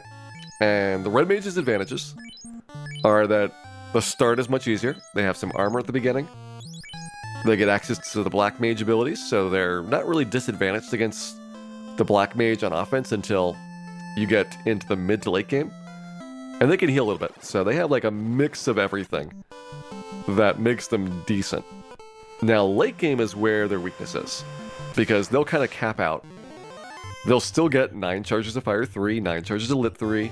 I think they get 9 charges of Ice 3. They might only get 8, but it'll be a good amount. What you're missing is that nuke or fade. And when you compare him to a Black Mage, it's going to be, well, you don't have the nuke. That's big. But you have like 250 more hit points. That's probably what I want at the front of the party.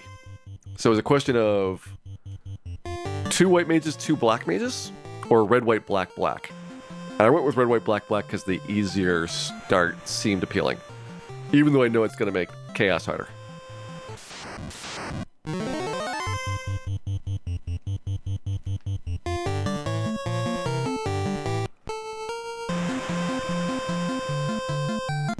Yeah, White Mage starts off super slow, other than Peninsula Power.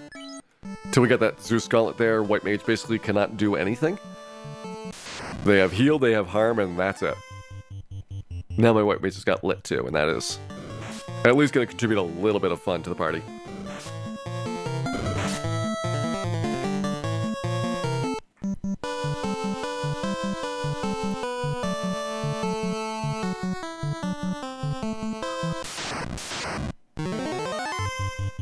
Yeah, the problem with 2 red mages, well, no fades, also no life 2, and no early life 1. Were all pretty significant factors. Cure 4 is another one that I put on to White Wizard as being pretty nice. The heal 2s and heal 3s go a pretty long way, like staying alive during battles. So much easier with White Mage, because they can actually out-heal monsters' attacks, and nothing else can do that. Like, there's no really good healing items in Final Fantasy 1. You have this little dinky heal staff and heal potions. They just are not fast enough.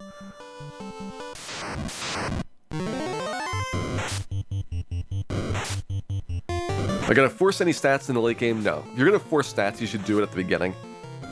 Especially Vitality. Vitality at the beginning is worth a lot more than Vitality at the end. So it has to be done at a certain time. The other stats, I guess you could do whenever. But obviously you don't need strength. You don't really need luck in any sense. So it's a question of, do you want agility and vitality? And agility is not a huge thing. Vitality, yeah, it'd be nice to have. Another 150, 200 hit points, but not essential. I feel like this party can win against a lot of fights, even with their average HP values.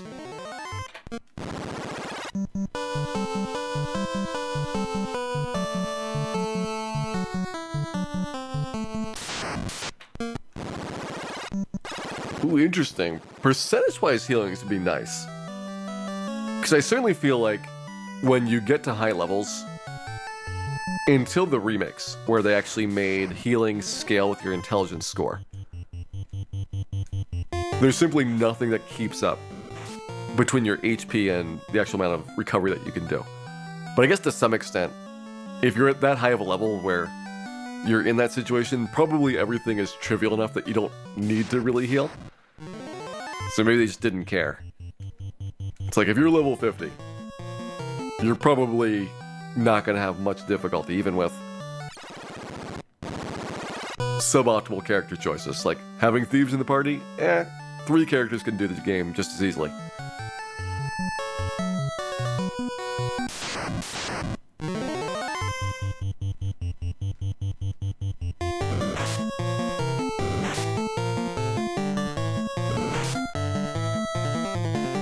Yes, the stuns. We had fighters. When we finished this dungeon up, we'd get fire resistance, thanks to the ice shield, and not really have to worry about paralysis again for a long time. Sadly, we need to get the ribbon and only have one of those early on to work with. That's one of the big things that fighters can really benefit from, is all the easy ways of getting elemental resistance that nobody else has access to.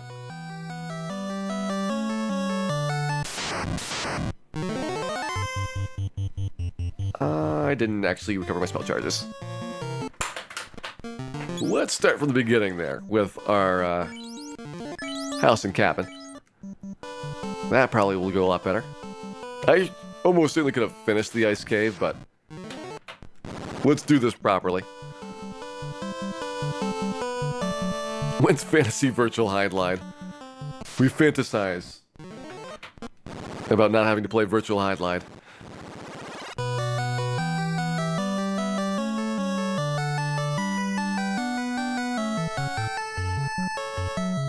But don't worry, Virtual Hide-Line will return. I have promised this enough times that probably somebody's got it recorded. Me saying that we'll be doing Virtual Hide-Line in December, and so we will definitely get it done.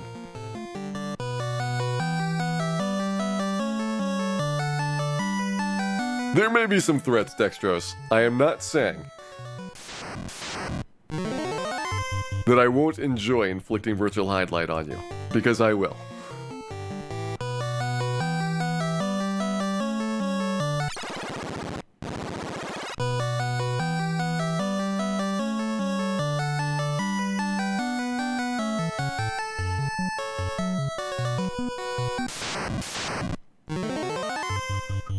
Nice, even getting much better encounters this time around. Really, if you're playing along with the step route, and you're not going to get any mages, you're not going to get any sorcerers, the things that are annoying in here are mostly the paralysis, and then the frost wolves casting frost breath. Everything else is really straightforward.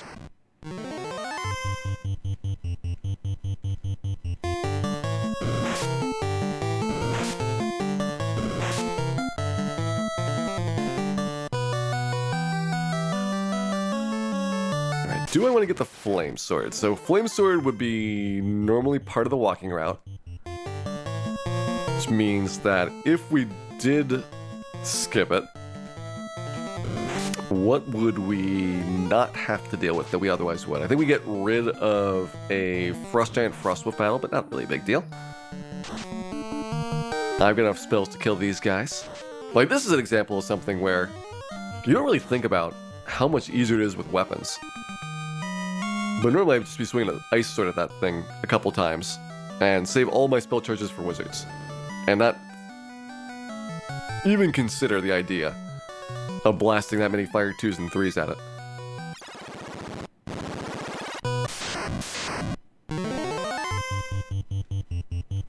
But instead what results is that we probably can't do all these somewhat good undead experience fights. We can get a solid, maybe 2/3 of an Agama here in this battle. 3/4 of an Agama if you get all 6 rays showing up.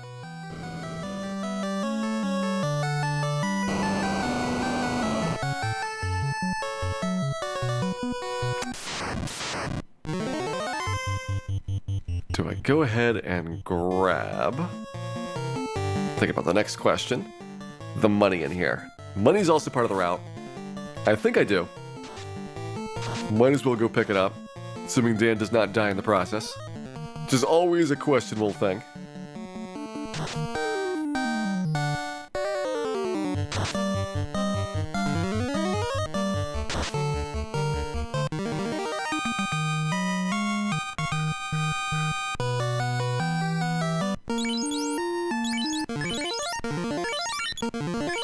Alright, let's use most of those Cure 2s up. Drop it to the Cure 1s. At this point, we're pretty close to full. So if we get an opportunity to heal 2, I think I will do that rather than Zeus Gauntlet with Dan. So we got the cash down here. The reason for the funny walking pattern is there's a trap tile in between the 2 rows of chests on the far right-hand side, and the one that is blocked by it in the upper right-hand corner is like 10 gil. It is just a joke to make you mad for having done a big Frostwolf battle. Hey there, Sherazad, welcome in. Hope you're having a good evening here, and yes, we've been very much enjoying this challenge here tonight. Required a little bit of thinking, quite a lot of thinking, actually, to get started.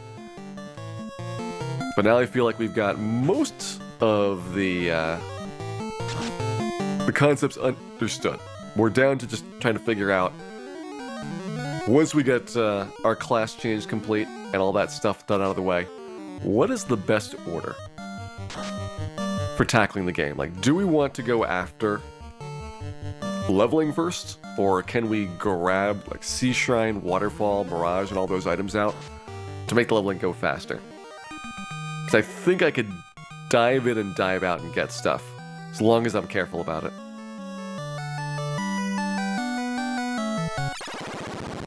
Could be possible to kill Chaos? I certainly hope so. I feel like it's possible. We have, by the end of this, 18 nukes and 9 fades. The question is, can we get to Chaos without using all of them up?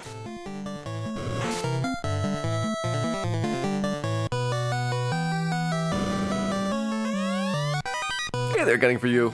Thank you very much for resubscribing there. Glad that you've been enjoying the show, and hope you enjoy many more of these in the future as well. Thanks again.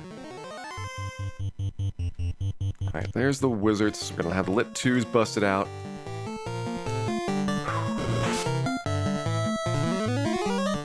Do I have another Frost Giant Frostwolf by the end of this? I might. In which case I need those lit 3s for that. And I shouldn't use them on the eye fight. If I don't use them on the eye fight, then the eye fight's gonna stretch into probably another round. So it might kill 2 people. Could be questionable. We'll see what happens here. Grab the cash. Grab the ice shield, which we can sell. Middle one's a 10, so I don't care about it. Here's our pal, the eye. And let's see what our best way of doing this is. Actually, Ice 2 is going to be really good. There's nothing else in this dungeon that needs it. And he's neutral to all elements. So Ice 2 actually is pretty good in terms of damage. See you later, Dan. What were the odds? 120%? 150% that Dan would die there? Higher? It's okay. We have been Danless before and we will be Danless again.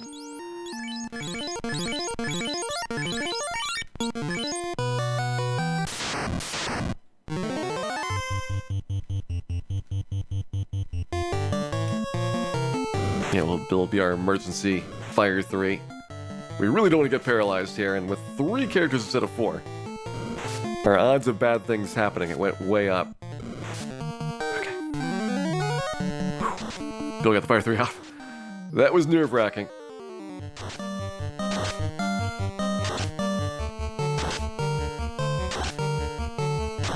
To be fair, Simplikins, Dan probably did deserve it. Odds are good that it was his fault in the first place.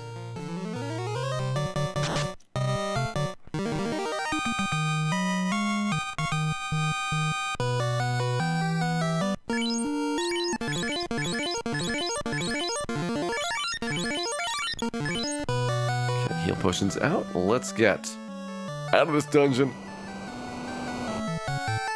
Hopefully we get reasonably good encounters here. So I did everything in the first loop instead of pushing a couple things to loop 2. As a result, it shouldn't change my total number of encounters, but might change what I get on this floor versus the next one. I think that we're okay. If we get Gerpede there, I think we have a Wraith battle upstairs, and then if we're still behind on steps, it'll be a wizard fight. But it might just be the race. The good news is no Frost Giant Frostwolf.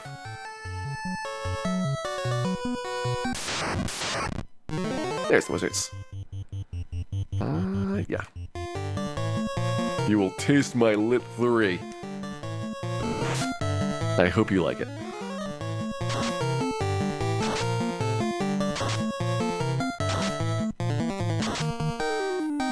I've been waiting the entire dungeon to do that. Speaking of which, we are done with the ice cave. Let's go ahead and get our airship, get Dan revived, and then get class changed, which we are still 1 hour faster at this point than it took the solo black mage to kill Bicky. That is our benchmark for progress. How far can we get before the black mage kills Bicky?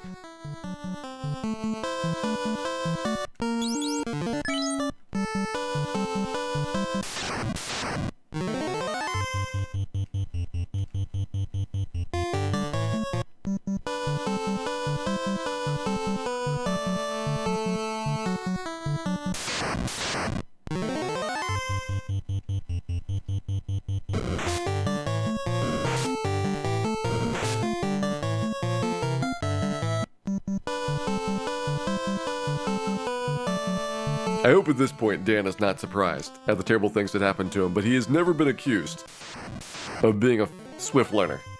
So maybe he is still experiencing it for the first time every time it happens.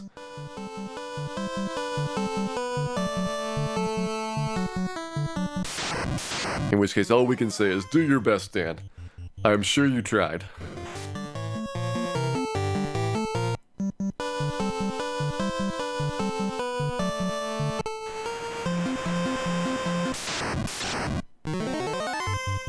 Can you beat the game only using the fight command? Certainly with 4 black belts. There's not much else you can do besides fighting. I'd say the biggest thing about the only fight would be if you include no running in that, then there's a bunch of very tedious things. It's not going to prevent you from finishing. In fact, most people, when they played this game when it first came out, probably didn't run away from encounters very often. But it certainly makes it take a lot longer.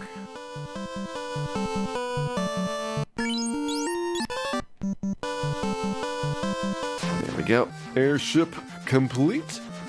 Let's get our revival done here by Dan and head on up to get our classes changed.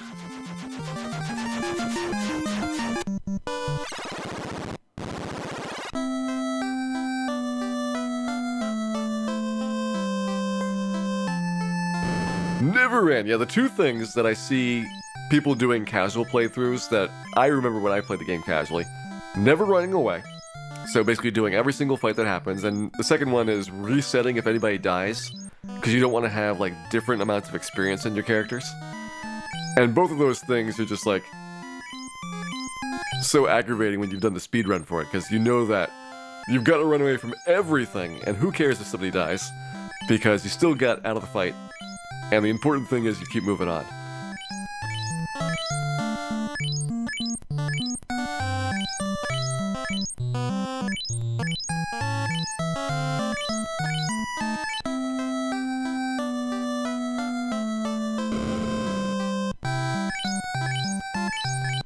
And is no running technically better for leveling? Well, the thing that happens with it is that a lot of fights are just really inefficient.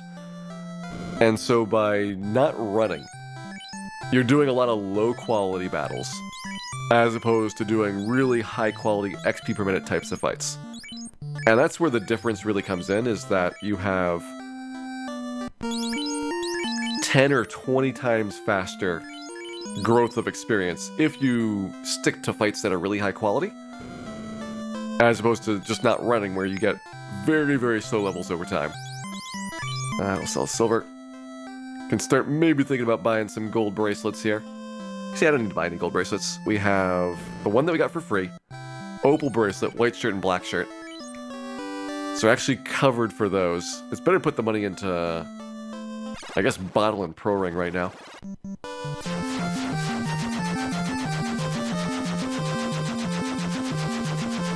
Yeah, Peninsula Power versus Imps is a great example.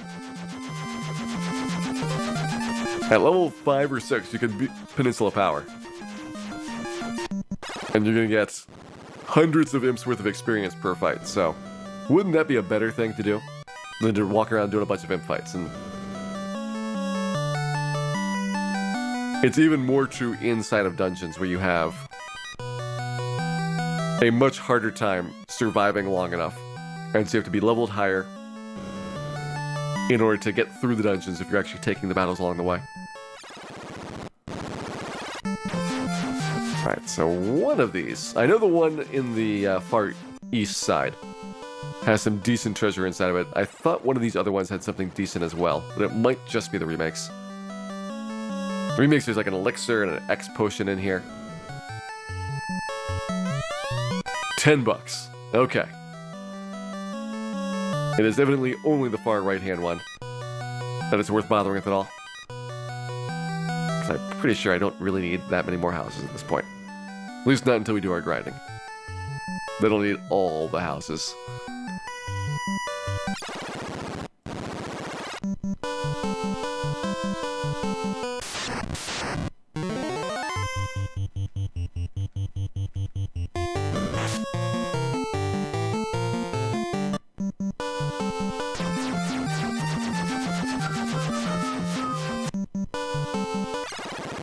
Really right now, just grabbing a little bit of cash so I can do more of my shopping in one go. I would like to get pro rings and bottle right now, but that costs 130,000 total gold. I think I'm a little bit short of it. And I have to give up one pro ring, not a big deal. It just means that somebody's going to be missing out on some defense and death resistance until we complete the waterfall.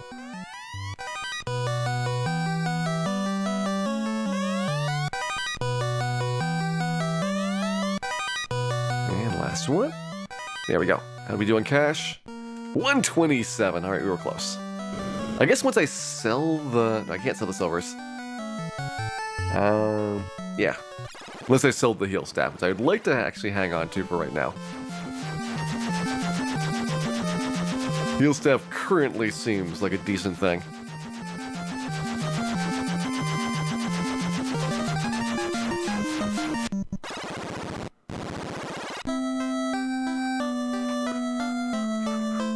All my beautiful spells for later. These are 45,000 and 60,000 for 8th tier, so we got a ways to go before we can afford them. I will start picking these up. So we have at least 2 pro rings right now. Let's go ahead and get all 3 that I can afford. Again, we are just barely short of our 4th one. Oh, I got an ice shield. That might be enough. The ice shield might be the nice shield. Yes. There we go. All 4 pro rings done. 50,000 left over for my bottle. So death resistance, as well as some more defense on the team here.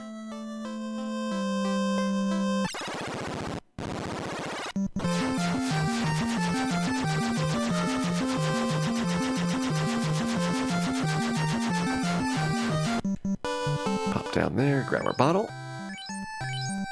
And back over to Guy. This plan made more sense when I was thinking I didn't have the cash to do the shopping in one go. But if I had the ice shield remembered, I could have saved myself one trip to Gaia here.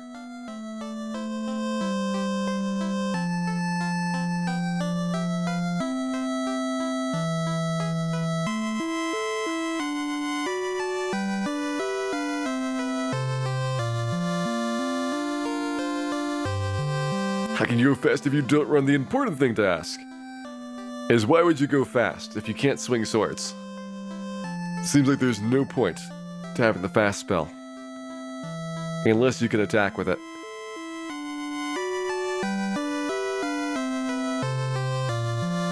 Which is why all I've got is the Ice 2 spell instead. It's a very rare occasion when fast is not needed for a run. Okay, there is our Ox Seal out of the way. Do I want to do Waterfall or Sea Shrine first? And I'll probably do... Ooh. I don't have the cash for Warp.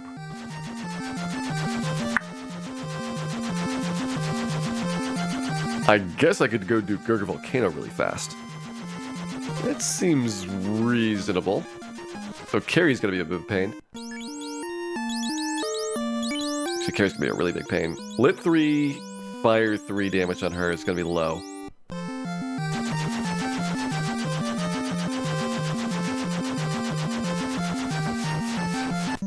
Alright, I guess we have to backtrack somewhere. Sea Shrine's the best one.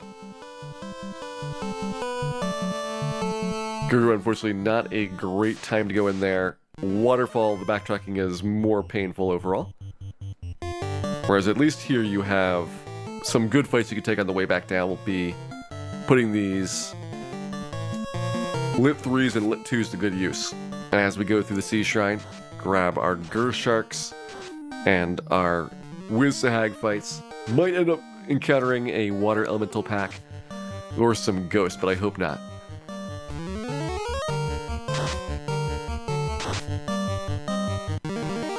When did I class change? Because I don't actually have anything to use with the class change characters yet.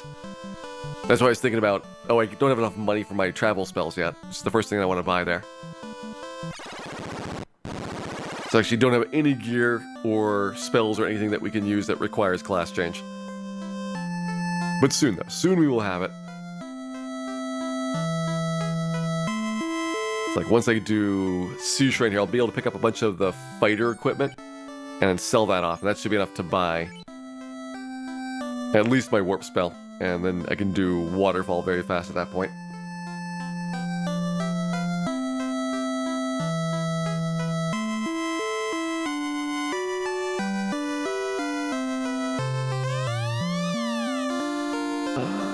Let me think for a second. Let's go in so that we're not getting Nagas. I'm gonna skip that battle. We'll skip 3.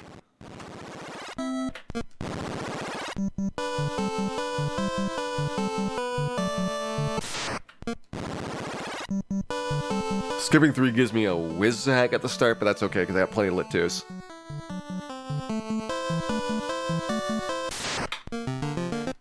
Do you stop getting spell charges at some point? No, you get spell charges up through level 50. Like at level 50 is when you get your 9th charge of an 8th tier spell for white and black mages, for example. Red mages, because they can only use up to 7th tier, even though they're getting their spell charges a little bit later, they don't really have much of a worry about running out of new charges to get at some point. It's just because getting 9 charges of any tier is going to be a really slow process.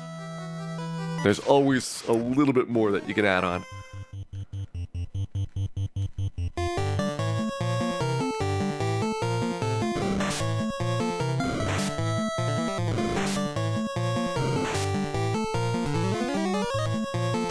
It'd be different if we get, you know, a fighter or a thief, because they actually don't start getting their spell charges until you do the class change. They're more sensitive to needing to class change early. But for red, white, and black mages, it's just about what equipment can you put on, and what spells are you allowed to purchase that is affected by doing the trip to Bahamut. And for black belt, they actually get worse, so you never want to class change a black belt if you can help it.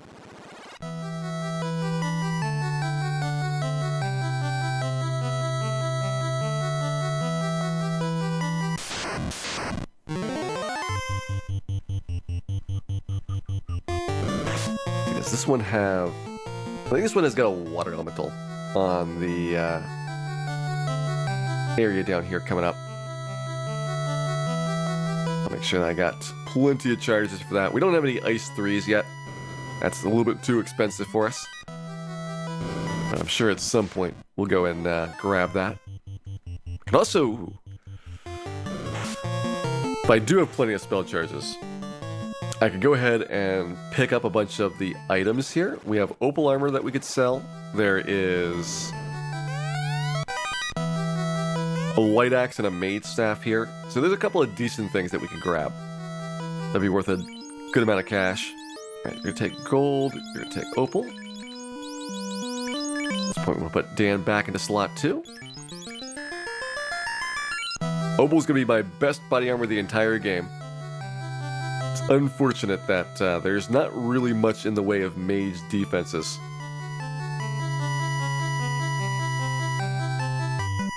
And we have 2 opal items over here that we can sell. We'll get the slab.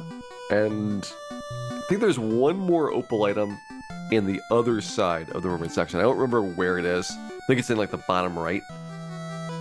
I'll just grab everything along the way. Once you're here, you never want to take a second trip back.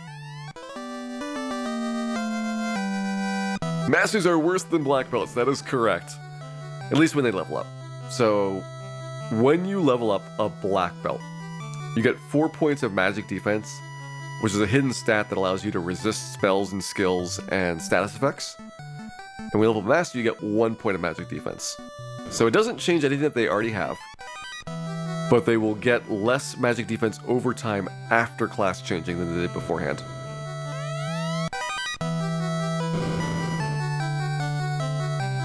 Hey there, Wellstrom, welcome in. This was a suggested run. This should be the 10 gold one. Yep. I don't know why they do that, just to be kind of rude.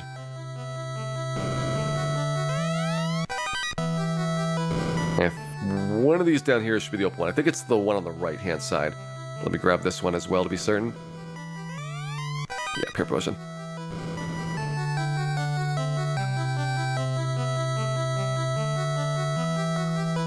So this should be opal shield. There it is.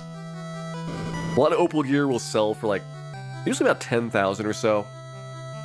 And since I need cash really badly right now, just picking up everything that I can from Sea Shrine here. I'll get the opal armor as well. Mage staff and light axe I should probably hold on to. Since if we ever run out of things that we can do in battle, we've got a pretty big problem.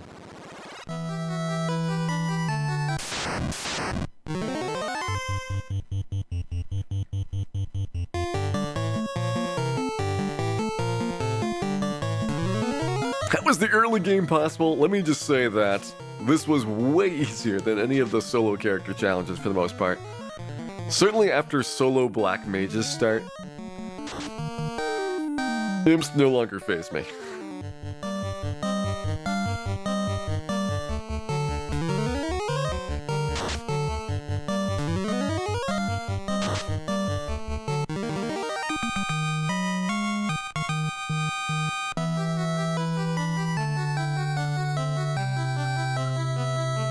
Alright, so mage staff here.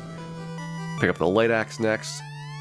That one probably is okay on red mage for right now. Not too many opportunities to use it in Sea Shrine to begin with. There's that. We'll grab the opal armor next, and hopefully we don't run into ghosts. I don't think we do at this rate. Point Knife and Agma for a solo ghost shark? No. I'm gonna save my lit 3s.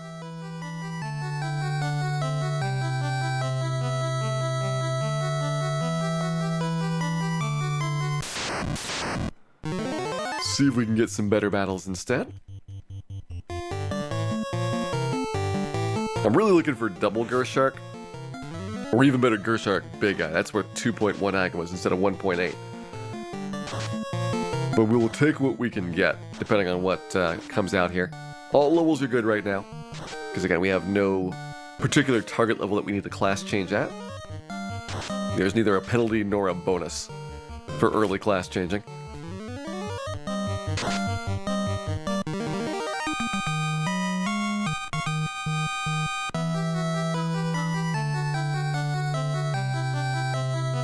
All done there. Let's go grab our opal. This should be like 20,000 to sell. Body armor usually pretty darn valuable compared to most other equipment pieces in this game. There's always the rare exceptions, like, why are the cat claws so expensive? Probably to trick you into thinking that they're good.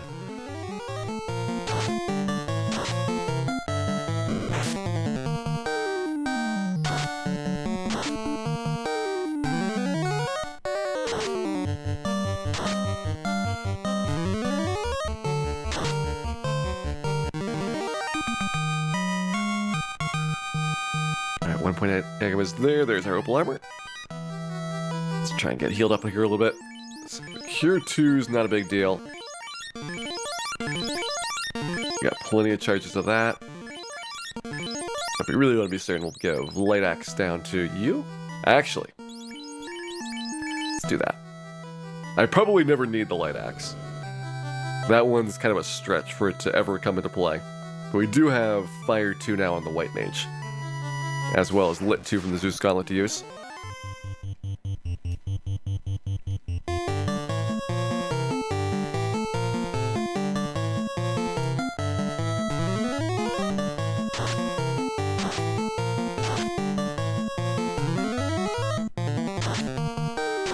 But obviously, to Ultima, I think that the concept was more part of the storyline with Minmu than necessarily supposed to be about giving you something super powerful. So I did appreciate it, because I really thought Min was a great character. That you at least got him doing something central in the plot storyline.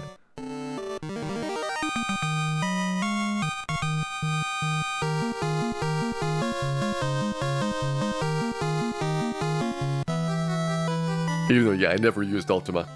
Like, that game was so busted with the Blood Sword and Osmos. If you got the Osmos book out of, like, I think it was the Colosseum, was where you could get an early drop of it.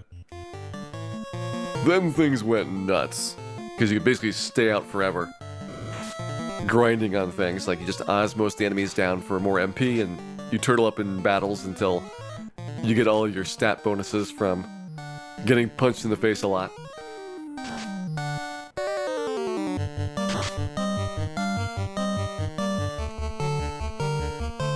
I remember one of the really rough things was your early opportunities to get Osmos were on, like, these semi-rare monsters in this fairly dangerous place. Like, the Colosseum is kind of a hairy situation when you first go there. But you don't get another chance to get Osmos until, like,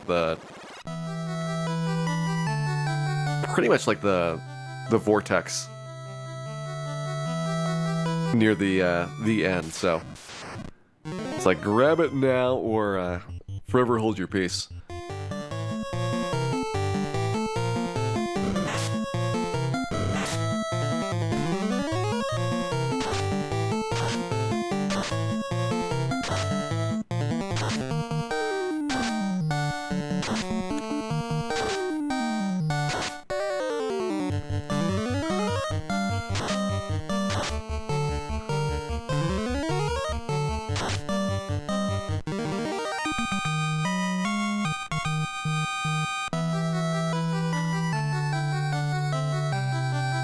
Good first trip there through the Sea Shrine.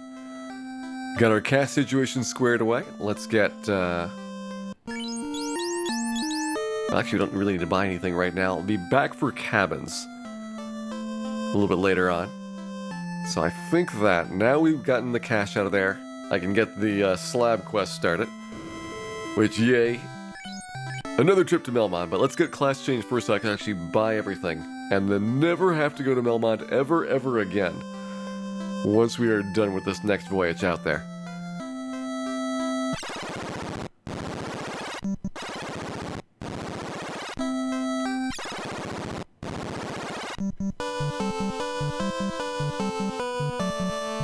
Fantasy 2 was made in Melmont. I don't think it's that bad. I think Final Fantasy 2 definitely has some flaws. But let's not get too outrageous, because there are certainly worse things in the world, such as Melmont, that we could compare it to.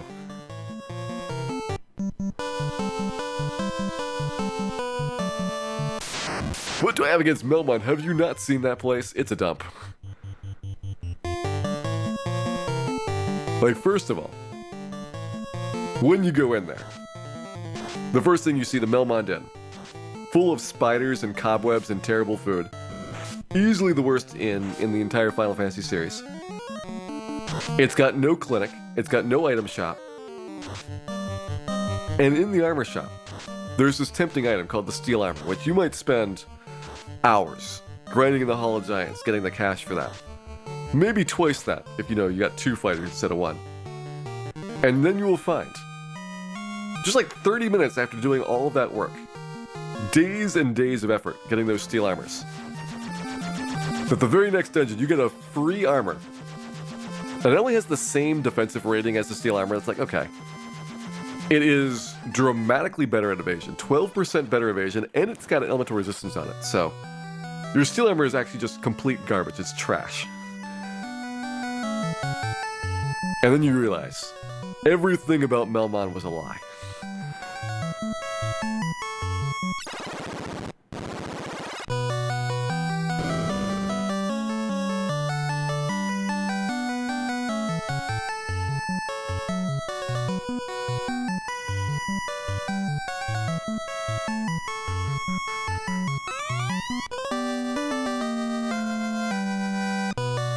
Alright, there we go. Our class change is complete. Our big burly red mage with his equally burly hat still in the front of this team here.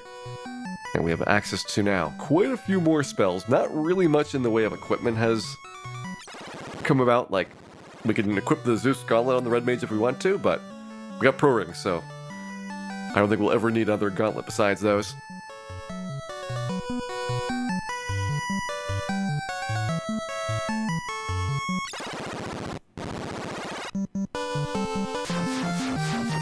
Let us be off. To give Melmont a very, very warm regards, specifically in the sense that we're going to set it ablaze. Fire 3s at the ready.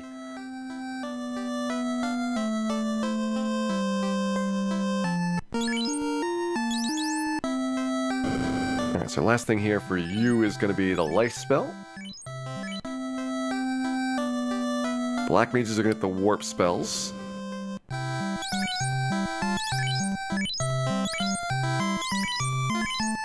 Bane is not really all that important. The Bane Sword does a much better job of baning things. Actually, we'll keep the Light Axe. I debated it, and I guess we really could use it in some cases. I just think it's unlikely that we'll get a lot of value out of it. Where's that opal? There's one opal. There's some more opal here. And there's the last one. Alright. Oh, we've got extra silver bracelet as well. There we go.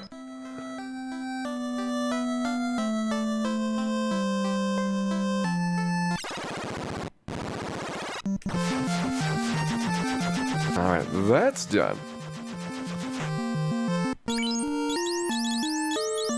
I'd rather have Cure or Ruse on the red mage. I guess I could give Red Mage the defense sword and buy Cure 1 for him. It's only 9 casts though, so it's not like you get a ton of healing out of it. Yeah, we'll do it. We'll do it. That's me, my last spell there.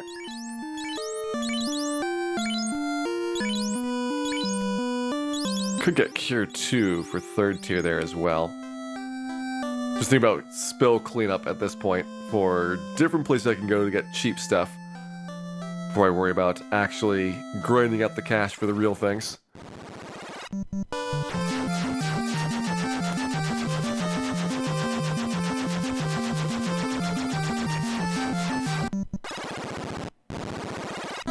Oh, nice, Mouse. Are you doing the HD remastered version of F of 8 there?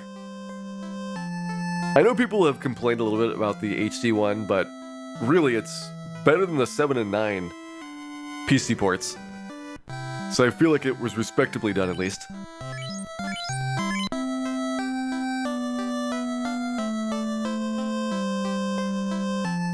I will give them credit for at least having done a mediocre, if not an acceptable job at things.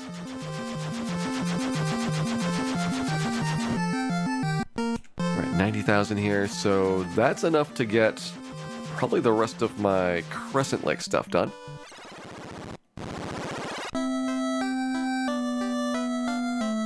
Got Lit 3 for the Red Mage.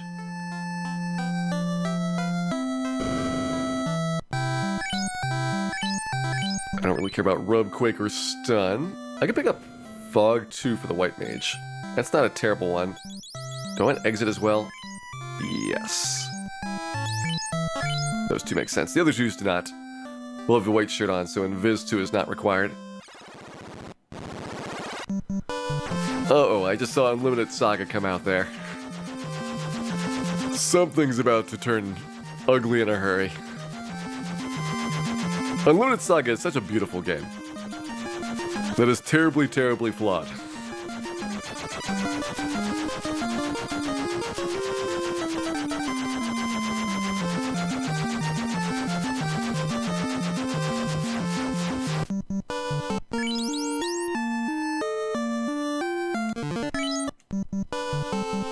I'm gonna do Waterfall first, and then I will turn the Do I want to turn the slab in right away?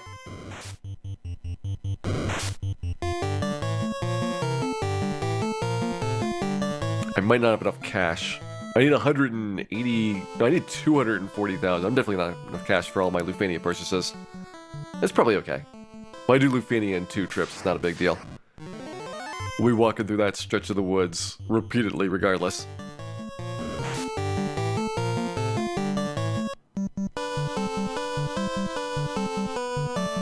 What hurt me about Unlimited Saga is really it killed the Saga series off. And I enjoyed a lot of the early Saga games. Like, obviously I've played a lot of Saga 2, which is Final Fantasy Legend 2 in the US. I enjoyed 1 and 3 as well. And I tried to get a little bit into, like, the Saga Frontier games and the Romancing Saga series. Romancing Saga never really had a lot of US releases until recently. Saga Frontier, I could never really figure out where to go. Like, those were the games that just were, like, completely baffling about what your next step was at all times. And so those kind of got hurt a little bit by that. But otherwise, they were decent. Like, they actually had very interesting storylines and mechanics, so I give them a pass for that. And then the Limited Saga came out, and that was just it. It's like, this series is over.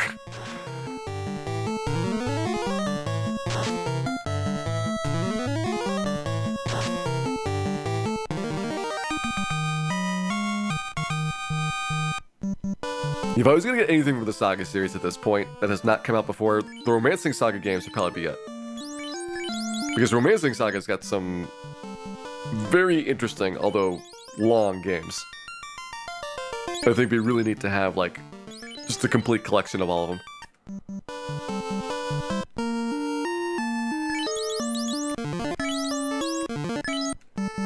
Alright, in we go.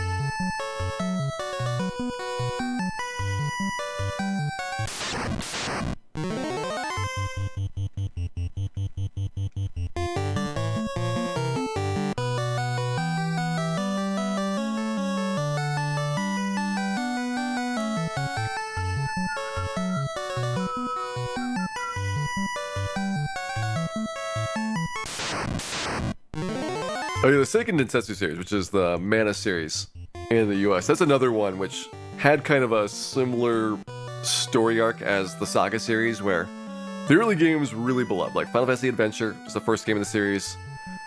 Beautiful out of bounds bat there, by the way. Just thought I'd point this out. Look at how amazing this bat is right now.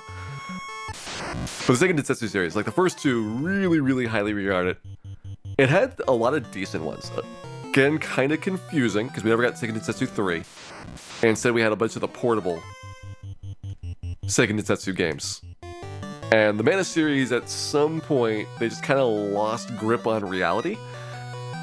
And the games got more and more crazy, and then it just killed the series off. But they're still making remakes, at least, of the Mana series games. Like, 3 is coming out pretty soon for the really well-done, remastered, just like completely redone one.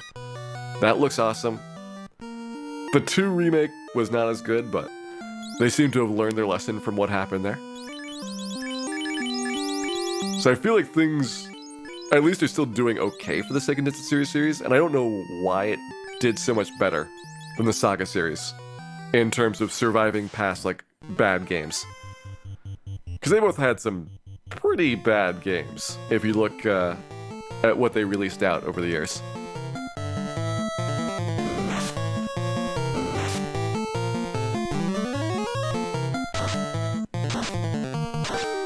Yeah, Legend of Mana was like the Saga Frontier equivalent. It's the one that has a really hard to figure out storyline, but it's still a decent game.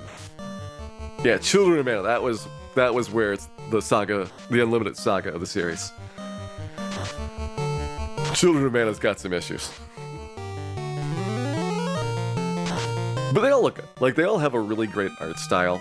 They generally have pretty decent music. But the gameplay and quality just went, like, really sideways for a bit. But they recovered. How did they recover when, the Saga games did? That's where I don't know what goes on in those.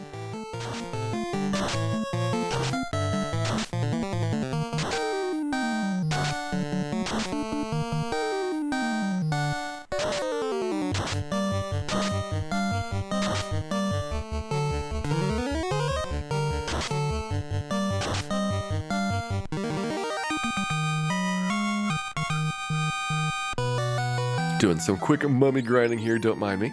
We do have exits as well, so we're good to go on that. I don't have to use any restraint on my Fire 3s, it looks like. Although I probably should.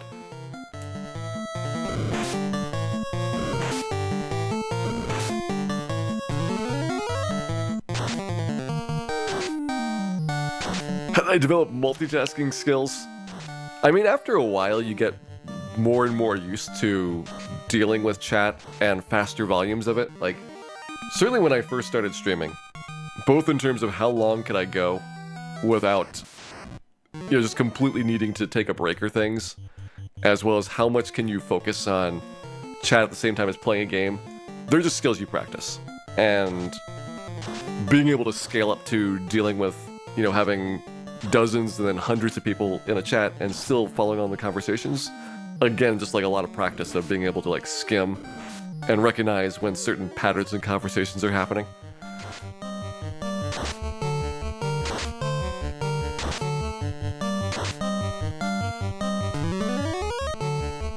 So you work at it over time. Also, yes, Beyond the Beyond. I mean, it's no virtual highlight, but it has its properties, many of which are bad properties.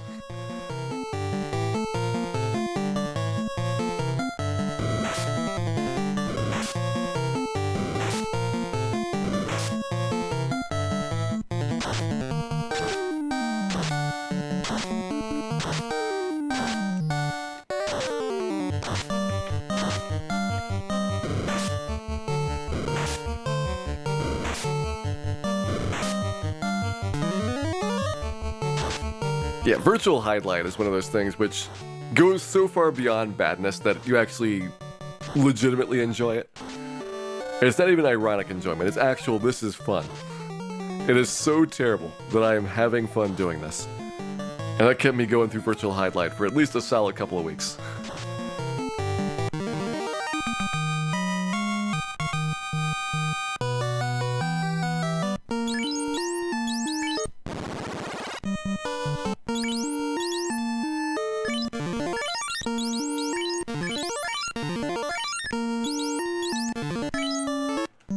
3,000 cash there, so that's enough to probably get some of the 7th tier spells done.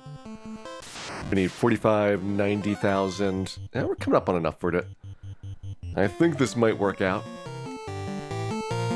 Guess we're gonna do Ice 2. You should have Lip 3s. Yep, there we go.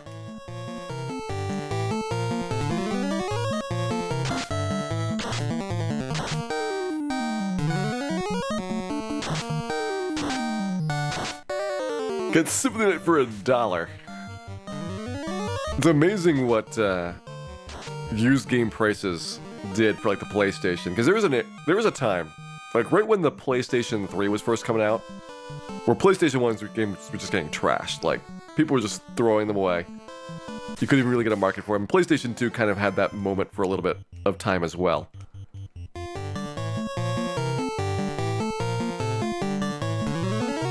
And then there was just like a total 180 where pretty much any semi-good PlayStation 1 game just got hoarded. And like people would demand outrageous prices for them. I've so far managed to avoid breaking down except for Valkyrie Profile, which I did need to get. I eventually got Valkyrie Profile against probably my better judgment doing that.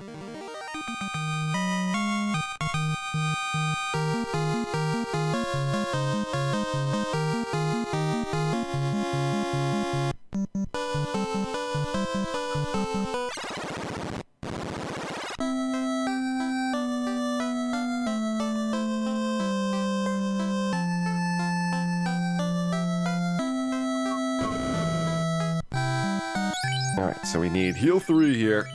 That's gonna be White Wizard exclusive. And we don't really need any of those, so we're done with on-rack spell shopping. That's at least a quick one there. Alright, I need some place to pawn these goods. At least the wizard staff can go now. Not gonna use that thing on carry at all.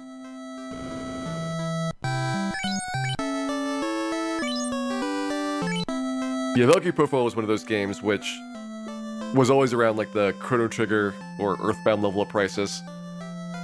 And the problem with Valkyrie Profile was it's a CD game instead of like a cartridge-based game, so just because you find it doesn't mean that it's in at all reasonable condition, because CD games get scratched. And for like a long time, you'd see all these copies of Valkyrie Profile for like $100, $150, and the discs were just like in trash condition. So it was really frustrating trying to get like a copy that was one, reasonably priced, but also looked like it was semi-likely to play.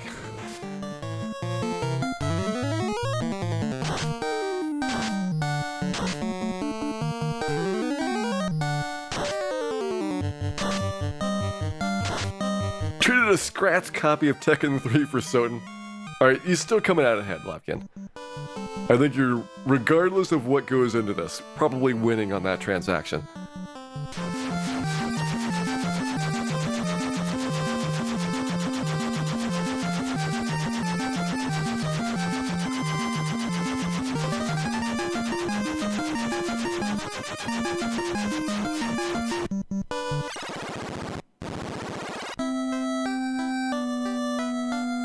Although I think Soten has come down, it's still like a $40 or $50 game every time I see it for sale.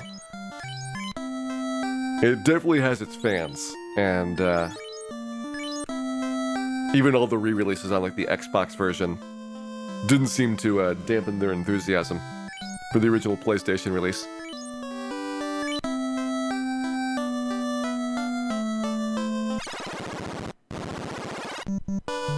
Alright, so Waterfall is done. We could go do Sea Shrine. That is a possible thing that we are capable of doing. Question is that what I want to do? And probably 2 lit 3s. Is 2 lit 3s enough to get down to the bottom and take out Kraken? I bet it is. As long as we don't get murdered by an octopus, we should be ready to go here. We'll find out very quickly.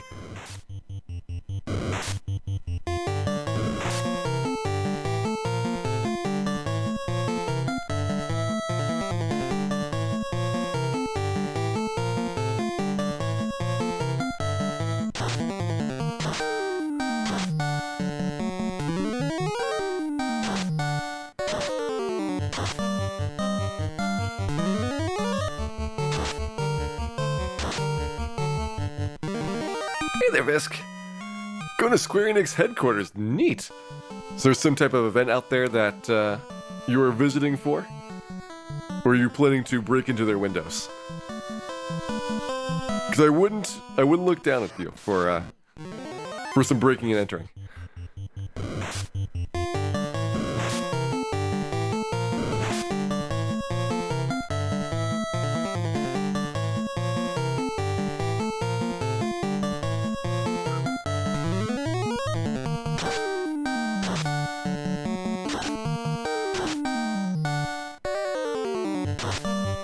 Oh, nice, part of your honeymoon visit. Even better. That sounds really awesome. I hope you enjoy that trip out there, Vesk.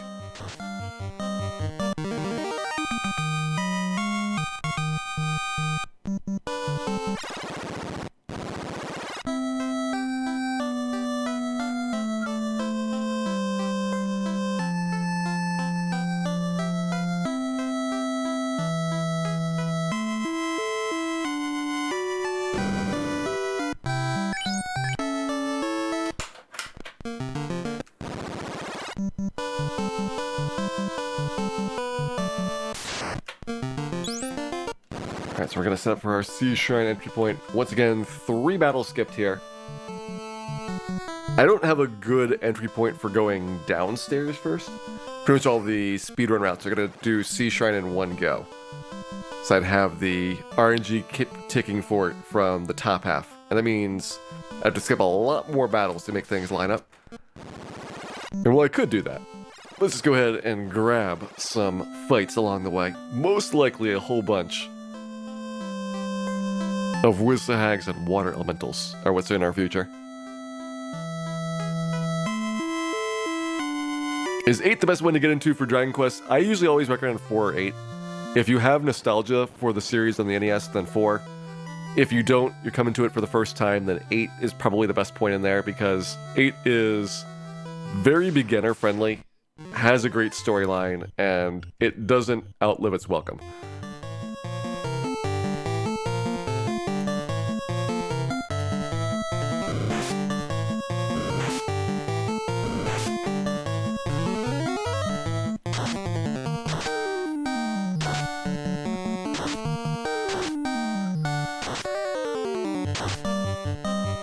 Israel, so just 5 is a pretty good one.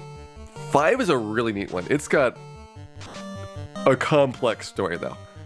I'd say 5 is definitely one where, until you're at the very, very end, there's always like another twist or turn that generally is a very sad story. And it's not quite as lighthearted as a lot of the other ones in the series, but it's definitely a very good one.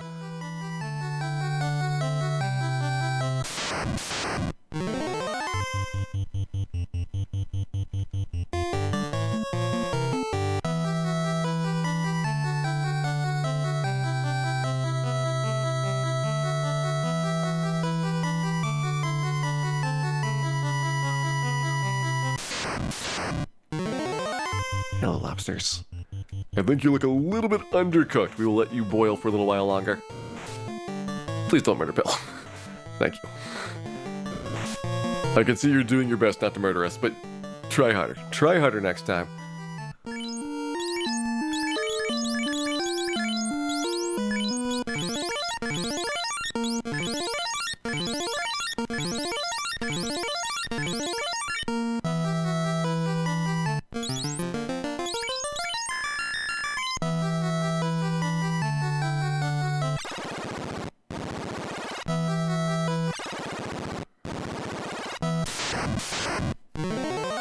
Alright, waters, we got plenty of ice too for these things. I'm not super worried about anything else needing ice too, so great matchup, and it is the water's weakness. Unlike most things which are weak to lightning in here.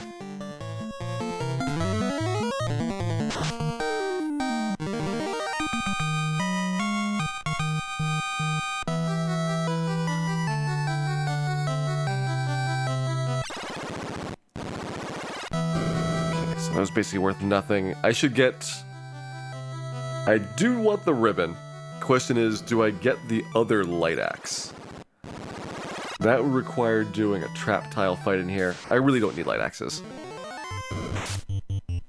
I think if we've gotten to the point where we are fighting some undead monster, and I have nothing besides a light axe, then something has gone horribly wrong. There's not really any undead that I want to fight in Temple of Fiends. Get some vampires on the bottom floor, but those are very much things that we're going to run away from. So I think we just want to get Ribbon here. We'll get the free chest.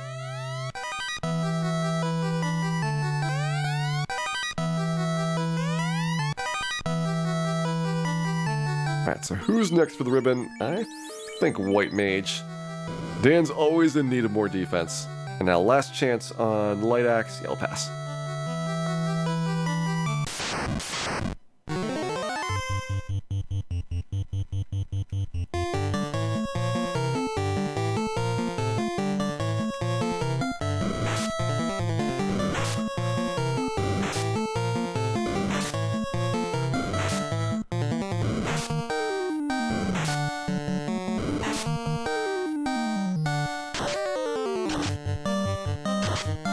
Happy that JRPGs are on Steam. I'm very surprised that so many things are getting ported to Steam these days for like re-releases, but I guess because at this point, like the PS4 and the Xbox, and to some extent the Switch, are all just very much PCs in funny form factors. I guess it's getting easier for companies to just say we're going to be multi-platform and throw it on Steam as well to make more money. It's like, all right. It seems like it's only for the better if we get more options in terms of where games are located. And often the Steam ports are usually like the ones that actually have like decent frame rate and graphical options, so there are some benefits even though they are usually not my first choice, because you always have like controller problems and other wacky stuff with PC games where consoles have this kind of figured out, like how you control things.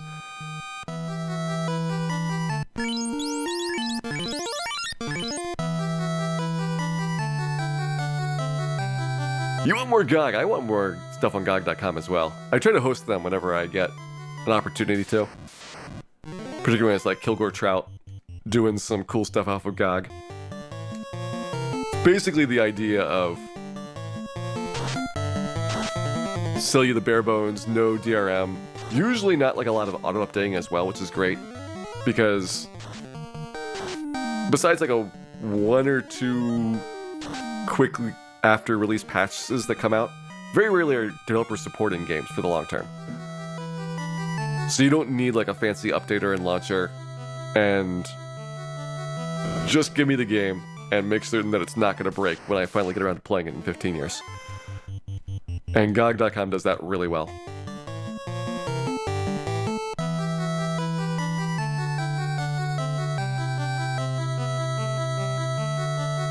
Yeah, Kilgore's great. I've hosted him a bunch when he was doing like the Ultima games and the Bard's Tale series, both of which are RPGs that I absolutely loved when they first came out. And so it's great seeing somebody that like does the obsessive map making and really gets into them for like extended period of time. What was another one that he did that I really enjoyed? Oh, Betrayal of Condor. That was an excellent game that I'd not seen anybody else stream for like at least forever. Also, by the way, Kraken time. Let's see how this goes. It's either going to go really well or really badly in a hurry. Which I should probably do Fog 2 for safety. There we go, and you start the Lit 3s. We have 4 Lit 3s, and we switch over to Lit 2s after that. We can get some defense up. We'll be in okay-ish shape. Well, Bill's gone. There goes 2 of my Lit 3s.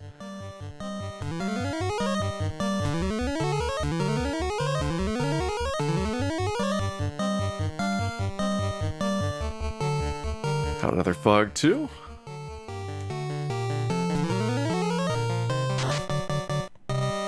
We've seen worse. Kraken has made bigger messes than that in the past, usually involving Dan.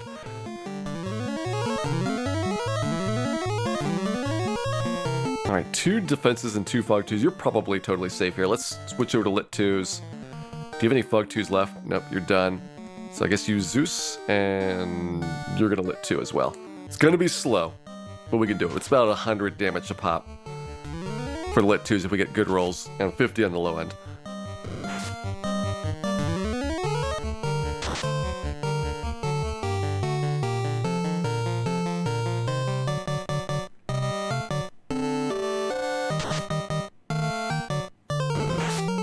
Damn, okay. Dan's fine. Everything's fine.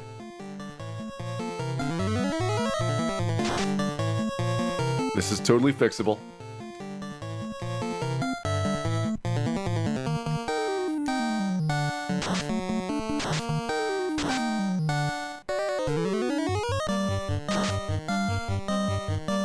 Here we go, Kraken. Second of our 4 fiends is down. We skip Carrie. Don't worry, we'll get to Carrie eventually. But she does not have any elemental weaknesses. She's actually kind of painful to take out with a party like this. We can't use the fight command. Then Carrie gets significantly harder. Although now that we have Fog too, we might be able to do her.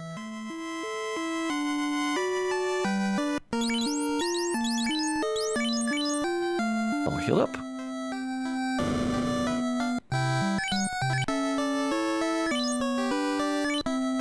Thought we missed Carrie yet. Pretty typical actually that speedruns put Carrie off till later, because you don't get much out of the dungeon.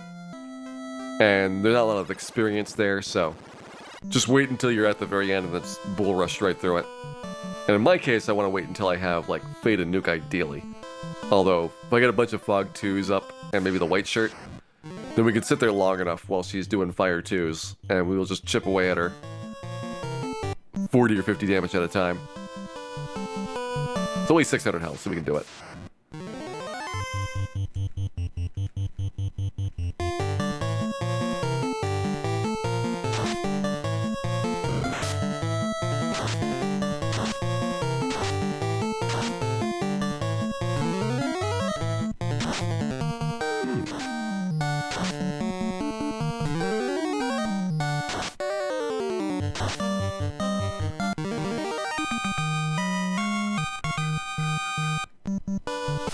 Alright, so that's out of the way. How much cash do I have? 100,000.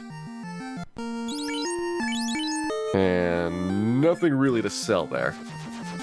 So that can get me 2 7th tier spells out of Gaia right now. Ways to go for 8th tier, it's not a big worry there. But what I'd like to do is grab my chime here, so I can at least get into the bowels of Mirage Tower.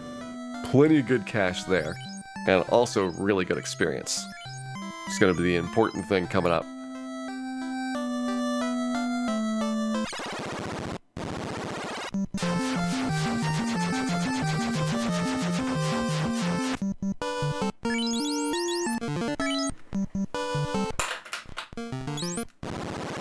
Let's take some Zombles. Who doesn't want Zombles and Trolls? Nobody, that's who. Maybe not Dan. Dan's always been weird that way.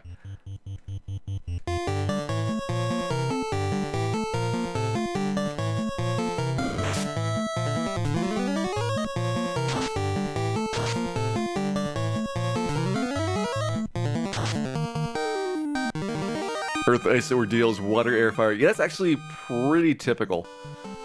The only thing that I would swap is probably Ordeals before Ice, because Ordeals gets you like Zeus Gauntlet, and that really helps in Ice Cave to have extra sources of damage. But it mostly depends on like what is your specific party makeup. Because Ordeals can be tough unless you know good routes through there in terms of where to go in the encounter cycle.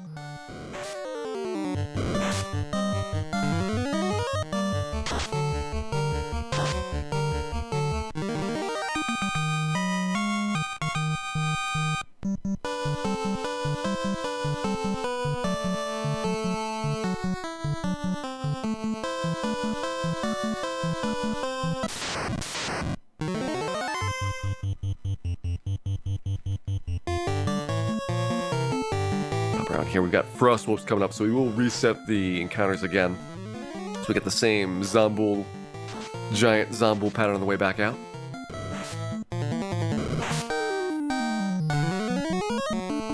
Ordeals by airship is a pain. Yeah, it's another benefit. It's just sailing up there. Even though you do have some encounters on the boat, it's a lot less encounters than you get on that walk all the way across the top there.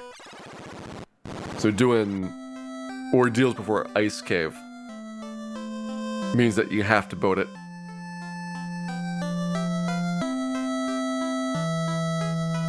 Hello, Toga Party. I see you are here to cause me grief, and you know what? I never talked to Dr. Oon, that is what. Why do I always forget that?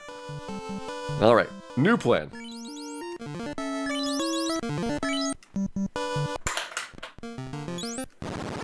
We gotta go back to Melmont. Curse you, Melmont. You are the worst town ever. I blame this on Damon. This is clearly Melmont's fault.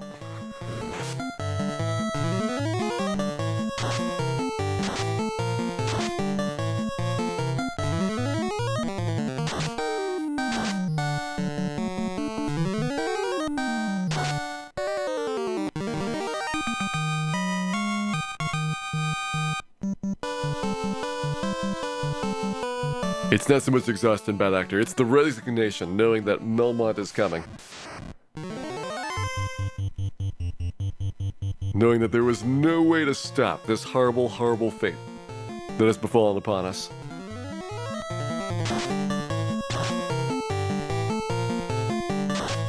I'm thinking, maybe I could just fake my own death and get out of having to do a return trip out there.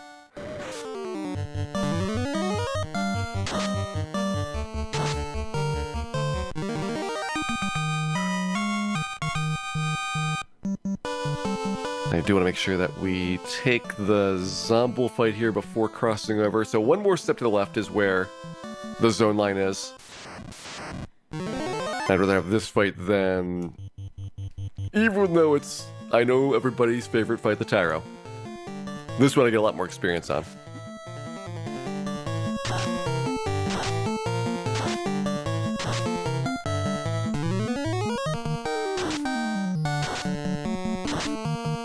Melmont where all the copies of Action 52 were buried. Melmont's where all the copies of E.T. were buried. They're just out the back, next to the Melmont garbage fire.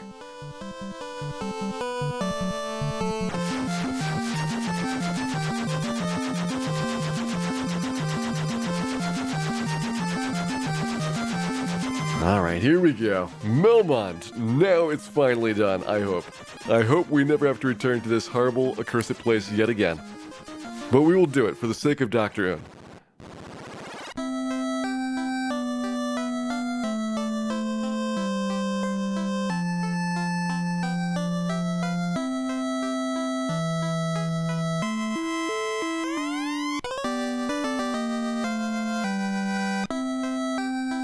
Alright, out of there, and see you later, Melmont.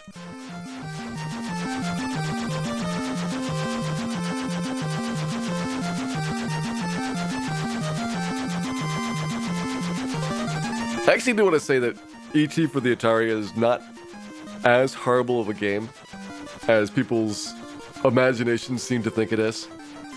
It's not a good game. Like, it's very basic, but in terms of actual gameplay, it does function. And that's probably more than you could say for about a quarter of Atari games. And when you think about the sophistication, also probably better than about a quarter of Atari games. In terms of the fun value for it. Just has slightly fiddly controls when getting around pits. That's probably its biggest weakness overall.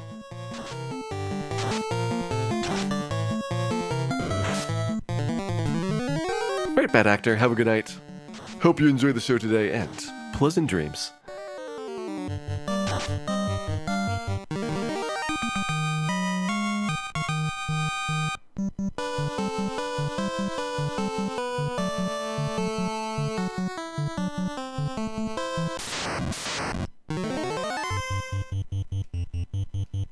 Alright, a quick gianting later. We are just about ready to make ground on Lufania there. That seems like a pretty reasonable spot, I think, to pause for the night. So I'm gonna get my slab turned in for the chime and probably park right outside of Mirage Tower. We'll pick up at that point tomorrow. I'll put me about, like, say 5 hours and 10 or 11 minutes into this one, which is roughly my targeted time.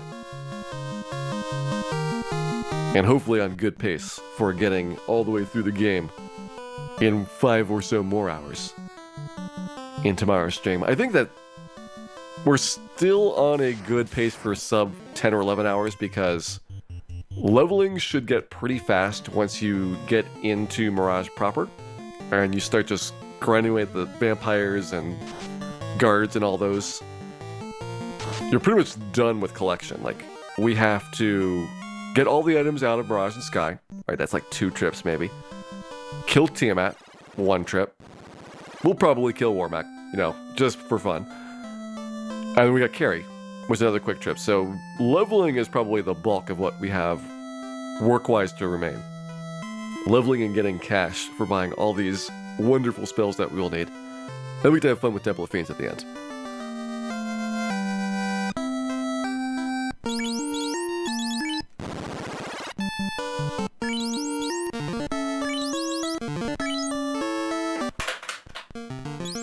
House and cabin right there. All right. Back on over one more time.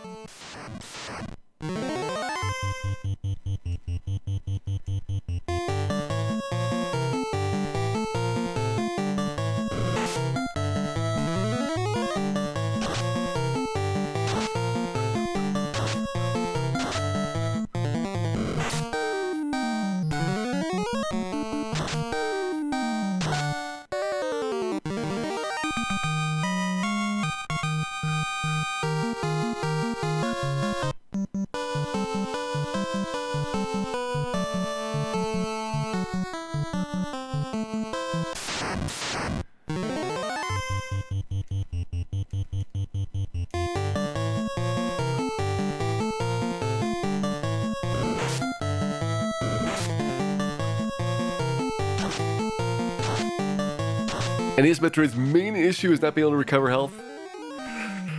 That's possibly true. Like, it does take a long time, if you are pretty far into the game, to restock on health and missiles after continuing. If you kind of have more stuff to do, though, then you can often just use, like, an E-tank to get that health refill. So I think it depends on, like, how much you break the game up. The more tiny pieces you try to play NES Metroid in, probably the more frustrated you're going to get because of those issues. But if you do it in like 3 or 4 chunks, then it always feels like there is something coming up that will basically give you those refills, whether it's doing the Crater Ridley fights or getting another E-tank or just exploring new areas where you don't need to get like a 10-minute grind at the start. At least until Torian happens, and then Torian's its own special little bit of fun.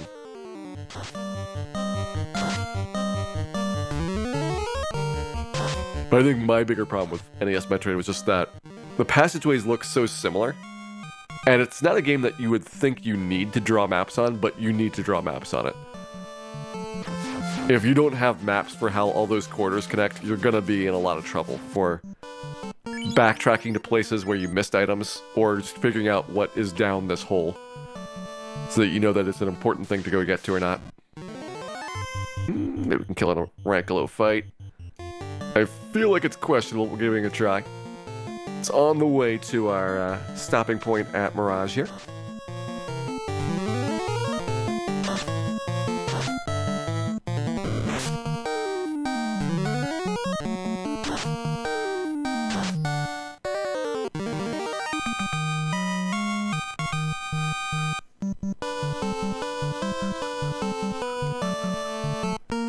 Alright, looks good. Let's get some healing in. House up, cabin up, and that is good for today. I think we got a lot of progress here, a little bit more than I thought we would. I was thinking